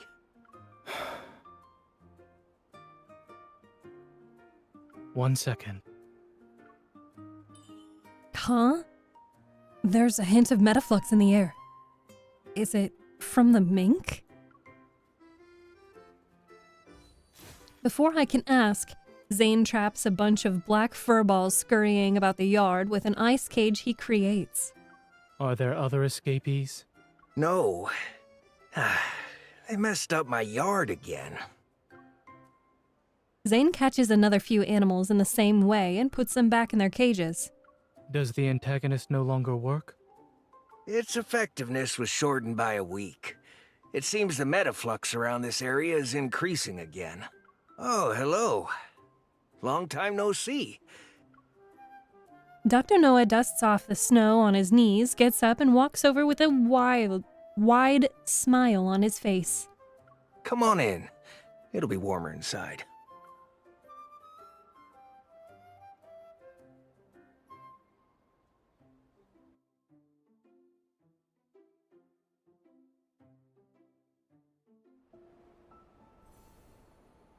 Ether core.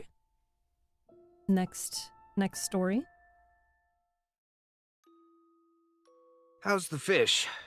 It's not much, but I caught it myself. This is the first time I've eaten a very sweet fish. It has a unique flavor. Dr. Noah is very old, so his taste buds don't work anymore. Thank you, Zane. After dinner, we sit in front of the fireplace together. Having eaten his fill, Pi sleeps between me and Zane. Dr. Noah puts on his spectacles and studies the files I brought. So your grandmother told you everything? All she left me was this box of files. The rest I can only speculate. Is the protocore in my heart really an ether core? And was it placed there on purpose? I don't know why or how the process was done, but in regards to the protocore, even a minimally invasive surgery can leave behind traces. Dr. Noah looks up at me with expectant eyes. If I had to guess, it might be your innate strength. How can that... There are countless, seemingly impossible hypotheses behind every scientific conclusion. Before the evol gene emerged, no one believed they could wield the power of nature. But all experiments have a purpose. What could the ether core in my heart possibly prove? What were they trying to prove? The old man laughs dryly and shakes his head. Why do you think people want to go inside the deep space tunnel? Some things are attractive by simply existing. Unraveling the unknown is a purpose in and of itself. Some are willing to do anything to achieve their goals. So, don't let anyone know about your ether core. Well, I haven't told everyone. Grandma is... I try to suppress the pain in my heart and compose myself. The person responsible for this will find me sooner or later. That's why I need to know what makes the ether core so special. To achieve their goals. You say there are people willing to do anything to achieve their goals. Who, exactly? Ether was originally something philosophers came up with. The fifth element, so to speak. No one can prove or disprove ether exists. Maybe that's the reason your grandmother called it ether. A mysterious energy that surpasses the other protocores. Anyone who knows about it will desire it. and anyone who has it will pay the price. The ether core is at the center of an intricate web.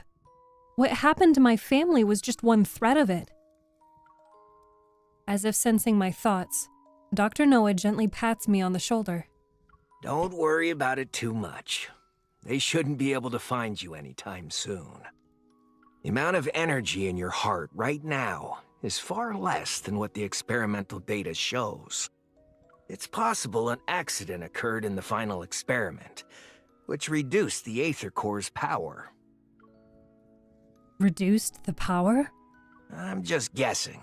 This is beyond my field of expertise. Who else knows about the experiments? To better understand your heart's condition, I tried to contact those researchers privately.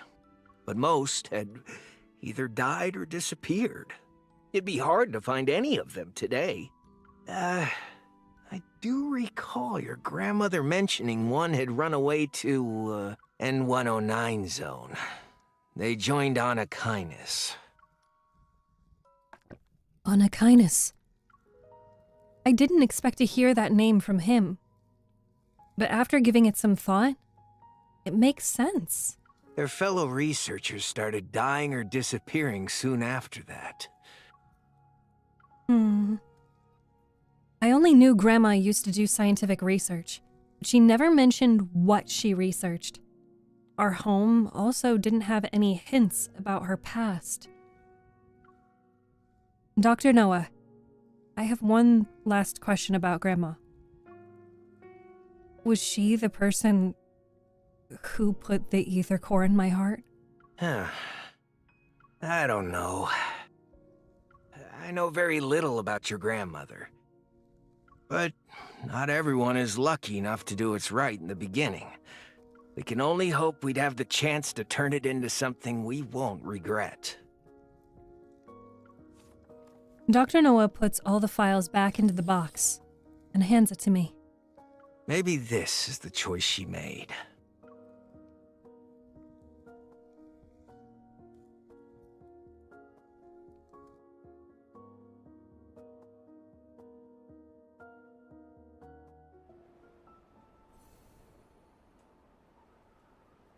The next story is called Snowy Tranquility.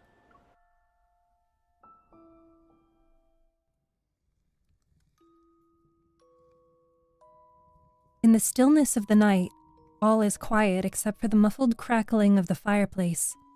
Occasionally, a few sparks pop out of the flames, making a crisp sound.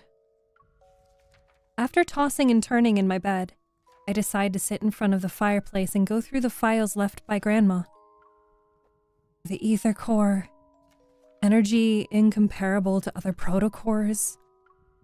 Grandma knew someone might target people related to ether cores. Is that why she kept me in the dark for so long? What should I do now?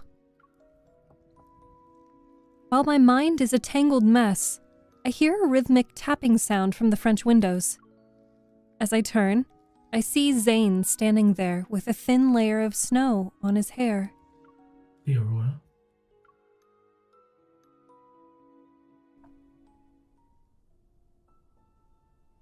Will there really be one tonight? The weather forecast predicted heavy snowfall with cloudy skies, and the KP index is low. It's unlikely we'll see an aurora. Then why did you... When visiting for the first time, an aurora is required to make the trip worthwhile. Look, the snow has stopped. Only at the very end will someone know if there is a watershed moment. Until the very end. Yet, Grandma and those researchers, they... But there are people who persist until the very end, only to be defeated. I meant the aurora. Same.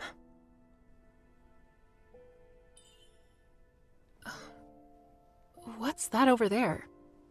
Mount Eternal. Oh. I remember. It had an anomalous protofield a few years back. Dr. Noah chose to live here in the Arctic. For your research project, right? Not necessarily. My friend sacrificed himself during the protofield anomaly that took place here.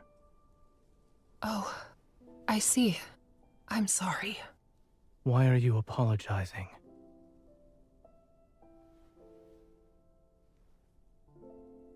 Is there more to his sacrifice? Like a secret? It was an accident. It's already in the past.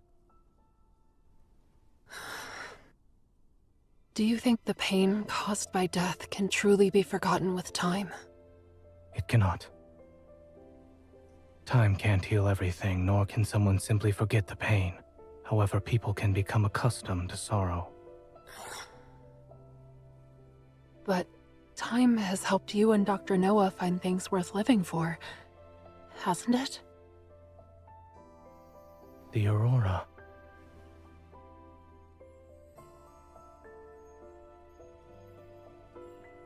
You're right. An Aurora is required to make an Arctic trip worthwhile. It's a shame we can only enjoy it for a few moments.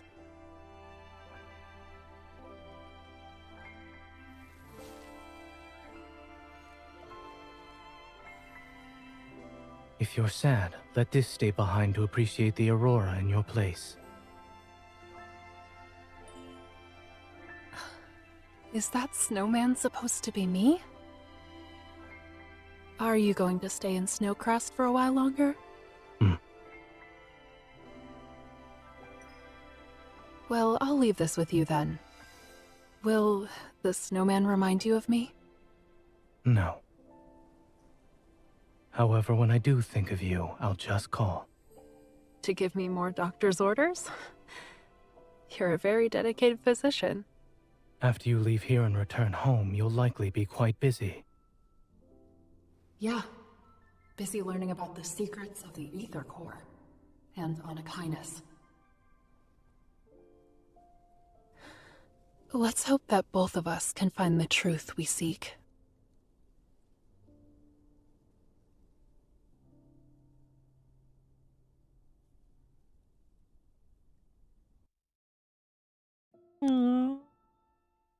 The, having read some of the lore, the look on Zane's face when she pointed out Mount Eternal. Oh, my heart! That hurts! The next story is called Snowy Mountain.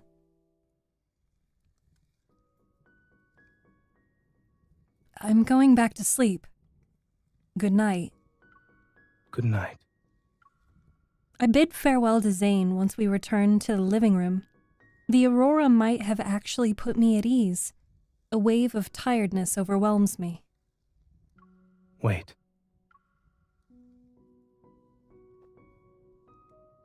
He picks up the documents scattered on the sofa. Then he quickly organizes them and hands them to me. Here. These documents contain information about the energy in your heart and its connection to the Ether Core. If they're leaked, you might become Anakinus' next target. I know. But why would they kill researchers who worked with an Ether Core? They want to keep its existence a secret? Perhaps they don't want anyone else to get their hands on it, as they try to obtain one for themselves. Or there are Ether Cores already in their possession, and they're currently trying to keep it secret. I pause for a moment, and then grab the documents from Zane's hands. What is it? You said there could be Ether Cores in Anakinus' possession, right? I quickly flip through the documents, and an idea forms in my mind. I was only speculating. No, you might be onto something.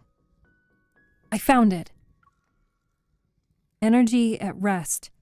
30217 EV. This is my heart's minimum energy output value that corresponds to the ground state of the ether core. It dawns on me. I lift my arm and use the Hunter's Watch to look through the database on that protocore I found in the no-hunt zone.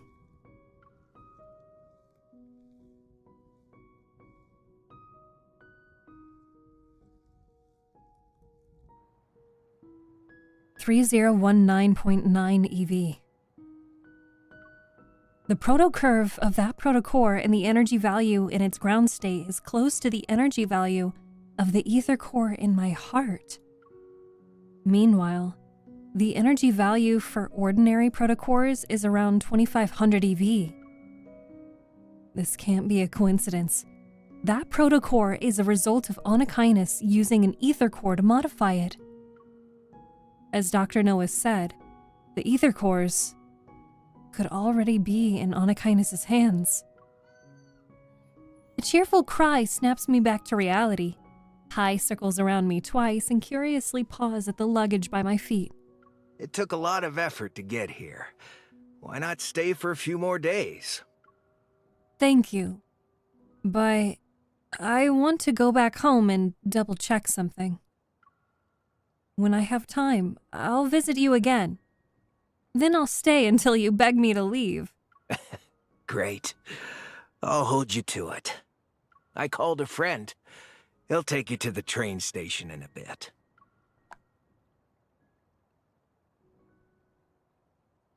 Pi.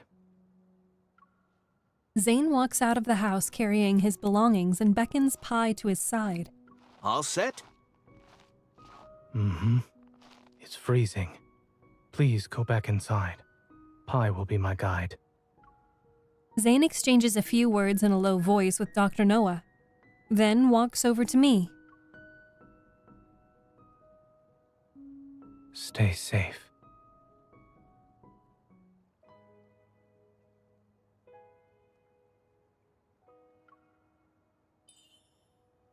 You really aren't coming with me? What? Did you think I was joking when I said I was here on business? No, not really.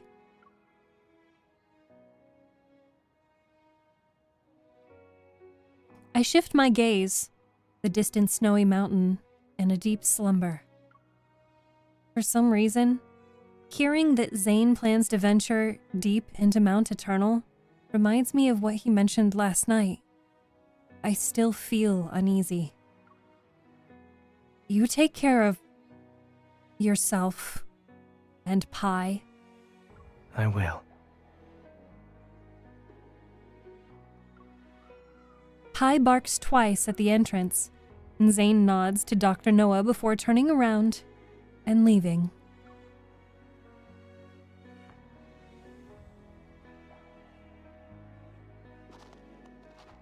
As daybreak arrives, everything else is still sleeping. His figure disappears step by step as he heads to the wintry mountain. In a boundless white, he stands out like a lone stroke of black paint on a blank canvas, adding a touch of depth and beauty to pure scenery. I blink and notice my vision has become slightly blurry. I rub my eyes and see tiny snowflakes. It's snowing again.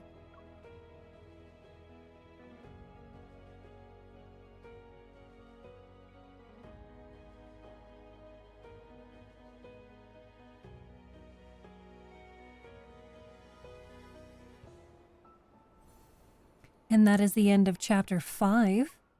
We are on Chapter 6, Endless Night.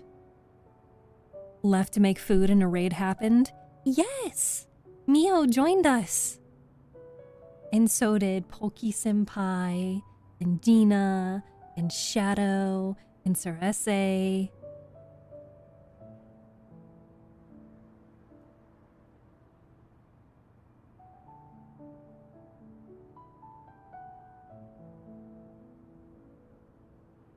Okay. Ooh, this one's got a lot in the second half. Legendary Lumiere, Chapter 6.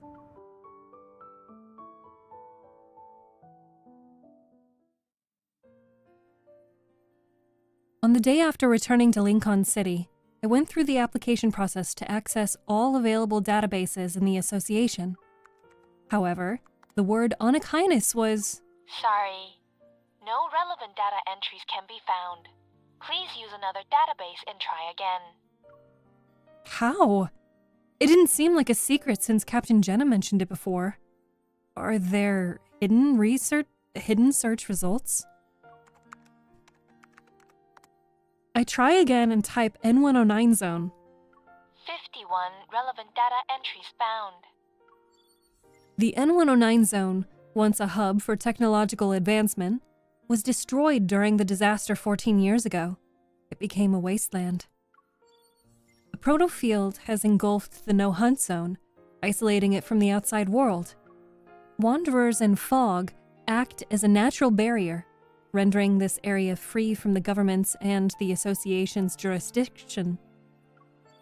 Over time, countless misfits and exiles risked their lives to enter the N109 zone. Various factions now exist in the area, where violence and crime are the norm.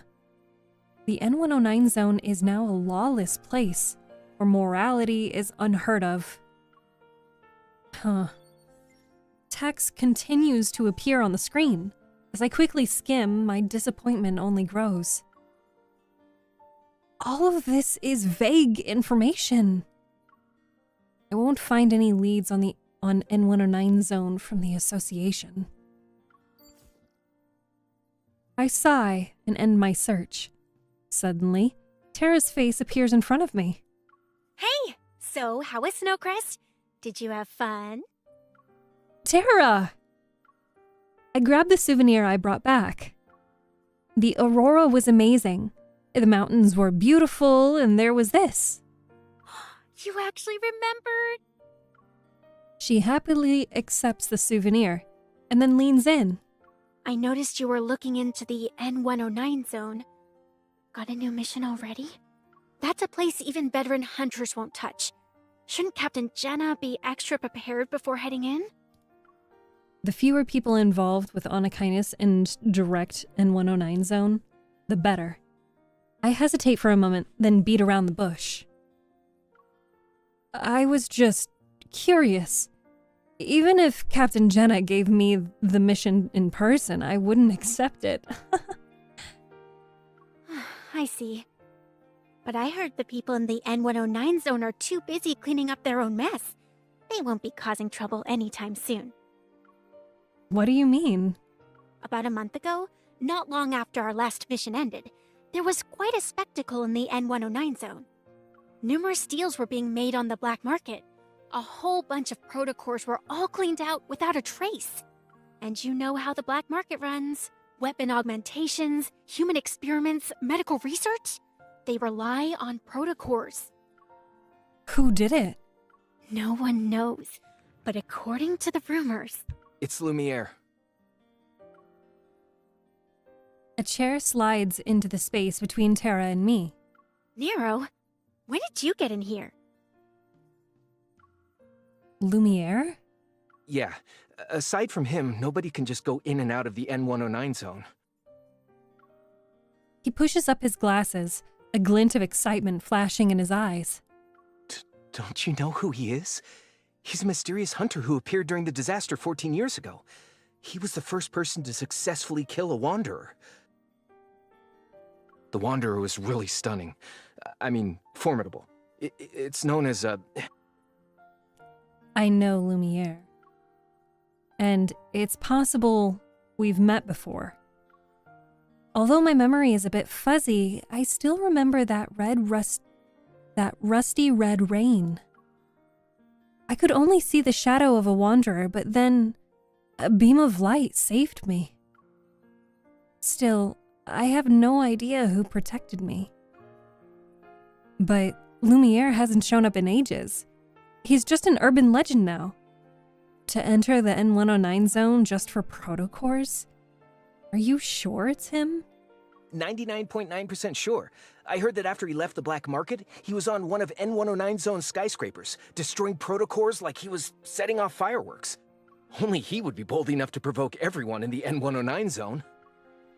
destroying protocars? That almost reminds me of... It sucks that Lumiere's whereabouts are always shrouded in mystery. If we found him, wouldn't places like the N109 zone be under our control? To find Lumiere. Tara's lighthearted joke gives me an idea.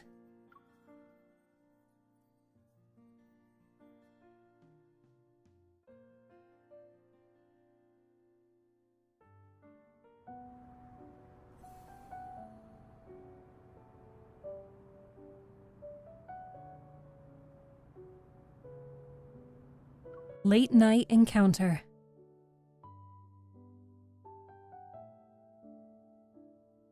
Dear passengers, this is the last train heading to the Lincoln Botanical Garden for the day.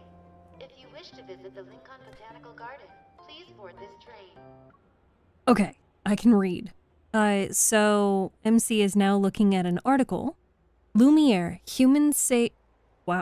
Lumiere, hero saved mankind from wanderers in 2034. When Earth fell at the mercy of wanderers in 2034, Lumiere came to mankind's rescue and eliminated the majority of them, freeing Lincoln City from its suffering. He disappeared without a trace when the war came to an end, and his identity remains unknown to this day.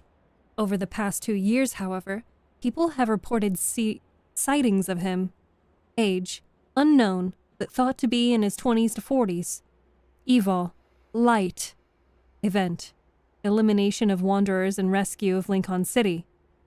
First appearance, Lincoln City suffered an attack in 2034 by wanderers on a scale never seen before, leading to enormous casualties and heavy economic loss. Ordinary armed forces were hopeless against the exceptionally powerful wanderers. Every fight dealt a heavy blow to mankind, and the war eventually ground to a stalemate. So, that's just what the article says. His whereabouts are unknown. It makes sense. It's hard to find someone after they disappear for years.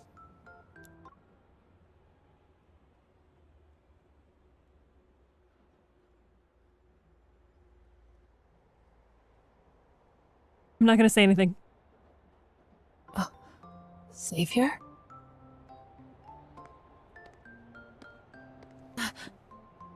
Oh no.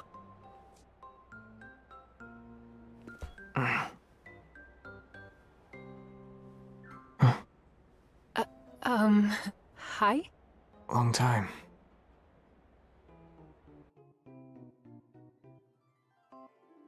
Why did it make the sound as if he hit his head anyway? I pressed the button. We can't let Bunny Boy hurt himself. He's too cute for that. This is the last train of the day. Passengers who wish to Now that I disembark, think about please it, be aware. I haven't seen Xavier in over a month. A lot of things have happened since then.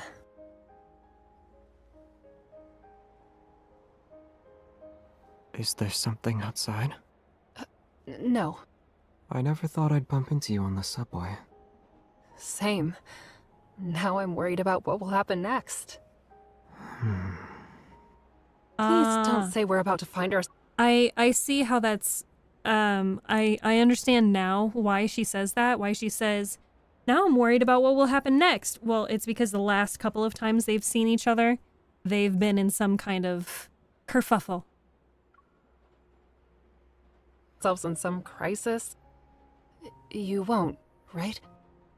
Sorry, but there is a crisis. I'm really hungry and all the stores are closed. Maybe it's because Wanderers have been more active lately. Anyway, why are you just going home now? I was thinking about stuff, got distracted, and missed a bunch of trains. Try not to ponder while in dangerous places next time. What? Wait, this train isn't going to eat me alive, is it? Haven't you heard of the urban legend? After midnight, an empty train will appear. Anyone unlucky enough to ride it will be dragged into the depths of the abyss. Uh-huh. It will be midnight in 30 seconds. If we don't get off here, we'll be trapped, in the abyss. Another ghost story? Or don't scare me? I think last time I played I said another ghost story. I'll say don't scare me. I take this train every day. You must be kidding. I don't lie. Weird things happen all the time. Speaking of which, why does it feel like we've been on this train for a while? We should have reached the next stop by now. This is West Garden Station. Doors West will Garden open Station? on the right. That can't be Please exit right. in an orderly fashion. They boarded the train here. Something's off, Xavier. Let's get out here and... Don't. If you get off the train, you'll be stuck with no way out. That can't be because of a ghost, right? Nope, not a ghost. It's a wanderer. Watch out.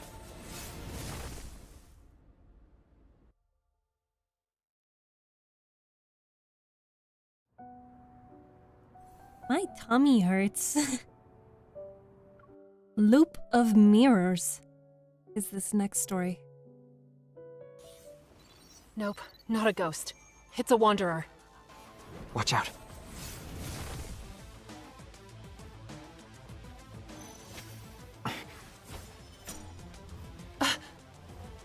Over there. Xavier, the wanderer is hiding in the glass. Not that side.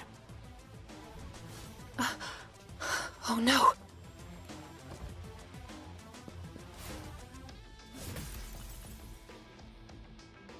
You okay? I'm fine. I'm not hurt. Was it just my imagination? This is West Garden Station. Doors will Again with open the on West the Garden right. Station. Please exit This in an train is orderly stuck in a fashion. loop.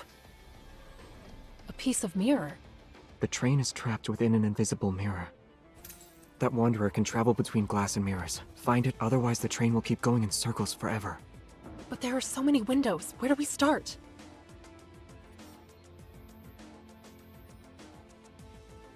We just...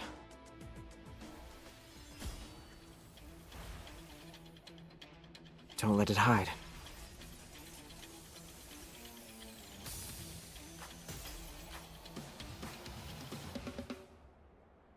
Literally, that entire section, that entire... Mwah! Chef's kiss. Loop of Mirrors? Probably the best one. Yeah, no, that was amazing. Falling asleep again. So, they have a battle. This is the end of the battle. Dear Is passengers, the Flux Nexus related to the appearance of Tezcatlipoca? and the station will now be closing. We ask all those who have yet to leave to do Oh, so as soon as all possible. the windows are broken. We look forward to seeing you again. It's just that I wanted us to look for it carefully. I didn't expect you to... What can I say? I was exhausted. But yeah, it wasn't a good plan. It's okay. I also feel responsible. We'll bear the consequences together. Xavier? He's such a sweetie boy.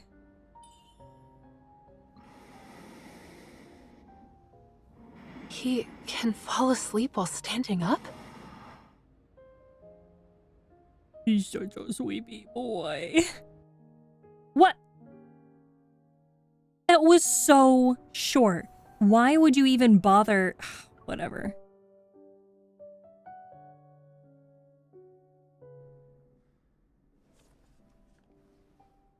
Fighting while exhausted and hungry? You're the most dedicated hunter I've seen. It was on the way. I didn't expect to be so exhausted. Tezcatlipoca.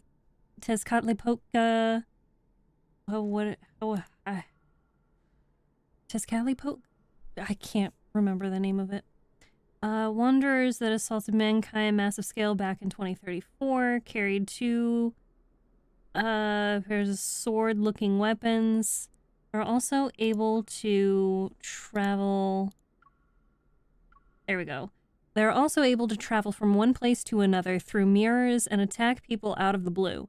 Fast and powerful, they are thought to be one of the most dangerous types of wanderers. They brought a about mass casualties and caused severe damage to buildings all across Lincoln City, and managed to escape mankind's sieges on more occasions than one by traveling through mirrors. The public was crippled by unprecedented panic when they wiped out an elite squad, but Lumiere eventually eliminated all of them.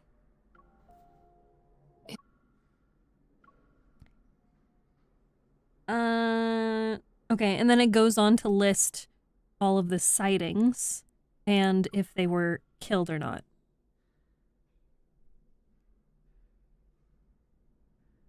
It was killed by Lumiere 14 years ago. Wow, if I knew that we were gonna zoom in on this, I wouldn't have paused. And no others have appeared since? Lumiere? His name keeps showing up. Lumiere? Yeah. The database says Tezcatlipoca was a troublesome wanderer that appeared 14 years ago. Lumiere was the one who killed it. And this time, when it appeared, you...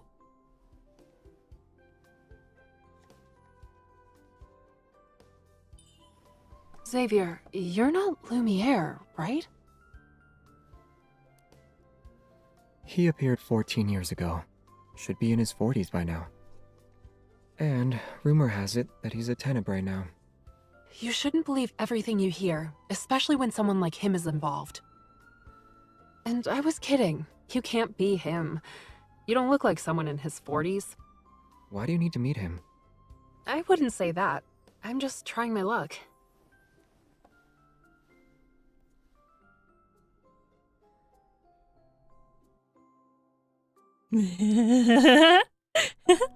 I won't say anything.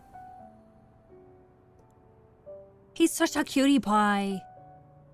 But she didn't even give him a chance to, like, eat his noodles. That's rude. Okay, next story. Only one to walk out of the N109 zone unscathed. Wiped out 3 important factions in the N109 zone overnight? You believe that? I'm just curious. If he can waltz into a dangerous place like the N109 zone and leave without a scratch, he must know a lot. Even if he's in the know, he might not remember much if he has a bad memory. But the more important thing here is, are you interested in him or the N109 zone? Did you forget what Captain Jenna said? If we want to investigate the modified protocore, we need to look into Anakinus and the N109 zone. The mission doesn't require you to go there. I wasn't planning to. I thought I'd take a quick peek. Really? I'm well aware it's an area you can't just visit because you feel like it. It's a dangerous place. One mistake and you forfeit your life, if you really want to go. Then you either have to have strength, or you have to blend in. Care to explain? It's like a melting pot. Everyone knows where people's loyalties lie, so they only acknowledge their allies. If you can't use brute force, blending in is the easiest way. But it's also quite the challenge. How do you know all this? This stuff isn't top secret. One just needs to dig a little. Yet, no one said anything about it to me before. That's enough gossiping for today. This is my house. You should head home too. The sooner the better. Actually, I live here. In this building.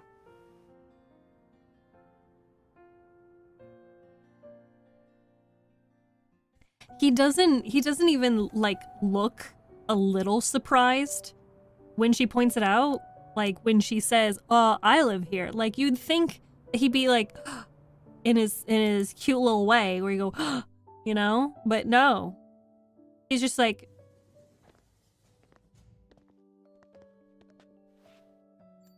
never would have expected this.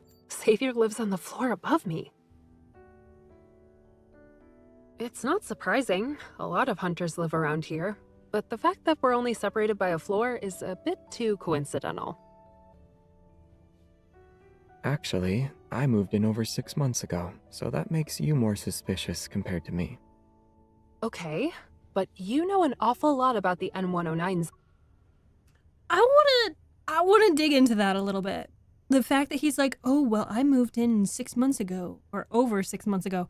So, does that imply that she has not been there more than 6 months?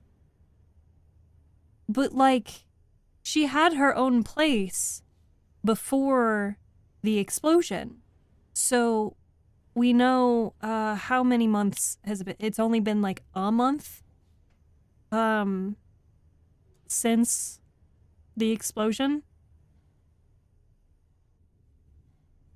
Or I feel like they said it at some point and I don't remember. Hi, Panda.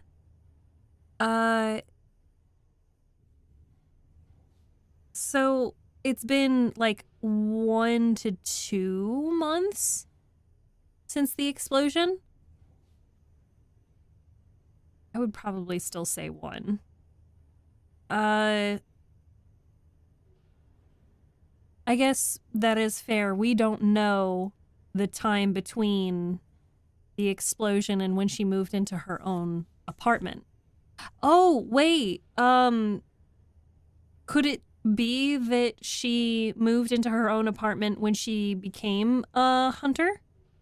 I mean, we don't have confirmation on that, but that would mean that she's only been in her apartment for about 2 months.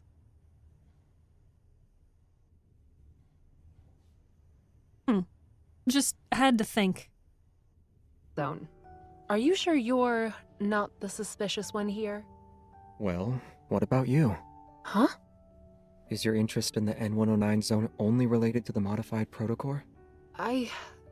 Okay, yeah, I do want to go. There's something I need to do there. Could you give me some more info? If it's not too much trouble, of course. Is that a yes? Or... If you're so curious, we can meet up tomorrow. Really?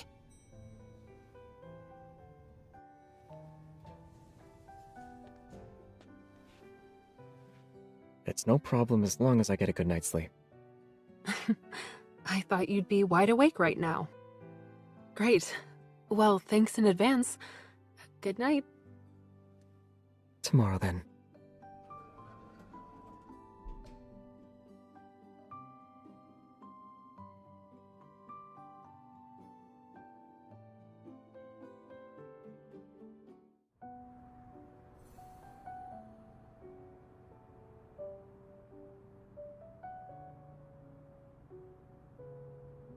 Sorry, my eye itches. Oh. The next one, first visit.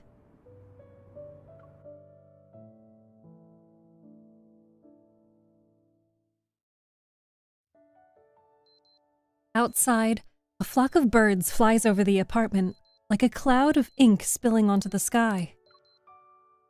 It's 11 a.m. now. Xavier should already be awake, right? Worried that he isn't, I pace back and forth for another hour.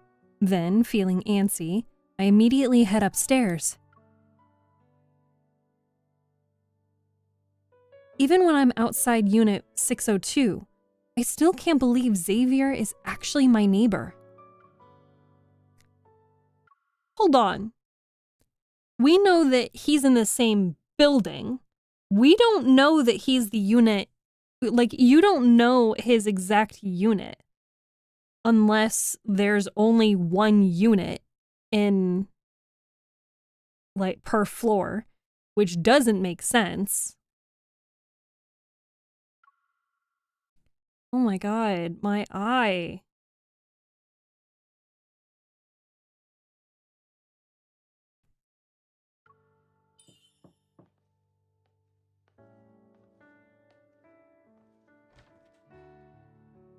You're here early.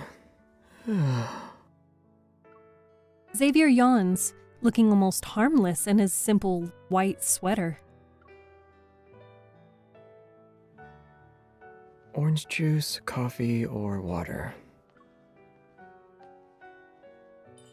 Huh? Are you thirsty? He takes 2 matching mugs from the cabinet and heads into the kitchen. It seems like he just woke up. His hair is disheveled, strands sticking out from the back of his head. Water is fine. Ice or no ice? It's okay. Xavier, I'm here because... My place is a bit of a mess. You can sit anywhere, though. Do you want some breakfast? Fried eggs and toast? Oh, I'm out of eggs. Are sausages okay? Thank you, but I'm not hungry. Also, it's almost noon. I scoot to the edge of the couch, eager to get down to business. Hi, Kalia. It's good to see you again. Welcome back, Wolf, as well. I spent all night thinking that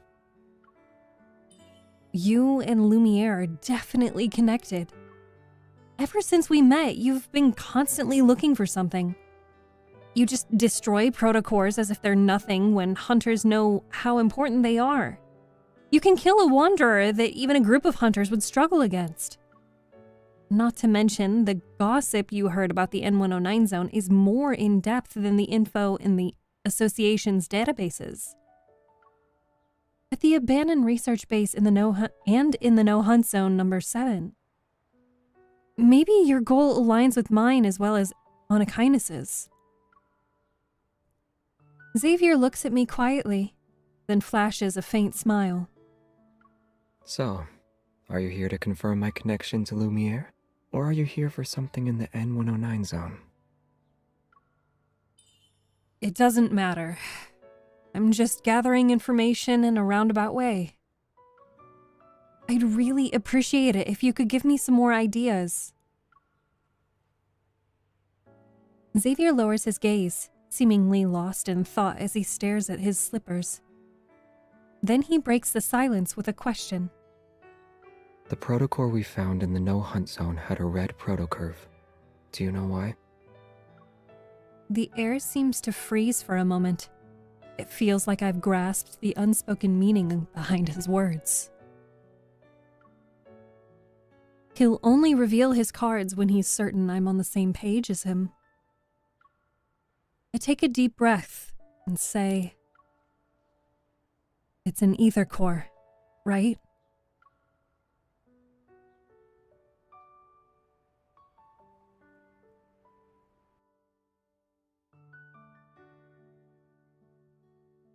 I'm glad you're doing well, Kalia. I'm sorry to hear your day hasn't been very good, Wolf. Highest level access, that's what this one is called. Hearing the words ether core, Xavier's eyes widen, a hint of indiscernible emotion appearing. Yet he soon returns to being nonchalant. Yes. The modified protocores in the abandoned research base and No Hunt Zone number 7 possess energy derived from an ether core. How can the Hunters Association not be aware of them? He thinks for a moment before shaking his head. They aren't for now. The Hunters Association only knows it holds powerful energy, but they don't have the means to analyze it. They won't be making any progress on that front for a while. Why didn't you tell them? You didn't tell them either, right? He remains calm as he avoids answering my question. Everyone has secrets and their reasons for doing things. Regardless, I won't be your enemy. And it appears you have more secrets than me.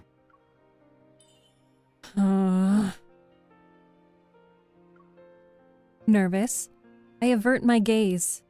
The reason you want to investigate the N109 zone is because of your family. Am I wrong? You also heard about it. I take a deep breath and look into his eyes. The secrets surrounding the Ether Core can explain what happened to me and them. But since we both want to look into this, even if you aren't my enemy now, you might be later. Distressed, Xavier furrows his brow. I silently apologize to him in my heart. Suddenly, he grabs my arm and the user interface from the Hunter's Watch appears. Xavier has requested to synchronize access privileges. Accept? Huh? Before I can react, Xavier accepts the request on my watch. Synchronizing access privileges. Please wait. Synchronization complete. Your current access privileges are at the highest level.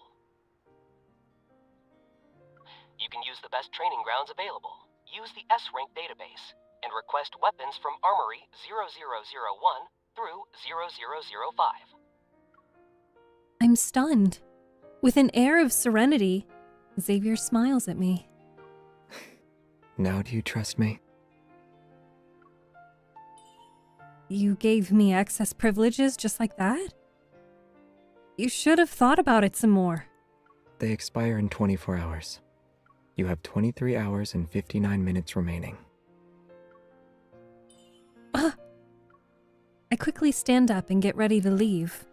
I take a few steps before turning around. Thank you. You're welcome.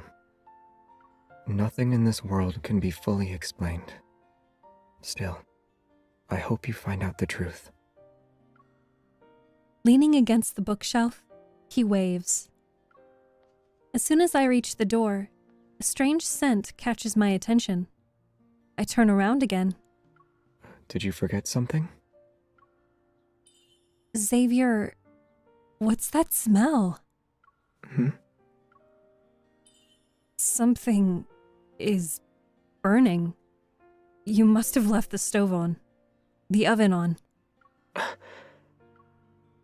Oops.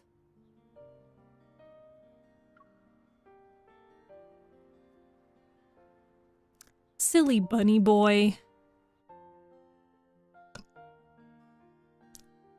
Thank you, Ace, for the hydrate. I hope you're doing well today. Now we go to chapter 7. Who was looking forward to Silas? We're getting closer. We're, 2 away. I'm glad I could catch you again. Sorry for being so late. You don't need to apologize. I decided to go for an extra long stream today. I am, however, thinking about eating more food for dinner. Unfortunately, I am... Oh, I need Advil. My tummy hurts.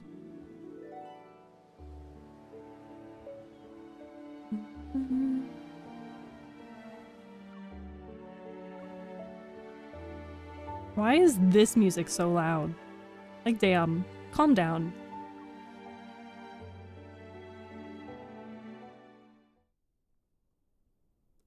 Thanks to Xavier temporarily synchronizing our access privileges, I'm able to use the highest ranked database in the Hunters Association. Or is anyone else having a really After spending most of the day searching, a news article from 2 years ago catches my eye. Located in the heart of Lincoln City, a man in his 50s was murdered in a luxurious apartment. The killer has never been caught. All the evidence points to Anakinus, but it's still not enough to be certain. An unsolved case? If Anakinus is the culprit, then they're clearly able to manipulate the media. But they didn't. Maybe they're trying to send a message. Also, Wolf, thank you so much for the 100 bits. Even though the association blocked all insider channels, there are still some encrypted ones. For a small fee, a person can locate the source.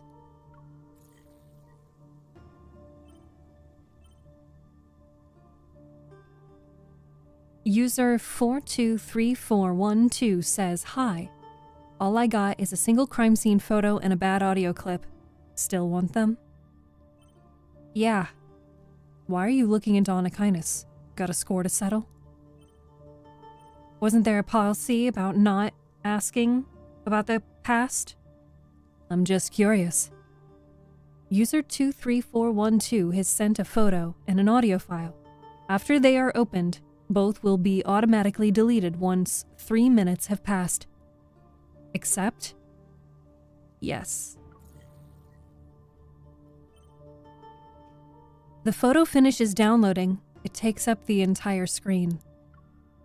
There's a room filled with classical furniture. An untouched bottle of expensive wine sits on the nightstand.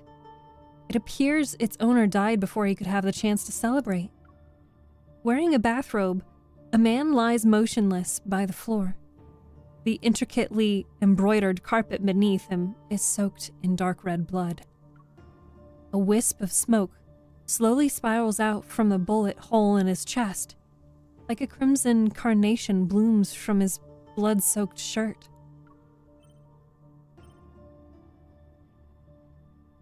The photo was apparently taken just before the feed was cut, but no weapons or traces were left behind at the crime scene. The police investigation reveals that aside from the victim, there were 3 other individuals. How did they know? The recording had the sounds of footsteps from 2 people, along with a conversation. Who was the victim? They say he's an important researcher for Ever's biopharmaceutical company. Have you heard of Ever before? They're a well-known name. This is the audio file. Anakinus wouldn't leave behind an obvious trail. They must have done it intentionally to warn or threaten certain individuals. Hi, Yoshi.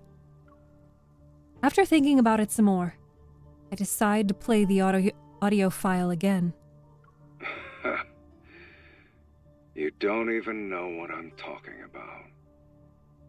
Well, you won't have to worry about it now.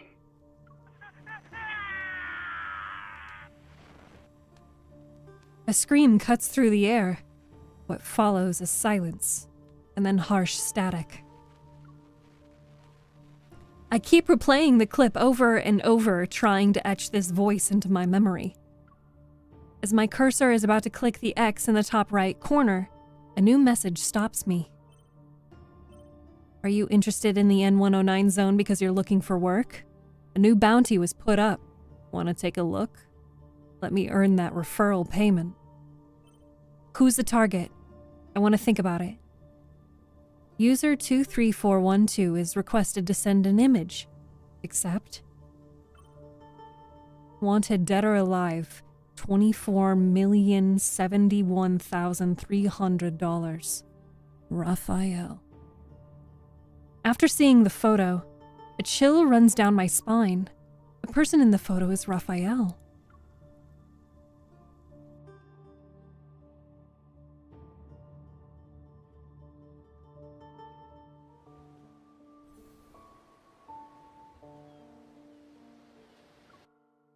Canvas Enigmas. Raphael's front door is slightly open, similar to how it was during my last visit. A sliver of light peeks through the gap. I gently push the door and watch my step. I gently push the door and watch my step. Sculptures, easels, and art supplies are everywhere. Raphael is on the floor. He's not moving. Raphael!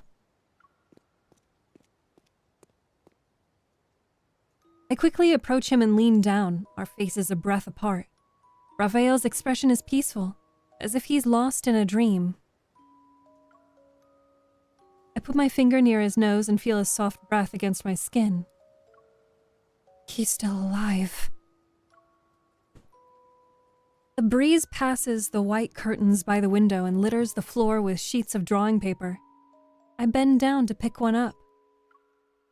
Some of the messy sketches depict splendid architecture, others surging waves. Some sketches are so abstract I can't tell what they are. They do share one thing in common, however. Written on the bottom right-hand corner is a tiny word, Lemuria.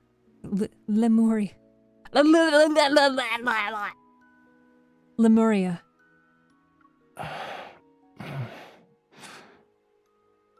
Still sleepy, he looks my way with a half-lidded gaze. I step back and knock over a pot filled with brushes.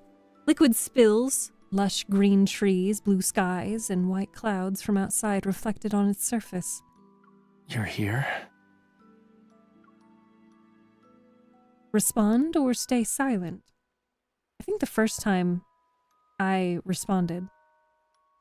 I'm gonna say silent this time. Is he still asleep? After staring at me for a long time, Raphael suddenly moves his head and holds out his hand.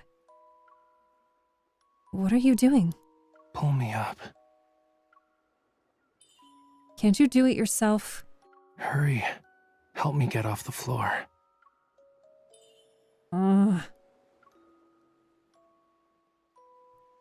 Help him or don't move?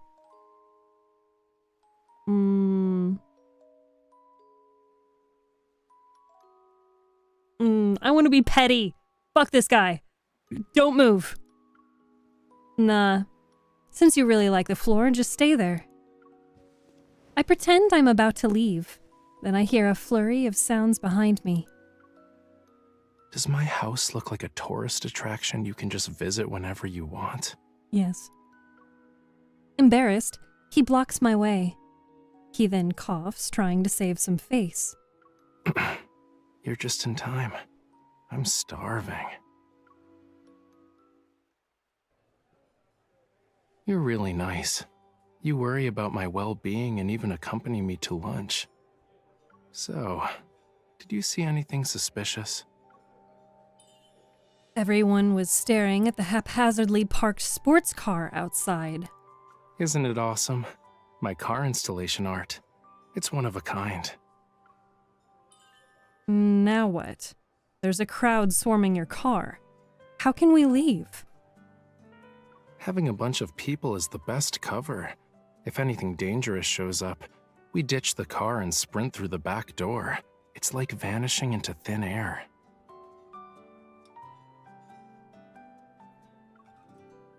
I take a deep breath to calm myself. You already knew the people in the N109 zone were targeting you? Yeah, it's a long story. But to make a long story short, someone in the N109 zone wanted me to paint a painting, but I told them no.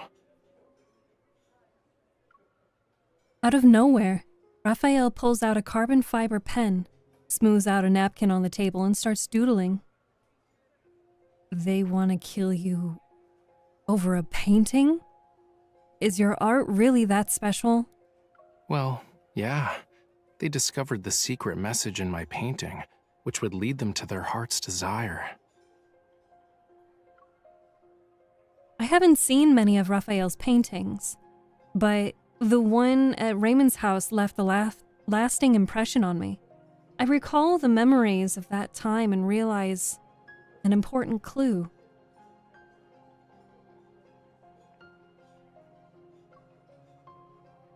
Is what they're after related to the illusion in your painting? His pen stops moving, and it creates a large blot of ink on the napkin. An illusion? What did you see? I saw a young girl on a beach. She was singing a song I didn't understand. It sounded sad. Is the painting special because you used the coal stone from that day? Yup. I heard it's kinda rare. It was found near the bottom of the ocean, in a place called Lemuria. That location is brimming with rare treasures. Even a tiny bit of coral can make you feel like you're in a world of dreams. If you grind the coral stone into pigment, you can immerse the viewer in a pretty dream created by the artist. He speaks of this crazy story, but his voice doesn't waver. He seems to be telling the truth. I have no choice but to hide my skepticism. Raphael twirls his pen between his fingers, then looks into my eyes. Anyway, guess you're not here because you're concerned about my safety, yeah? Raphael, you have a bounty on your head from the N109 zone. That means you've heard about it before. I need to go there and find something. It's really important. Aside from barging in, I don't know how to enter that place. My hint is as clear as day, but after giving it some thought, Raphael shakes his head. His expression is one of nonchalance. Lincoln has become even more dangerous, and now you're talking about entering a labyrinth? Forget about it. A hunter like you just going in there is like a lamb walking into a tiger's den. His words leave me disheartened, but he isn't wrong. Since you're safe and sound, I'll get going. Just as I'm about to get up from my chair, Raphael grabs my hand. Wait. Huh? Someone's following us. Raphael loosens his grip. He speaks as he sets down his pen and pushes a napkin toward me. With a few strokes, he sketches a layout of the restaurant on it. A man wearing a black jacket sits behind us to the right. He's slouching, perfectly hidden behind a potted plant. He's already here? Not sure, but since he's acting all shady, he's definitely not one of my fans. I raise my arm and activate the watch on my wrist. A palm-sized holographic map appears before me and Raphael. We'll sneak out of the back, run through the mall, exit the north side, then we'll circle around until we reach an alley behind the flower shop. You know, you're a really good hunter. When you see the big picture, you need to use some bait. I look up, noting the passing crowd reflecting in the window. A group of high school students who just got off school trickle through the door. It's time.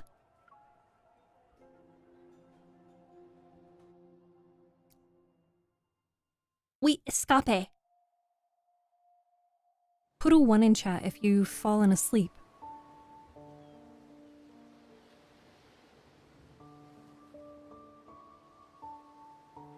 My hands are sweaty.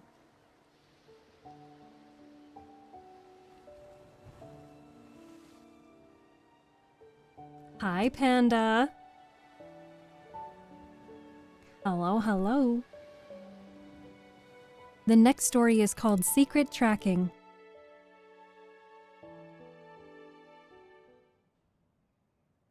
Damn it! How did he manage to slip away again? Hey. Who are you? Lacks a weapon and any sort of defensive gear? Aside from pretending to act tough, he's not trained. If he's a professional hitman, he's really, really pathetic. It could all be an act, you know. Knocking him down in one fell swoop. Want to do an encore? A middle-aged man wearing a mask is huddled in the corner, his body shaking as he hears those words. He's the epitome of anxiety. Did you know that the word papaya backwards is iapap, which in ancient Greek does not mean anything? This well, is because thank you the word for the does 100 not biddies. Yeah, I'm not surprised we put people to sleep here. As the man struggles, a piece of paper slips out from his chest pocket. Raphael picks it up, blows off the dirt, and holds it toward the sunlight. A reporter from Weekly Arts. Joe. You know them? A second-rate art magazine. They scrape by on tidbits they pry from socialites and artists. He notices something. His gaze moves down as he takes a weird-looking button from the man's shirt. This hidden camera wasn't cheap, right? A tiny flame bursts from Raphael's finger. It turns the button into ash. Is there anything newsworthy about me to grace your journalism? Listen to me. Whatever you do, please don't hurt me.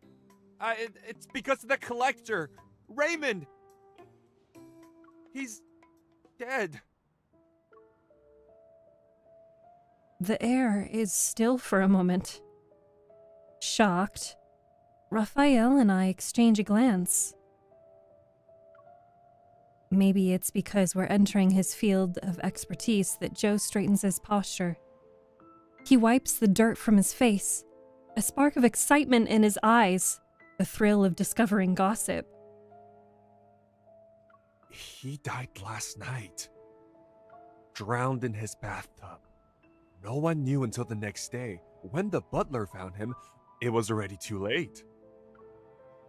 Was Raymond attacked by wanderers? No. They should be long gone by now. The police already searched his home and looked through the surveillance tapes. They found nothing. Not even another person walking into his room, but... Cut to the chase. The picture painted by Raphael had vanished from his collection room. I've heard the rumors. Some say that before he died, he made a bunch of cuts into his arms and legs. His skin looked like a bunch of fish scales. It's awful, if I do say so myself. In the moment a rich guy is dead, the police are quick to cover it up. They're scared a secret will be revealed, one that will cost them their jobs. But there's no such thing as a secret that can't be hidden. Mr. Raphael, are you sure you didn't have a hand in his death? Can your painting actually manipulate people? Even if they did, I wouldn't tell you. Also, you said he died last night. I was in my studio during that time and didn't go anywhere. Anywhere. But I do agree it's a tragedy. Or are you saying you want to ask Raymond himself? No, not at all. I don't... I told you everything I know. Can you please let me go this time? Sure. I'll even throw in something extra for you. Tomorrow, I'll be instructing my agent to lodge a complaint about your deplorable stalking behavior to your superiors and cancel our exclusive column interview.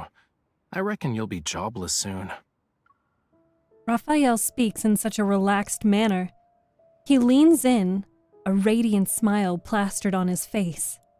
So, why don't you do me a favor and investigate who's trying to hide all that info you just talked about? We have a raid! Mia de Luna, hello, welcome! We're alien librarian assistants from the Luna Library here to research love in the deep space, ready to geek out and expand our cosmic romance section. Oh, I love that. Hello! I assume you are also a Love in Deep Space streamer. But hello, welcome raiders. If you don't know me, my name is Steph, and my TikTok live is currently freaking out. 1 second. I get them and their silly, goofy, inactivity alarms. Okay, sorry.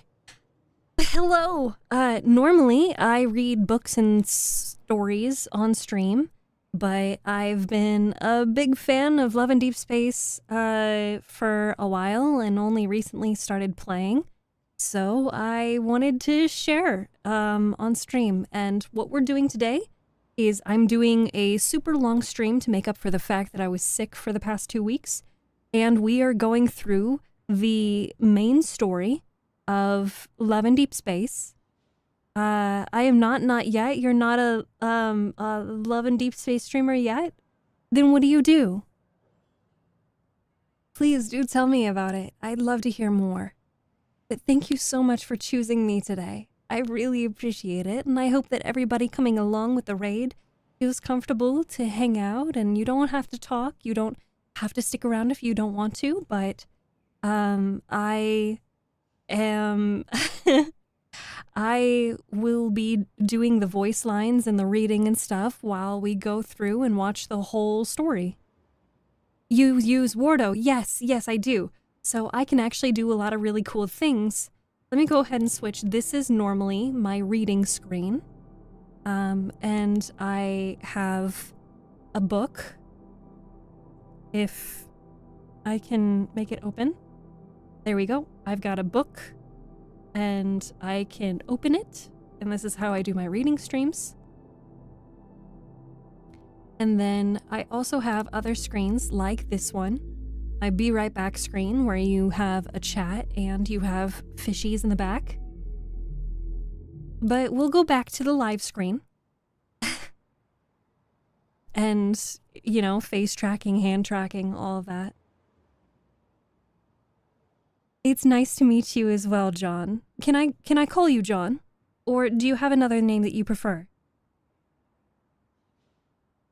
Anywho, let's keep rolling with the story. We are deep in the immersion.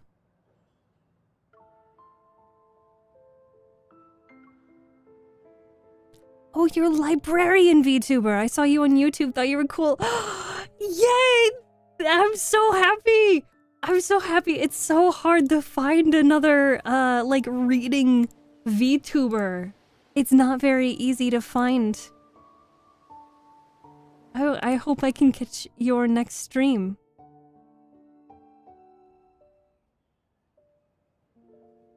A swarm of white moths dances around the streetlight under the gray sky, waiting for nightfall.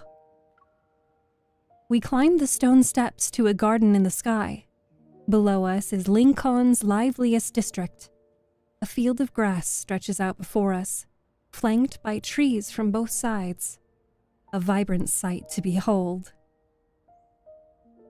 Mia, I would love to as well. That would be so much fun. Across the street is a floating holographic ad. Flying above the cityscape, it promotes Raphael's art exhibition for the next month. A slate blue sea engulfs the city like a mist, cascading onto the towering skyscrapers. From buildings to traffic, all is submerged in the tide. While it's obviously a trick of the light, curious people can't help but stop and reach out to touch the swimming fish that pass them. You know what sells the most? Paintings of a calm sea. They can get pretty expensive. The more violent and chaotic the ocean, the less people are interested in it. Humans can't sense disasters the way animals do. So we subconsciously distance ourselves from things like bad weather. From your last art exhibition, you told me the painting was from one of your dreams. I stare at the virtual sea of fish swimming, merging into the night sky. It's unsettling yet alluring as the line between dreams and reality is blurred. Is this another one of your dreams? Yup, you got that right. I daydream in my studio all the time. It's kinda hard to remember what the real world's like. Thanks for bringing me out of my dreams today. By the way, here's your complimentary library card for use in my Looter library. Yay! Always, no matter where you are, always get a library card. It is worth it. Oh, I can't wait. I can't wait to use my library card.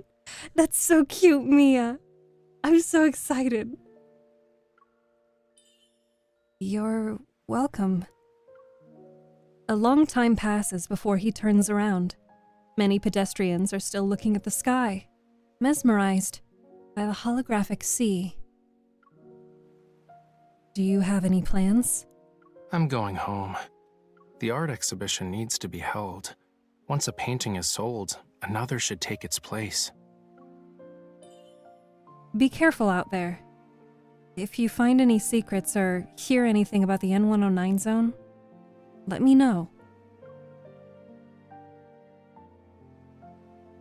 Brushing off the grass clinging to my clothes, I stand up and say goodbye. But I still don't have the paint needed to finish the piece I'm working on. Raphael sits up, his eyes sparkling as he looks at me.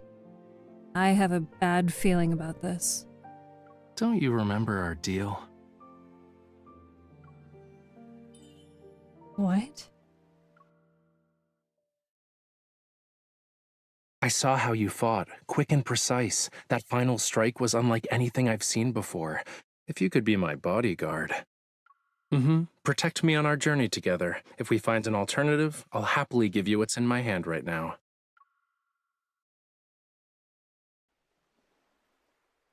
That look. You forgot, huh? Don't worry. I wrote down everything. We'll be fine. Probably. Probably. Hi, Deshaun. Thank you for joining us on TikTok chat. I've got stuff to deal with in the next couple of days, but I promise I'll get to it. I say a half-hearted promise, and I'm ready to run when I hear a soft sigh from him. I have an idea on how we can sneak into the N109 zone. You do?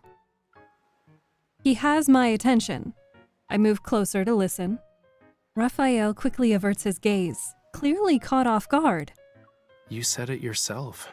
When you see the big picture, you need to use some bait. Why not come up with a master plan? Become the best bait for Anakinus. So, I should use myself to lure them out? He nods and continues to speculate. To be their target, you must have something they want, like info or something. You can decide whether to take the risk or not. Maybe a small opening is all it will take to get them to expose themselves. Every word that Raphael says isn't wrong. I bite my lip. Even so, we need to find the perfect fishing spot to make sure our big fish bites the hook. I can lead you there. Trade intel for intel. Gamble to make gambles with higher stakes. But whether or not you can play the game is up to you. He once again stares at the sea of car lights under the overpass. Like the receding tide, the holograms fade and reveal the street. I need to think about it. It's just a suggestion. The choice is yours. If you want to do it, meet me tomorrow by the docks at White Sand Bay.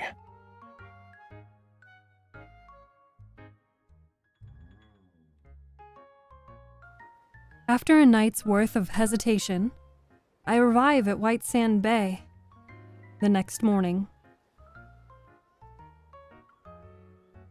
By the docks is a familiar figure, the manager I met at Flux Arts the other day. Ah, good to see you again, Miss Hunter. Hello, Mr. Thomas. No reason to be so formal. Call me Thomas. Raphael does it. I knew you'd show up.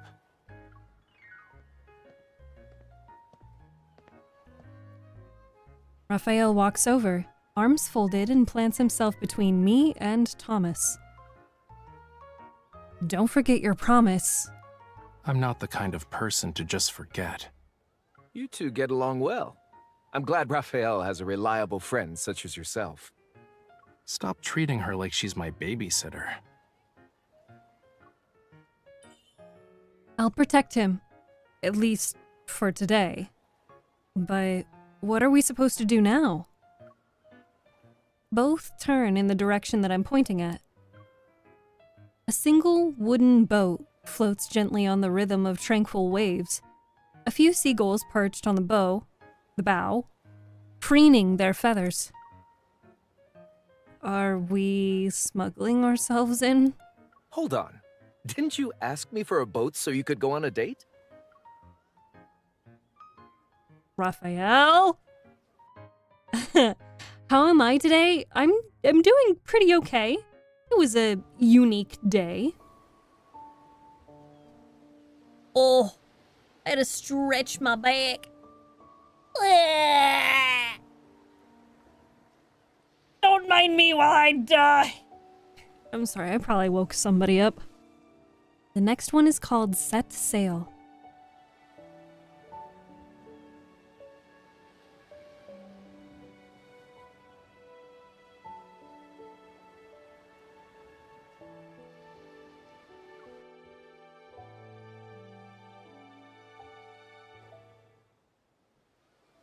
I'd say the wait was worth it. With winds at about 10 miles per hour and no big waves, it's a good day to set sail. Since heading out to sea is a daunting task, shouldn't we use something a little more advanced, like a speedboat? We're always cooped up in the house painting and stuff. Let's take this chance to exercise. We're in the same boat now. It's time to tell me what's next. Don't overthink it. You're just gonna do what you normally do. Fight. That's Hat Island. It's having unusual energy fluctuations, and a weird wanderer appeared. You're interested in wanderers? Their protocores contain an extremely rare material. I need to get my hands on it. I'll use it to make paint and create some art, as one does. Really? Protocores can be used for painting? I'm not a 3-year-old. Weird. The island is literally right there, but we've been rowing for 30 minutes and still no signs of land.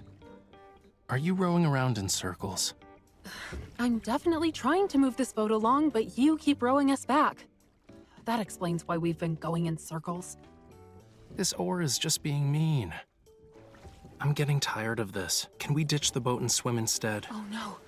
Raphael, the waves! They're heading straight for us! Was the weather forecaster slacking off today? Left, hurry! Whoa. Water's filling the boat! Steady now. You jinxed us! Don't just flail the oar I guess we around. really do have to swim to Hat Island. I feel like I'm gonna puke.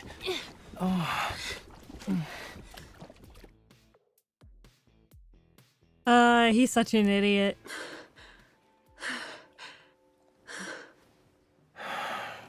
I think I hired an assassin instead of a bodyguard. The world is spinning like... Stop mumbling to yourself. If it weren't for me, we'd still be in the ocean right now. I'd rather float in the sea than be on land. Everything looks okay. I don't see any wanderers around. Your skills will be useful. Let's go. This island isn't small and we have a full day ahead of us. You're fine now? Why are you in a hurry? The mountain. We'll start there. He's such a big dramatic baby. Like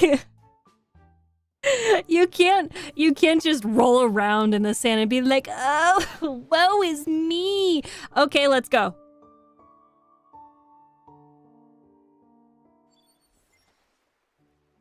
I don't see any signs of life. I remember visiting this place as a kid while on a field trip. A field trip? What's that? You've never been on one before? Children line up with their bags filled with all sorts of snacks. And of course, we wrote a travel log, and... Wow, you were all brave kids to visit places like these. I'm impressed. More than a decade has passed. Change is inevitable.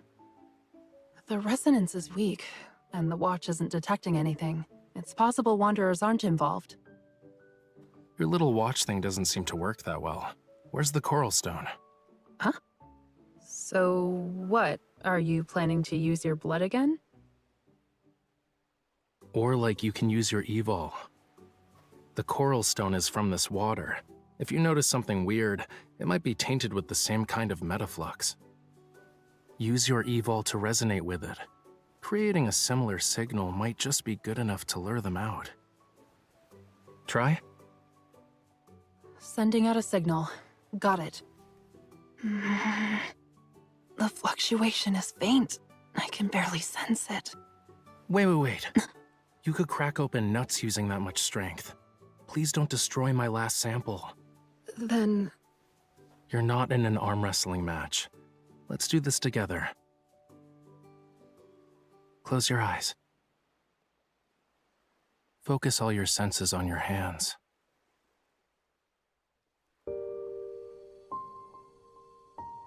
Well, can you feel a warm power surging within you? Everything in this world has a unique, unmatchable frequency. That's why each life is isolated. But your evol allows you to change your frequency. You can resonate with others. If you open your heart, you can establish a connection and share your power.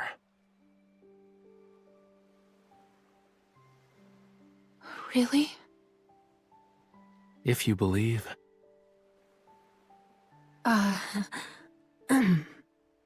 Sorry. Okay, I'll try it.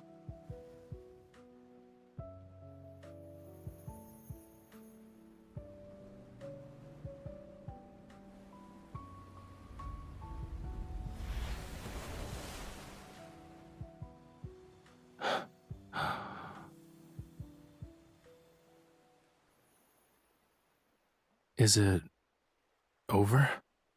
I guess yes? Well, that was quite the spectacle. It was your idea. If we don't catch any fish, is the bait at fault? All right, I guess I was wrong. Tapping into the depths of someone's evil isn't easy. Something reacted. I did a pretty good job, huh? Don't you think? You're even better than I expected.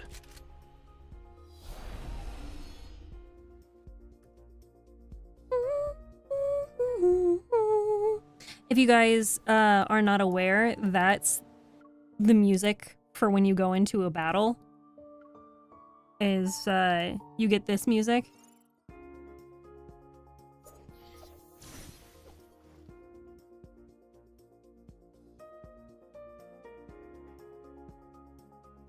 And I have listened to this music way too much because I get stuck on some of the battles and stuff. Hence why I have the entire story unlocked, and that's why we're reviewing it today, why we're watching it.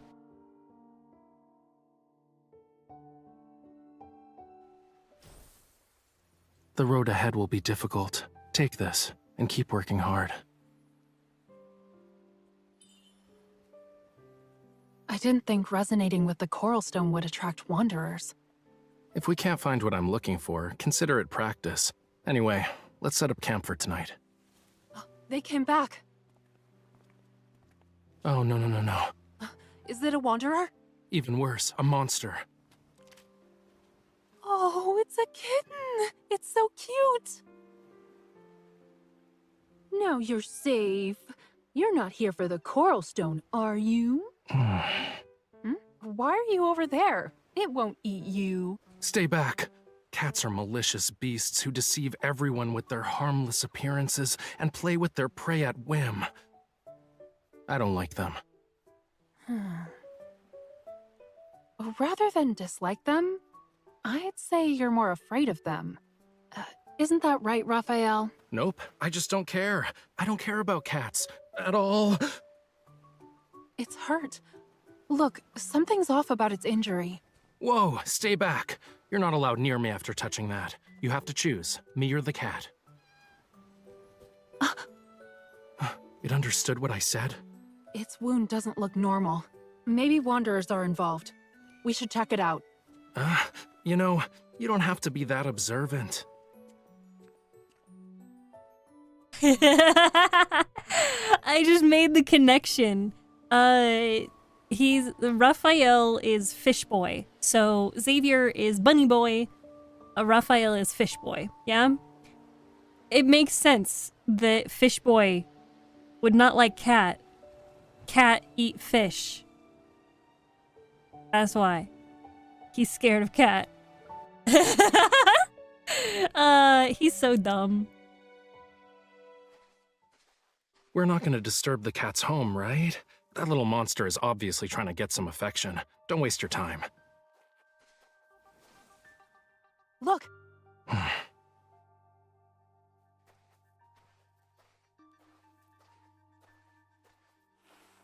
A wanderer attacked it. What happened? Don't touch it. Ow! Your hand!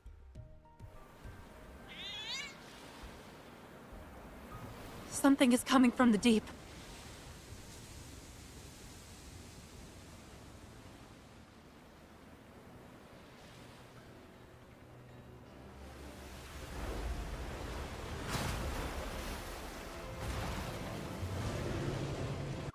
Oh, I am dumb. You're not dumb. It's a deluge wormlord. Look at those graphics. They're graphicking. Oh! Beautiful.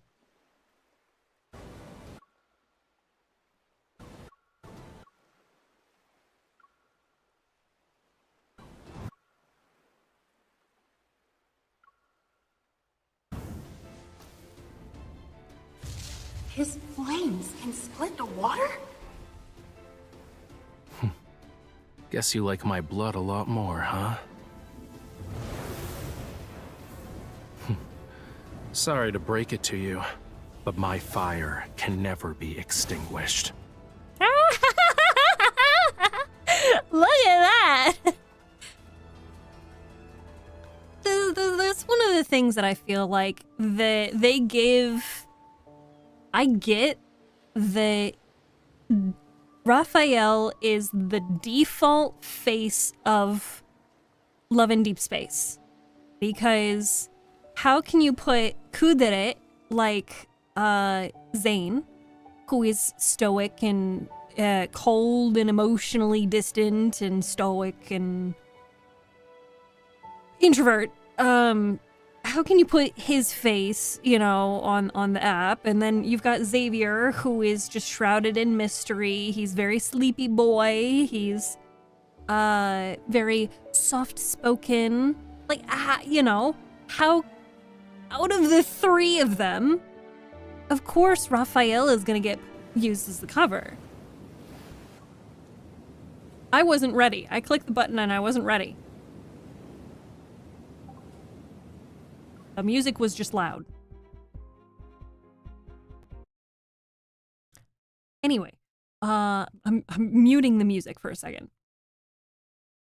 So, it makes sense that they would choose the sassiest, most sneaky, sarcastic, the most charming character who is obviously more extroverted than Xavier or Zane as the face of the app. But I feel like they gave Raphael more picture moments, like more screenshot worthy moments than the others. And it makes me feel like it's like really lopsided, because Xavier and Zane deserve some, you know, photo moments too. They're pretty fucking cool. But no, Raphael's just has to go over the top and fantastic, right? It annoys me. I'm not a Raphael fan, and that does not mean that I hate on anybody who is a Raphael fan. His red flags, his behavior just exhibits too many red flags for me. How did we end up in the ocean? Raphael!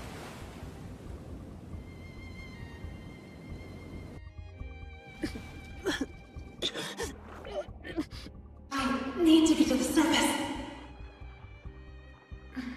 Where's Raphael? There he is. Stay back. Otherwise, I can't guarantee your safety.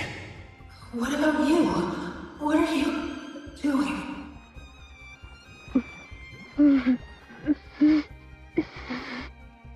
Not your concern. Raphael? It's settled then. If you don't return, I'll chase you to the ends of the earth.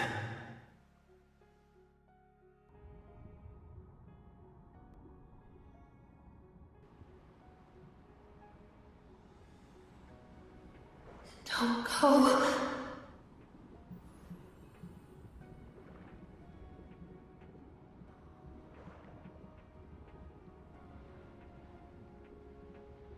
You forgot everything, yet you still insist.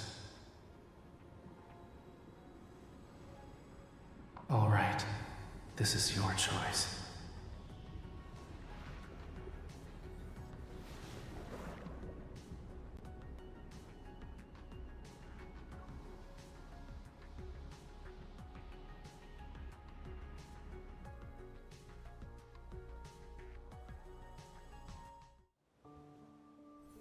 And that is the end of Chapter 7, Moonlight Undersea. We're finally on to Galactic Sunset. Now this one... Oh! Hi, Dawn! It's good to see you.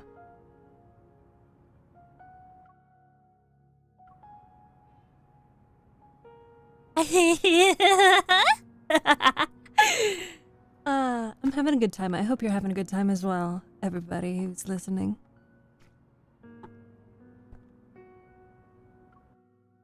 I don't know, I felt like the music was unnecessarily loud.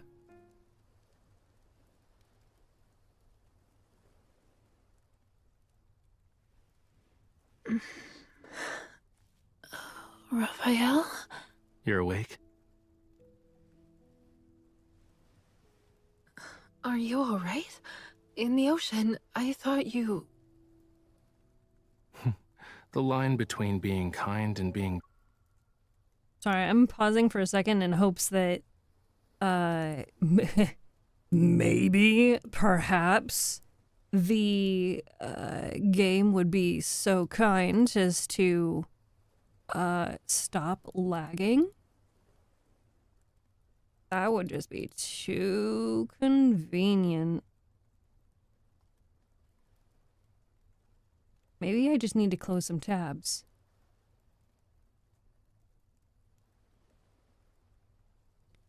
Oh, my tummy hurts. Damn you, autocorrect.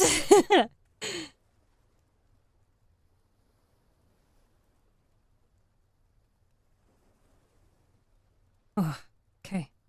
Dumb is very thin. A small smart fish swims away while it still can when the big fish are hunting. You're the idiot. The whirlpool was obviously a death trap, but you just swam right into it. Anyway, thanks. You were the one who pulled me out of the water, right? I thought I heard your voice before I blacked out. That's just my random act of kindness for the day.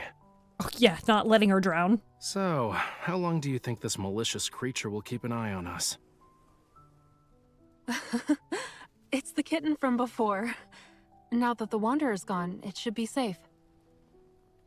It'll be cold tonight. It wants a warm place to sleep. What a cutie pie. It's moving. Get it away from me. Well, duh. A cat isn't a log. Come on, pet it. It won't bite.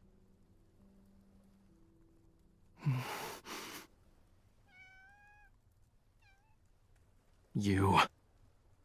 Your flattery means nothing to me. I don't accept you. If you need to thank someone, thank the silly girl.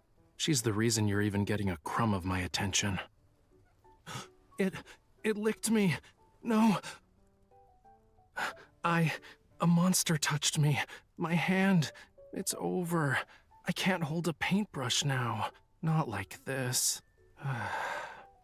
So, is there a reason why you don't like cats? Why should I? I dislike them because I do. For humans.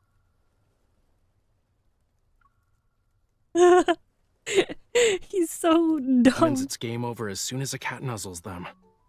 Raphael, that means it trusts you and feels grateful. Well, animals that are fond of humans usually have a tragic end. One moment you're cute and cuddly, the next they toss you aside. You're forgotten, left behind. Look, it's saying not all humans are like that. And you? Wasn't there something important you forgot about? Ah! Well, animals that are fond... Oh. Well, animals that are fond of humans usually have a tragic end. One moment you're cute and cuddly, the next they toss you aside. You're forgotten, left behind. Is he roasting a cat? Yes. He's roasting humans. I'm just really sitting in this for right now. Well, animals that are fond of humans usually have a tragic end. One moment you're cute and cuddly, the next they toss you aside. You're forgotten, left behind.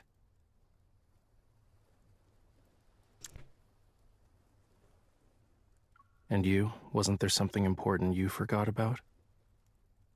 He's saying it in like a playful manner, but he means it. And that's one of the things that pisses me off about Raphael, is that everything is so cryptic. Uh-huh. The coral stones? Something important? What do you mean? Nothing. We'll have more opportunities to get as many of those as we want. Today, we got lucky. Isn't that the protocore from the Deluge Wormlord? I didn't think you'd be able to find it. I see that twinkle in your eyes, you know. But this protocore is mine. Here's payment for your services. You actually remembered. The nest. Dogs, thank you for the 8 months.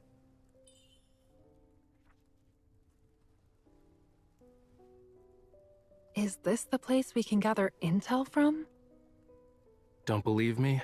Well, real intel is always hidden in the most inconspicuous places. The crazier it seems, the more likely it's true. You must be a regular there. What did you need back in the day? Mummy bandages? With a bit of work, you can get nice poisonous sap. But for a hunter such as yourself, you're better off wearing a disguise before going in. Like what? Like, at least stop flashing your hunter's watch around. Also, it wouldn't hurt to pick up some of the local lingo. I'll proceed with caution. It's okay. I'm a generous employer. Since I hired you as my bodyguard, I'll cover for you when it matters. But I must warn you.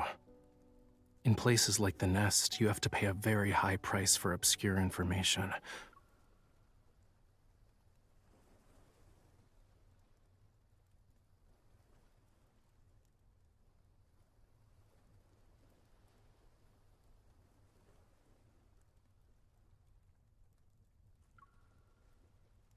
Especially for stuff involving mysterious protocores.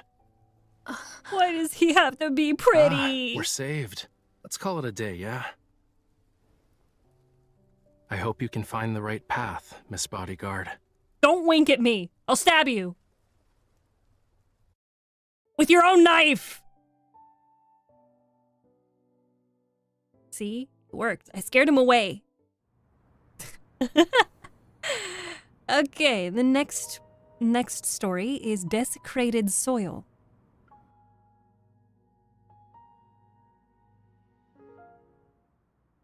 The warm night breeze rises from the sea and carries with it the shining sand of White Sand Bay. It sweeps past the skyscrapers, eventually disappearing into an alley even moonlight won't touch. At the end of the alley, electronic waste hidden from Lincoln's daylight is no different from rubble. Erratic currents meander in the air and capture the wisp of a signal. The fleet will return from the deep space tunnel tonight. A recently discovered planet, Alpha PO159, is confirmed to be dead by the DAA.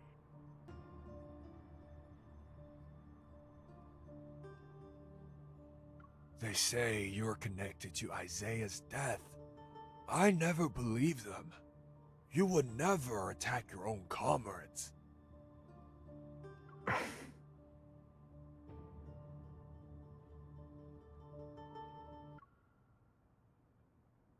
I didn't make that connection.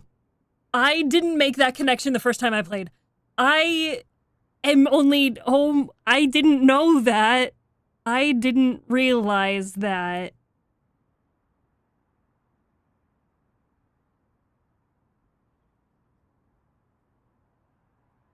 I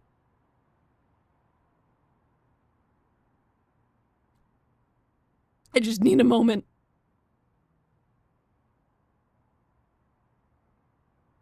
The fleet will return from the deep space tunnel tonight. A recently discovered planet, Alpha PO159, is confirmed to be dead by the DAA.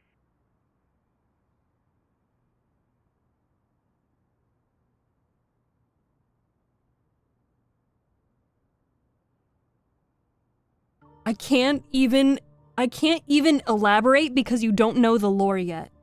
And I know there's like only a handful of people who actually give a shit or are paying attention. And there's probably even less people who know about Love and Deep Space and know what I'm talking about here. So like, I don't feel like I can really give away lore. Plus, if we start talking lore, that is going to derail us so much from what's going on. What happened?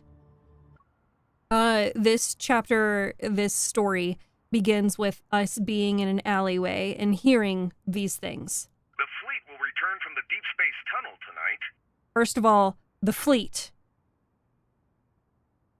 A recently discovered planet, Alpha PO159, is confirmed to be dead by the DAA. Alpha PO159 dead by the DAA.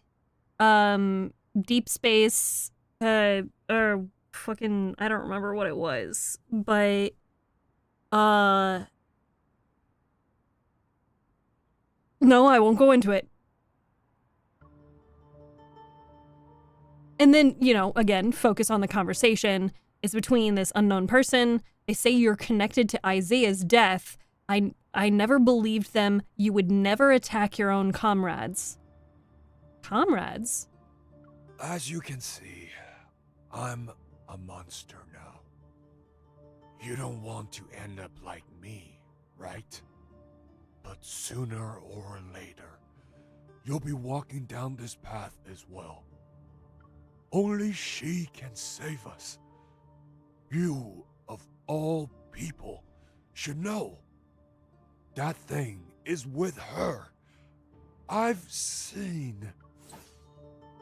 A gleaming blade rests against the man's throat. He stops talking immediately. He doesn't even dare to swallow. Until that day comes, no one should even think about getting close to her.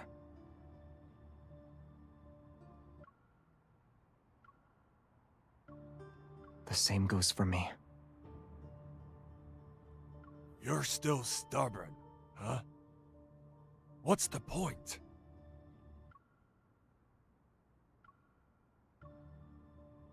I don't need to explain myself to traitors. That's how you're describing us? Have you forgotten about your home? Our home? Xavier, you're the traitor. On the edge of darkness, a blinding light culminates into a muffled grunt as flesh is stabbed.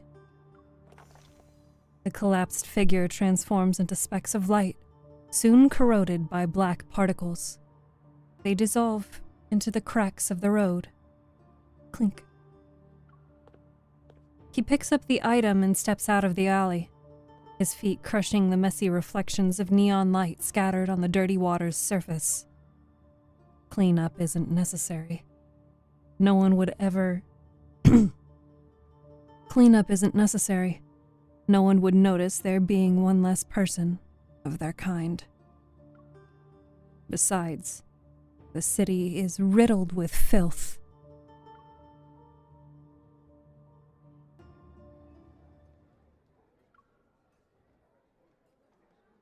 Very important! All of that was just very important. Have a good night, Dawn. I hope you sleep well. Without a doubt, Alpha PO159 stereo energy has been depleted. What we're seeing is a faint glimmer emitted from the farthest reaches of the universe, an echo from 300 million years ago.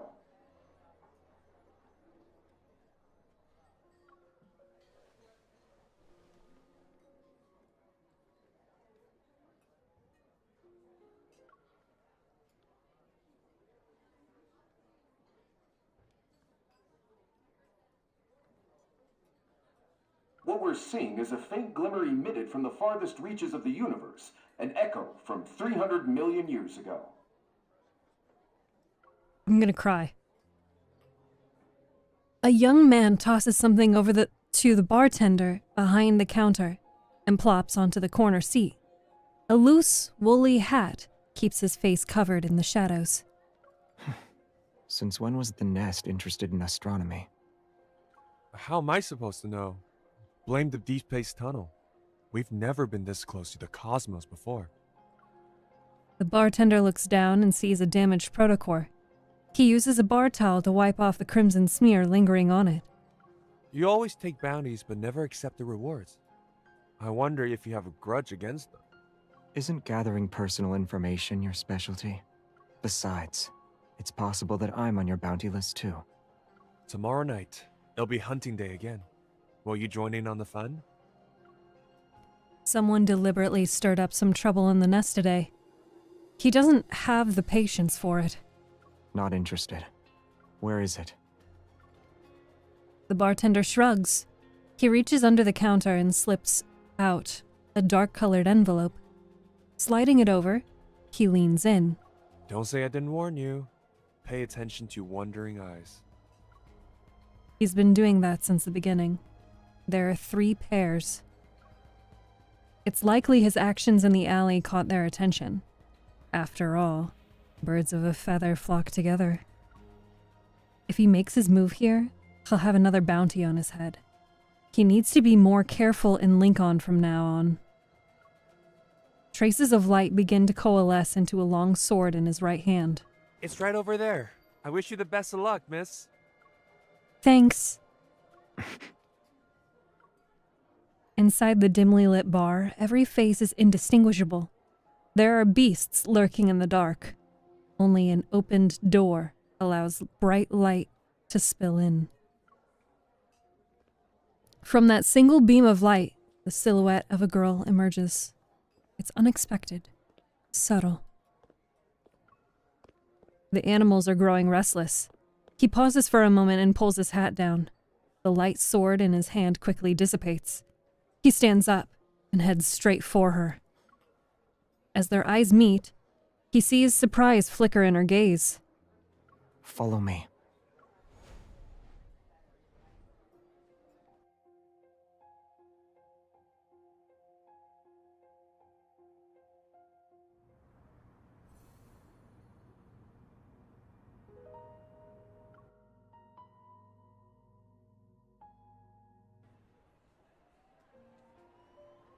In Azure Square, the carnival is holding a space theme event. A hologram has been used to construct a castle-shaped fountain. In the middle of the plaza is a towering circular screen. The newscaster enthusiastically discusses information the Deep Space Aviation Administration brought back. That's what DAA stands for. Deep Space Aviation Administration. I kept thinking that it was like Deep Space Aerospace Association. No. Caleb went to the Aerospace Academy. Then there's the Deep Space Aviation Administration. Then there's the Far Space Fleet. There are traces of organisms that once lived on Alpha P059. You didn't ask me to follow you so we could appreciate the fountain, right? There's more to it. I'm sitting on a bench by the fountain, my gaze fixed on Xavier. He's lost in thought. Did something happen in the nest? Not yet. When I saw you, I just asked you to follow me without thinking.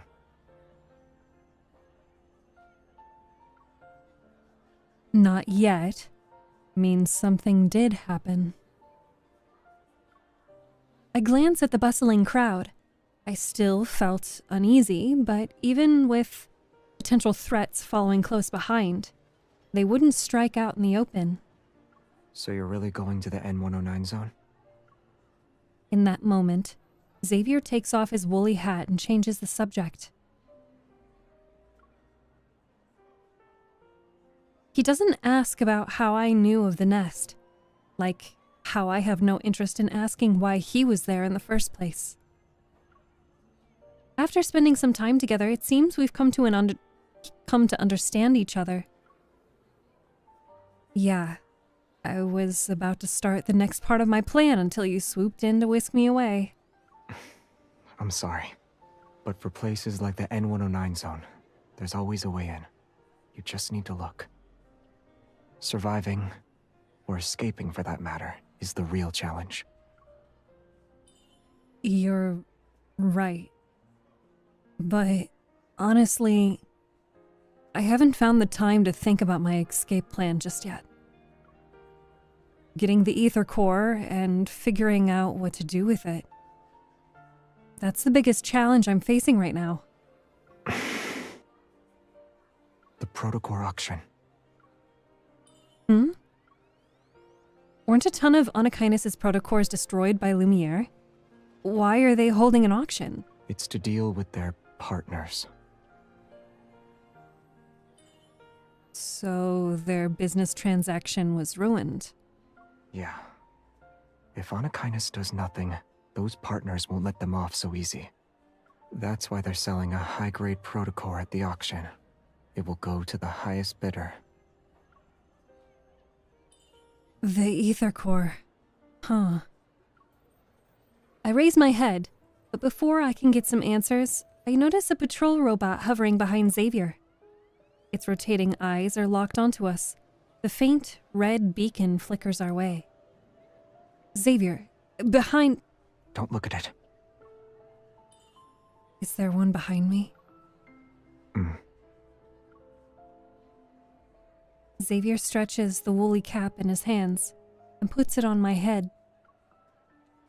Is a disguise really going to work? He rests his cheek on his hand and scrutinizes my appearance. Then, a hand reaches out to pull down the hat. Suddenly, I'm plunged into darkness. This will do. Hey! I take the hat off, annoyed at his calm demeanor. I don't sense any metaflux, so I doubt we're dealing with Luminivores or Tezcatlipoca this time. The people trying to capture you finally decided to show up, huh? I always wondered why I find myself in the same situation whenever I run into Xavier. If it's not a coincidence, then there's a threat lurking around him. I'm always with you when they're trying to start something. Even if you want to play dumb, it's too late. Xavier says nothing. Instead, he turns to look out at the sprawling network of paths in Azure Square. Flying above everyone, the patrol bots, their eyes whirring, stop moving. Their focus shifts to the mountain. I need to borrow it. Borrow what? A ball of light appears in his palm. It dances around my right hand, ears flicking. I hope it's not a joke. I sigh and place my hand over his heart. The waves caused by the resonance evol ripple from my fingers.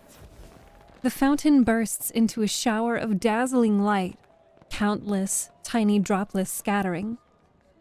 The spectacle reminds me of fireworks, as vibrant as an oil painting. Why did you... What I see next stuns me.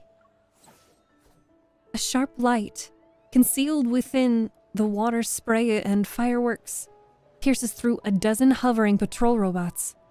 They tremble mechanically for a moment, before plummeting silently into the bushes, one after another. Now they won't be able to find us. He lets go of my hand, kicks a fallen robot aside, and lets it roll into a nearby pool.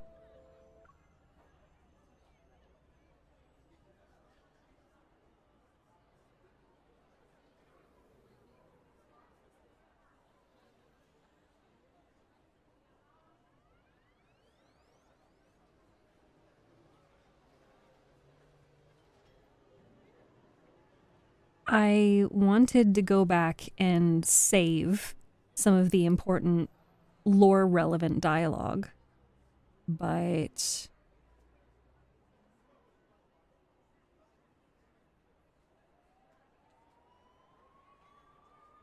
it doesn't seem like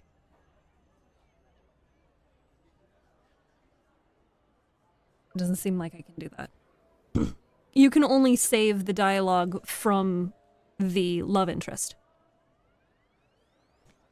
He lets go of my hand, kicks a fallen robot aside, and lets it roll into a nearby pool. Let's go. Or would you like to stay here for a bit? The flickering light makes it difficult to see his expression. Shaking my head, I grab his wrist.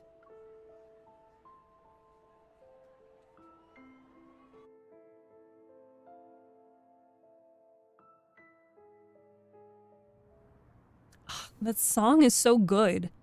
I'm pretty sure it's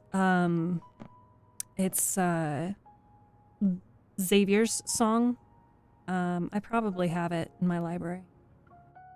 Phylos. Philo. The locals have already forgotten when Philo, a flower shop, first appeared on a street corner. Tiny, blue, star-like flowers cascade from the third-floor balcony and envelop nearby buildings. The owner seems to have mysterious friends. On nights with little moonlight, one can often see starlight surrounding the backyard like fireflies. At midnight, Jeremiah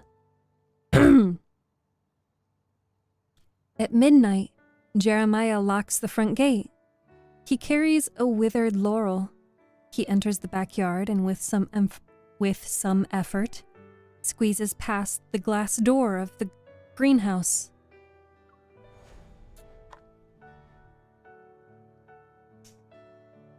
Out of nowhere, a beam of light bursts through the door behind him, landing next to a cluster of wavy leaf sea lavenders.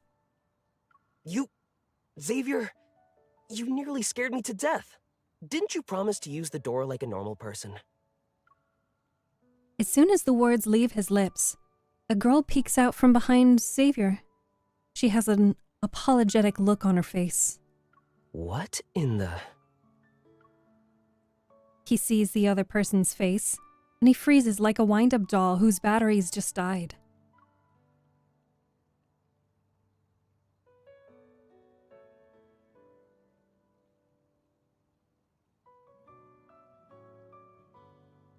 I'm sorry. I didn't mean to scare you. The florist, Jeremiah, looks to be around Xavier's age. When he saw me, he only showed two emotions: surprise and bewilderment.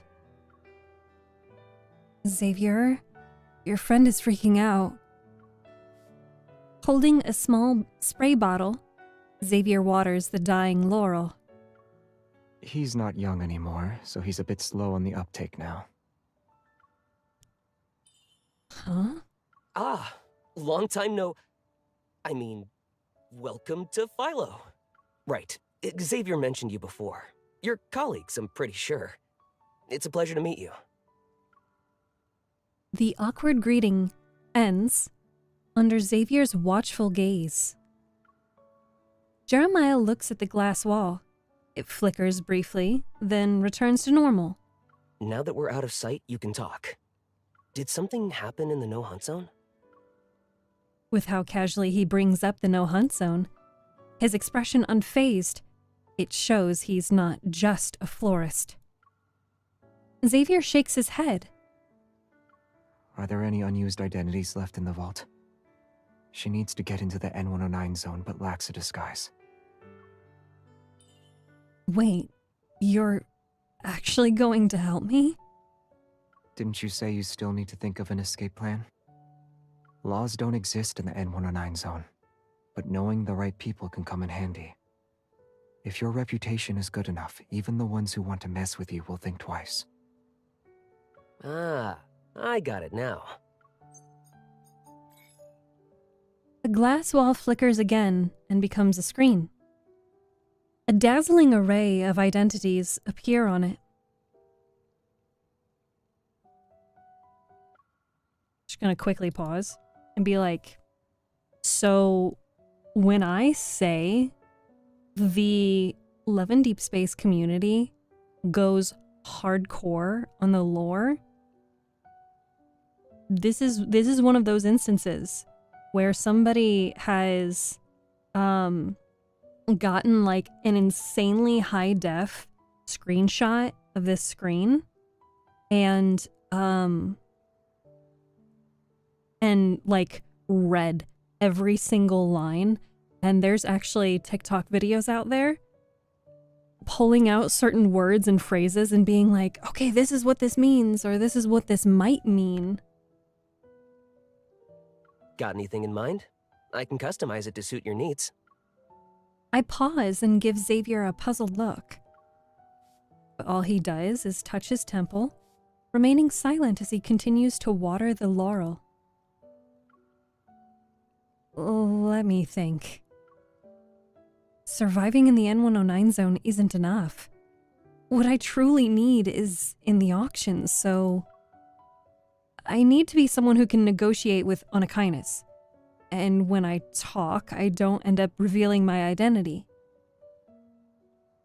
Panda, you say they're all gooners? That's not what gooners mean. That's not correct. At all. They are a fan of the lore. I'm led to believe you don't know what gooning is. Do you have one known for being disgustingly rich?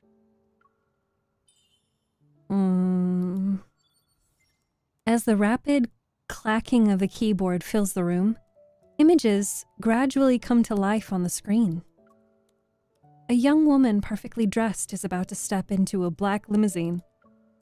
Men in suits are by her side along with a group of fully armed guards. She wears an intricately designed veil. Beneath it is her face.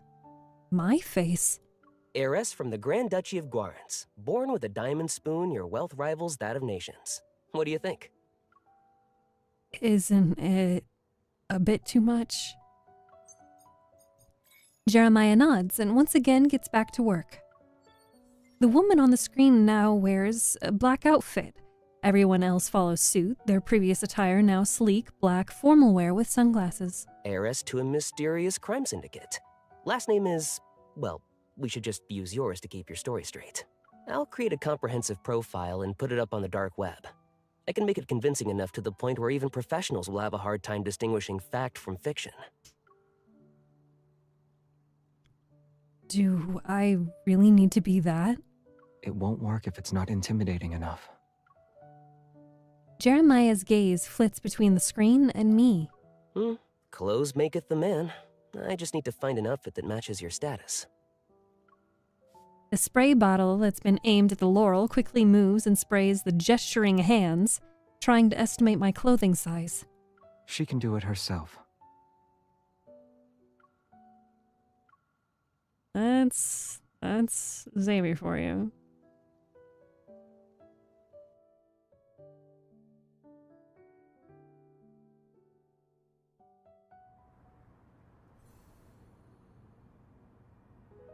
Okay, we've got 4 more stories until we're finally to the next, section. Oh, no, I already did Philo. Yes. Pressed that by accident. Ooh. Unconventional advice.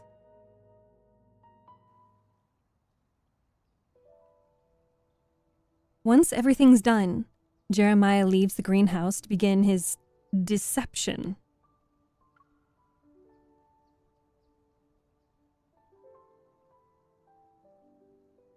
The breaking dawn meets the chirping of birds as they reverberate atop the greenhouse. I turn my head to look at Xavier. What's wrong? You bringing me here wasn't a spur-of-the-moment decision.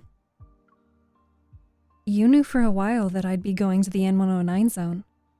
You already had a plan to help me sneak in, right?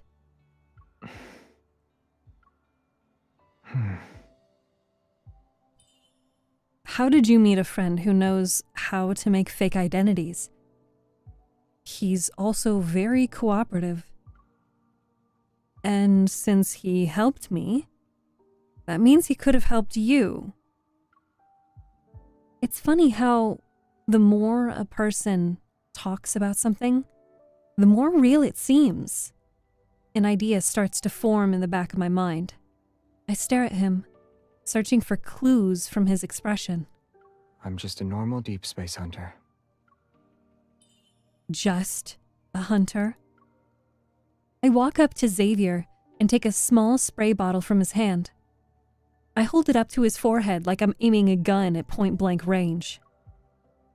I know we aren't exactly close, but can you repeat what you just said?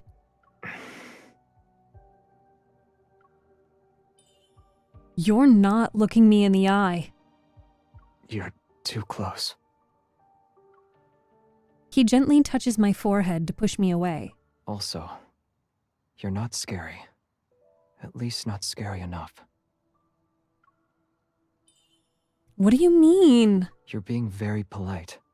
You won't be able to take control of the situation. Anyone who's made a name for themselves in the N109 zone can't be a pushover. He gets up from his chair. I find myself stepping back and leaning against the edge of the table. As the next leader of a crime syndicate, you should at least act tough. Don't let... Otherwise, you might end up as a lamb at an auction, swarming with wolves. You'll be killed in the blink of an eye. A sharp blade of grass pokes my chin. The arrogant ones always like to look down on people. I can't help but chuckle. I lift my head in response. And? Your shoulders are stiff. Being too awkward will only make you look suspicious. Relax. But try to maintain a facade of arrogance. Got it. Anything else? Don't say thank you, and don't apologize. The last thing you want is hesitation or doubt in your voice. Remember, you're always right. What if someone tries to challenge me? Or what if they doubt me? Return the favor. Like this? I push Xavier's shoulder, but he only takes a step back. I move closer, maintaining eye contact with my chin. By the way, my neck is starting to hurt because of how you're standing. Can you adjust your position? Are you mixing personal feelings with business? Of course not. As you said, whatever I do is correct. All right. Xavier sits back down, but he tightly grips my wrist and pulls. I'm in front of him. One more thing. It's very important. Don't provoke people who have yet to show you their hand. The atmosphere becomes heavy, my gut telling me that I'm in danger. Yet the only thing I can do is look into his eyes.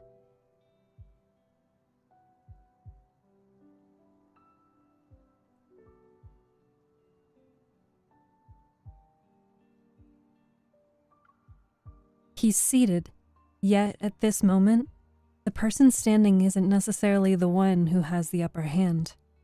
I'm done. Do you think this is enough? Jeremiah walks in. His gaze sweeps over us, not even lingering for a second. Then he quickly turns around and leaves. Whoops, sorry. I entered the wrong room.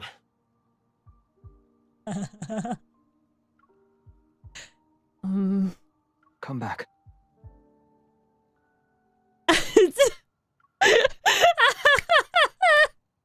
I love that. I love that so much.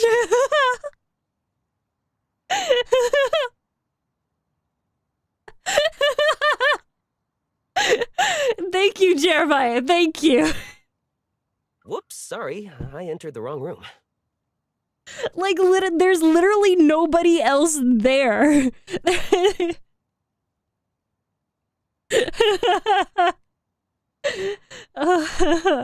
Oh man, that's great. Are you mixing personal feelings with business? Come back. When I first saw that part, when I first got that part, oh, I laughed so hard. It's just too good. Stellar guidance.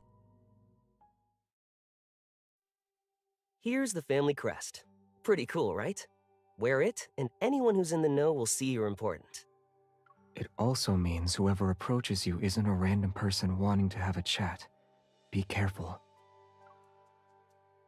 I study the crest in my hand. While intricately designed, there's an antique charm to it, showing that it's the handiwork of a crime syndicate. The fact Jeremiah could produce this in such a short amount of time. He's more than meets the eye. And here's the stuff that can make your fake identity more convincing. I hope you won't need to use them. Jeremiah hands me another box. Thank you. You don't need to be so formal. I never thought I'd actually be able to help you. It's so... The intensity of his sincerity is touching, even though I've only known him for a few hours. My curiosity only grows. Silently, Xavier positions himself between Jeremiah and me. As you can see, he's very friendly. I look at everything in my hands again. The sun is about to rise. I should get going. Shall we head back home, neighbor? I have plans today. I nod. I'll be on my way then. Wait.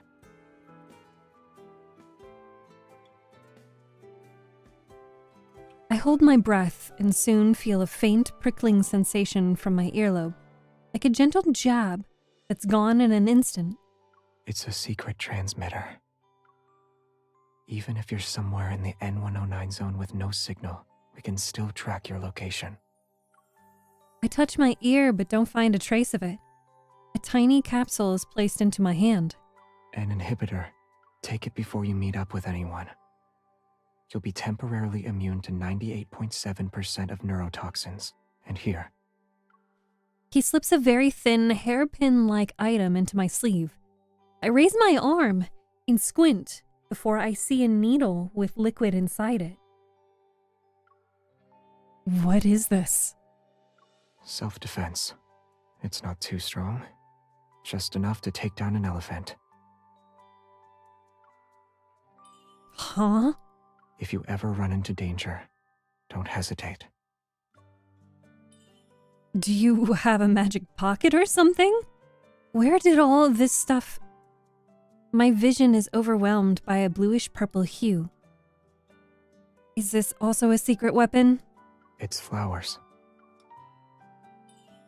Of course I know it's... But why are you giving them to me?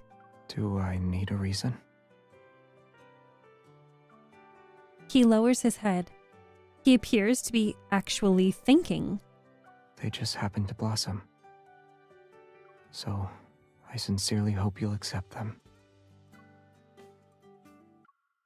Oh, come on. You're just gonna give me flowers like that? It's flowers. It's so cute. It's like, oh, by the way, I'm going into the N109 zone and I could possibly die. But hey, here's some flowers.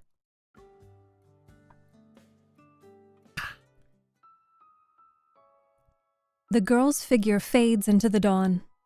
The lights in the greenhouse dim like a fire on the verge of being extinguished. I wonder if that The lights in the greenhouse dim like a fire on the verge of being extinguished. Xavier has the evil of light. When he's happy, he literally glows. The lights dimming in the greenhouse.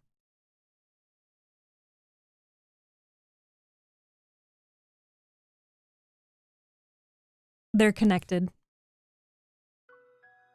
It's flawed. So, were you able to stay calm when you saw her for the first time? We're just letting her go into the N109 zone? Are you okay with that? It will be safer compared to Lincoln City in a few days. And we can use that time to take care of the stuff lurking in the shadows. But I need to ask, do you really not care about our non-intervention principle anymore? Some already stopped caring about it. Otherwise, the explosion at her home wouldn't have happened. The truth that's been hidden for so many years wouldn't have started to emerge. Do you really not care about the non-intervention principle anymore? Some already stopped caring about it. Otherwise, the explosion at her home wouldn't have happened.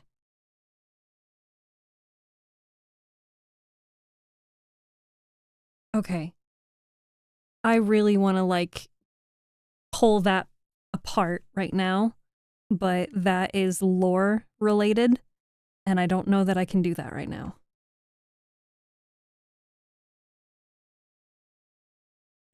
And the truth that's been hidden for so many years wouldn't have started to emerge.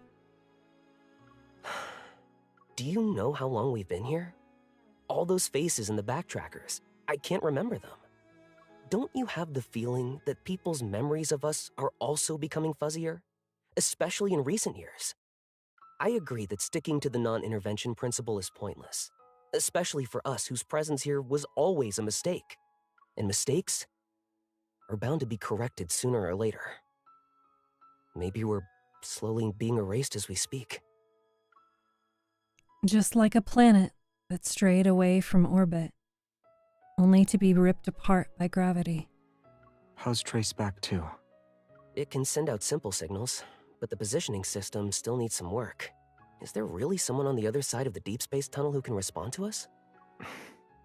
You will return in one piece. I'll make sure of it. Having Evol doesn't make you invincible. And this isn't Phylos. And we, aren't truly immortal. Our kind, I mean.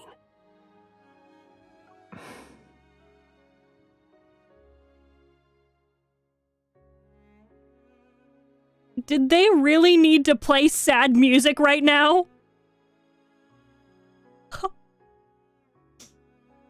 I need to know. I want to know what song this is.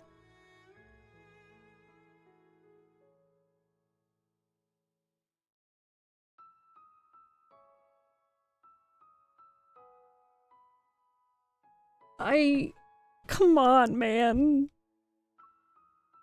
Not every planet in the deep space shines. Or rather, they don't shine forever.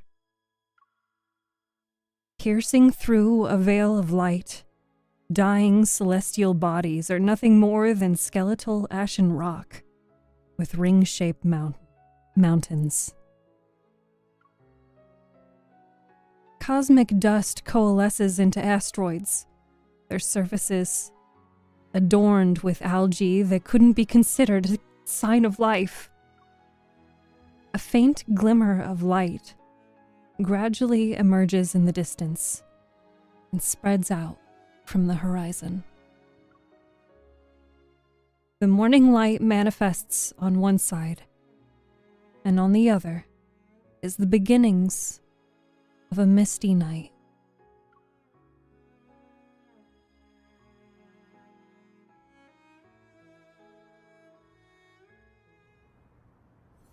So that was stellar guidance. I am Googling that. I am not kidding.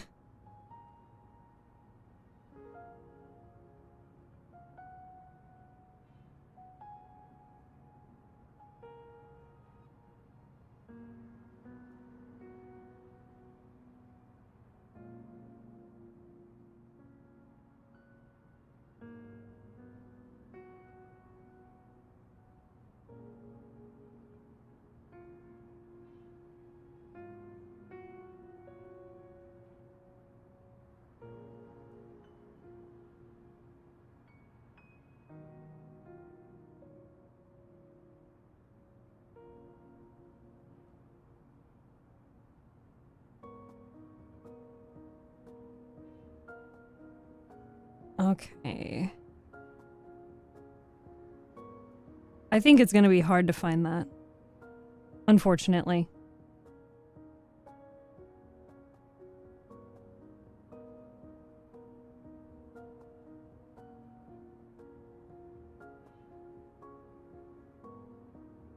I will have to come back to that. Okay.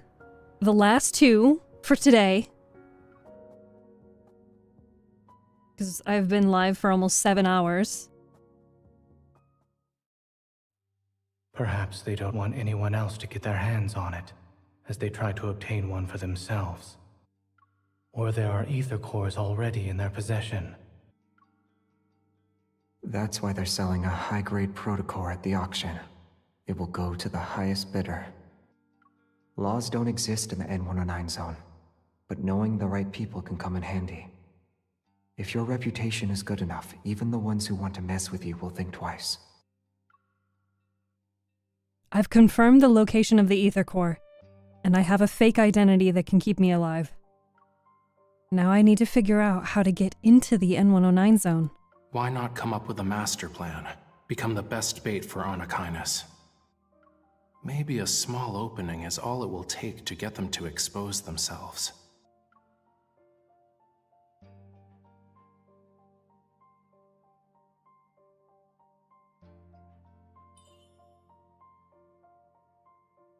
Resolved. I pick up my phone and dial Raphael's number. Hello? Are you free right now? Why? Meet me at the nest. Show me how to fish. Huh?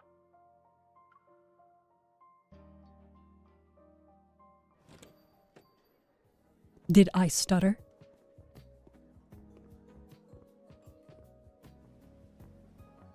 Weren't we supposed to meet up at 11? Where's Raphael? It's hunting day. There are more people here than last night. Hopefully everything will go according to plan. Ultra-dangerous protocors, nothing illegal. And lots more in stock. Are you interested, miss? Haven't seen you before. I'll give you a discount. One Narcissus, and you've got yourself a deal. Where did you get them?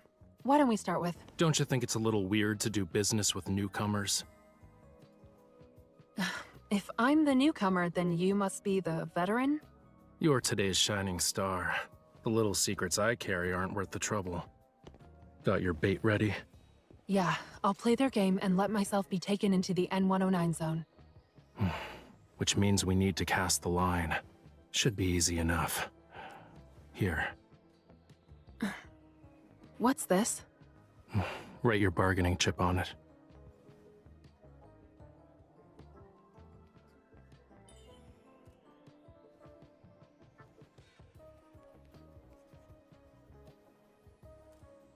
Ether core. Waiter.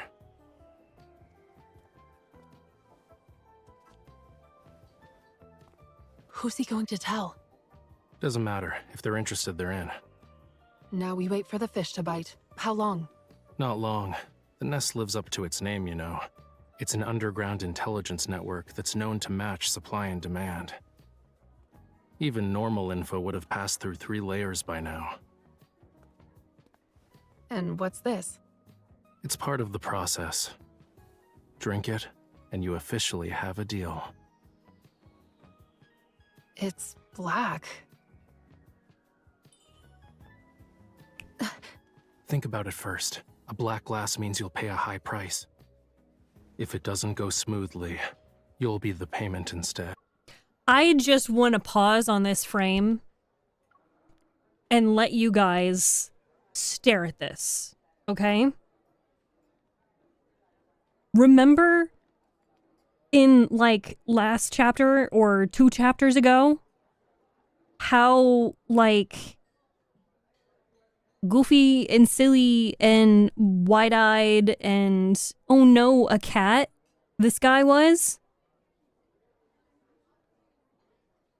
Take a long look at this. Does this look like an innocent man?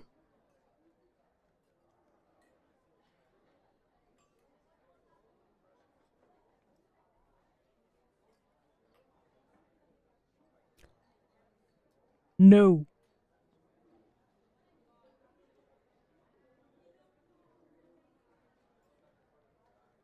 The look in his eyes.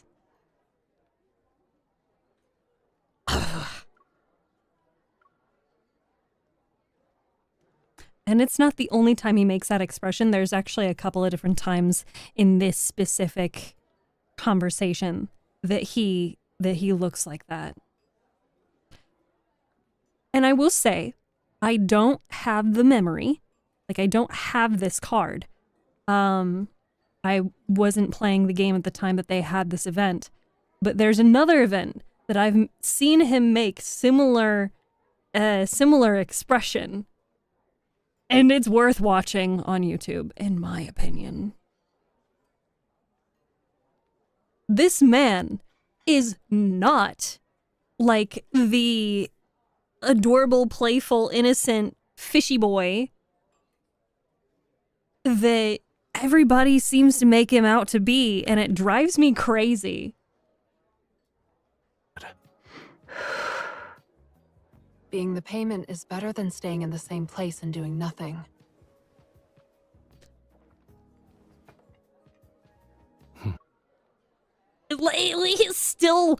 He's still staring at her like it, and then he blinks it away. Yeah, and then he's like, "Okay, I'm back to normal. Like, have fun." You've made up your mind. I won't stop you. I hope you find the answers you seek. Like, who the hell walks away like that? Don't leave me. He just walks off into the darkness. Ooh, my cramps. Ooh. Oh. Oh. But wait, there's more. This next one is very interesting.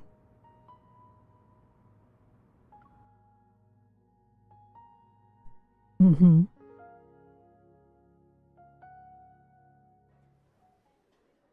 So far, everything looks normal. Also, as I've mentioned, people like taking screenshots and stuff. Oh, they have torn apart all of these images as well. Gloomy air. He's wanted for $100 million. That's worth more than the bounty on Raphael's head.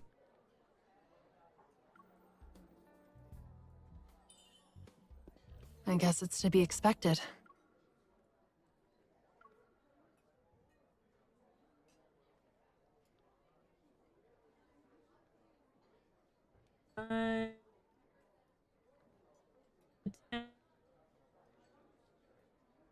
I'm trying to read the text on the target info side. Mission level, the hardest. It's the hardest bounty you can accept. So many people are after him. Ugh, Hey, move aside. you- It's about to start. Wait, it's probably better if I stay low-key. More people are here. They're surprisingly calm. I hate that the audio keeps getting cut off. There's a price to pay when a wish is granted. Will you be the hunter or the hunted tonight? It's starting. Hunting day will now commence. It's that eye again. It's the eye again.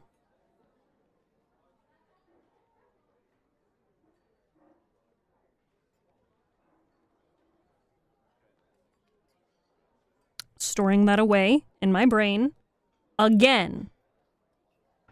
Is it here for me? Let's No, welcome something's the off. hunting I should hide for now. as it begins. Now.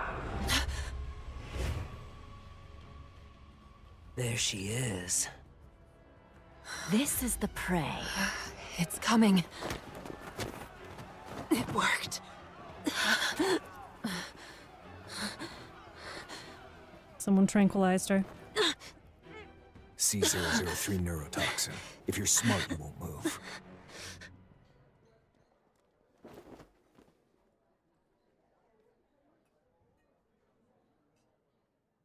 So, this is from a different perspective. Uh-huh. Different perspective.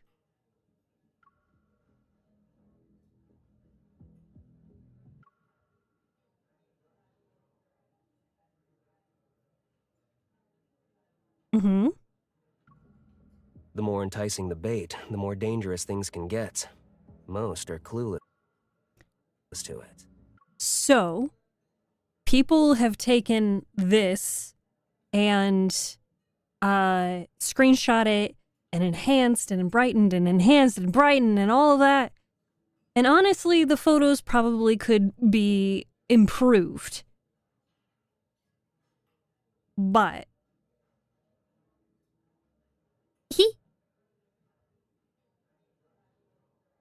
yeah.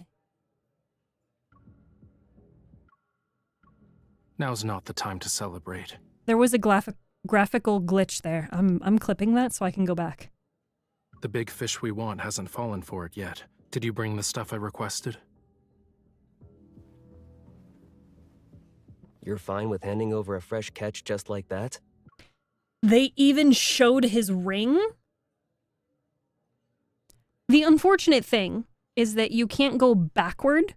You can only go forward in these. So if I want to get a frame-by-frame look at what I just saw, I have to take a clip and look at it. But they even show his ring. All of the lads have a specific ring design. Do you really think they can handle the prey I caught?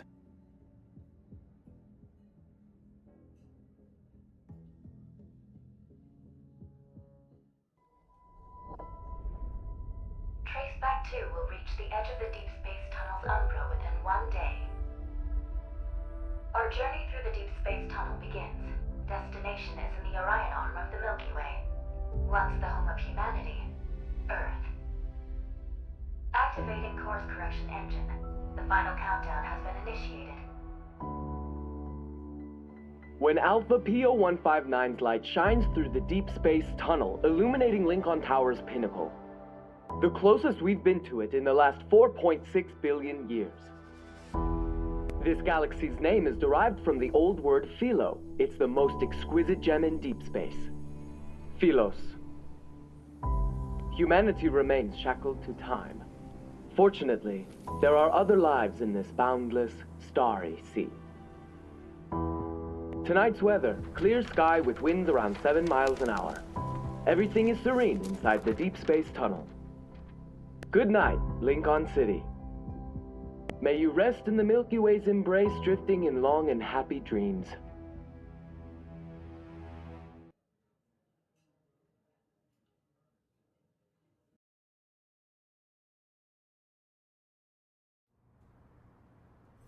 It's so cinematic. That's where we're gonna stop for today. It is my bedtime. It's time for you to sleep. Yeah, I know. Say goodnight to me. Limousine.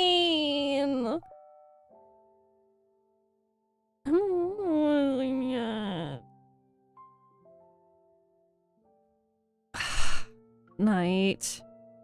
You slept very late today. By the 8-hour rule, you should get up later tomorrow. So, should we meet later? Let's see. I will probably wake up at 11. Even though you slept late, you woke up fairly early. Yeah, I yeah. usually return from my jog at this hour. Should I bring you some wontons near the main gate? Or sweet deep-fried cakes from the street next to it? Definitely wontons, please. Thank you. Such a sweetheart. Here, I can even show you guys the music. So this is Midsummer Rain. This is the default audio when you first play the game. This is the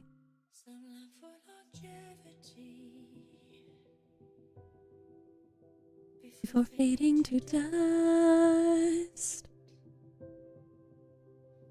long for eternal sleep, a eulogy chanted by stars.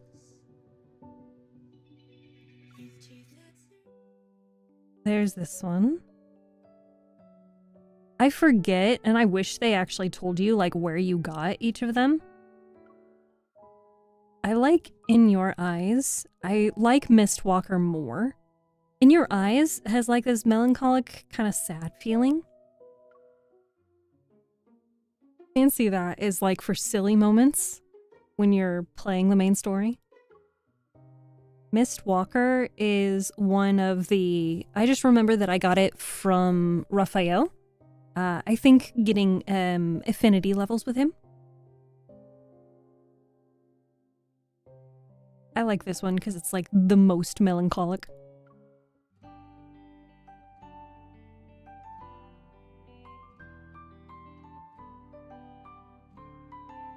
I don't even know where I got this one. I'm not really a fan of it. Maybe it's used for like the happier moments in the main story. Then Boundless Grassland is from a Silas event. Boundless Grassland was the event name. Peak Stream, yeah. Spring and Flowers is the current limited time event. It's a good song.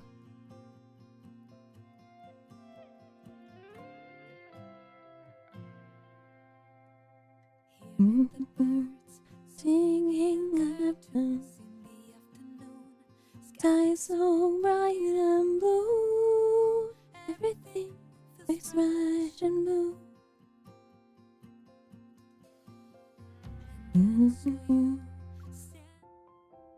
Then there's Spring's Awakening, which I believe is used for the accompanying minigame for the spring event. Love and Lightyear, I think, is one of the first songs that I got, so you get it pretty early. It's a nice one. This one is the song that you hear when you go to the wishing page for, X Space Echo is where you make your regular wishes. Carving Time I also got really early. I don't remember from what. I was okay with it, but it did get repetitive.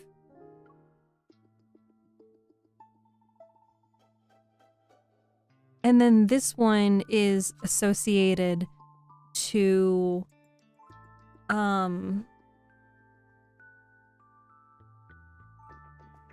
bounty hunting music.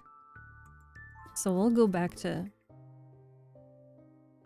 Midsummer Rain is from Caleb. It's a Caleb song. I think that it's possible In Your Eyes might be from Zane. Do you actually believe I don't feel anything? Oh no, I'm sure you feel it. I'm just giving you some head pats. Okay, let's see. I still have to do my deep space trials and spend quality time with all of them. I have to do the exercises with these four, and then with Caleb, we have to do...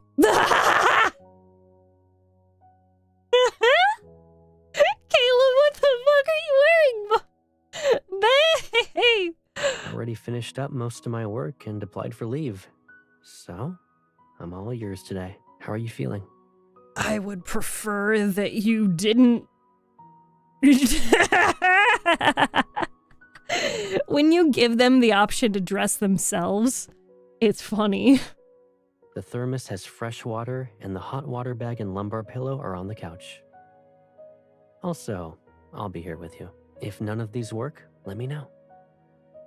Caleb, I can get you some pain relievers. Bringing you to the hospital is also an option. Bringing me to the hospital for cramps is not an option. Give me the drugs.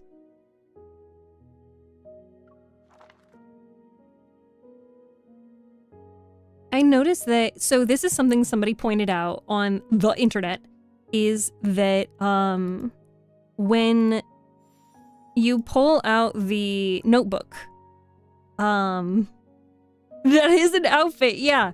The shirt is his spring event shirt. The glasses I got in the last Secret Promise. I can't call it an event. And the earrings, I don't remember where I got them from. Probably battles. But with Xavier, when you pull out the notebook, he frowns. So he smiles again. And he frowns. He smiles. And he frowns. It is very, very small, okay? I'll show you with Zane. Zane smiles. He is an organized, reliable boy. Uh-oh. My computer's doing that thing again. Encoding overloaded. Consider turning down the video settings. I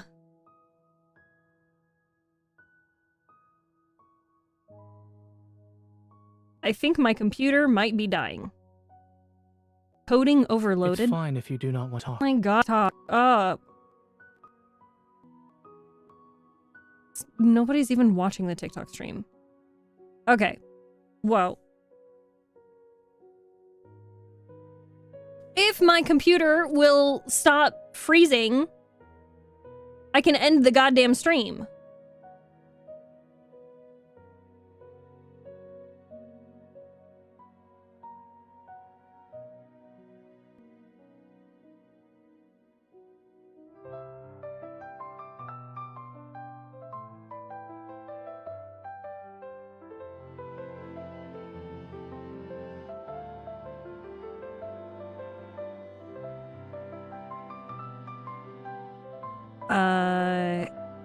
It's still lagging.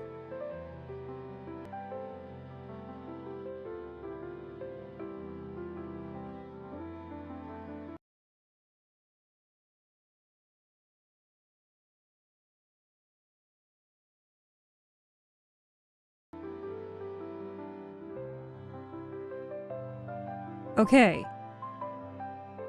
I think we're here. Jesus Christ. Well, this is the part where we say our good nights, our goodbyes, and our see you tomorrows. I am so grateful that you spent so long of your day with me, or if you are new here, I do hope that you come back around. Next time, another time, sometime.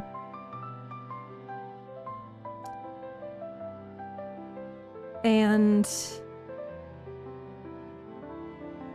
yeah, I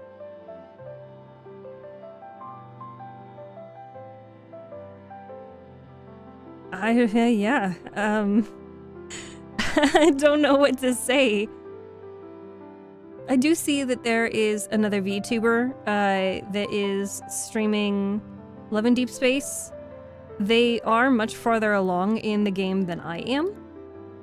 So if you guys are okay with that, with sharing some love and potentially getting some lore and stuff that I have not exposed you to already, we have only gotten halfway through the main storyline, and we will continue more. So don't worry. Hey, Dip, it's good to see you. If you're good with that, we are going to commence a raid. Stick around for it. Be kind, be nice, leave a lurk if you feel like lurking. Or perhaps you're going to sleep like I am. Yeah, it would be great if OBS could stop being weird. So before I start the raid, I'm going to say my goodbyes, and then I'm going to mute and walk away from the, I have to go to my actual desktop. And then I'm going to start the raid, because I know that there's a significant lag in the stream. So !raid, copy the raid message, and I will see you guys at 3 p.m. tomorrow. Have a great night.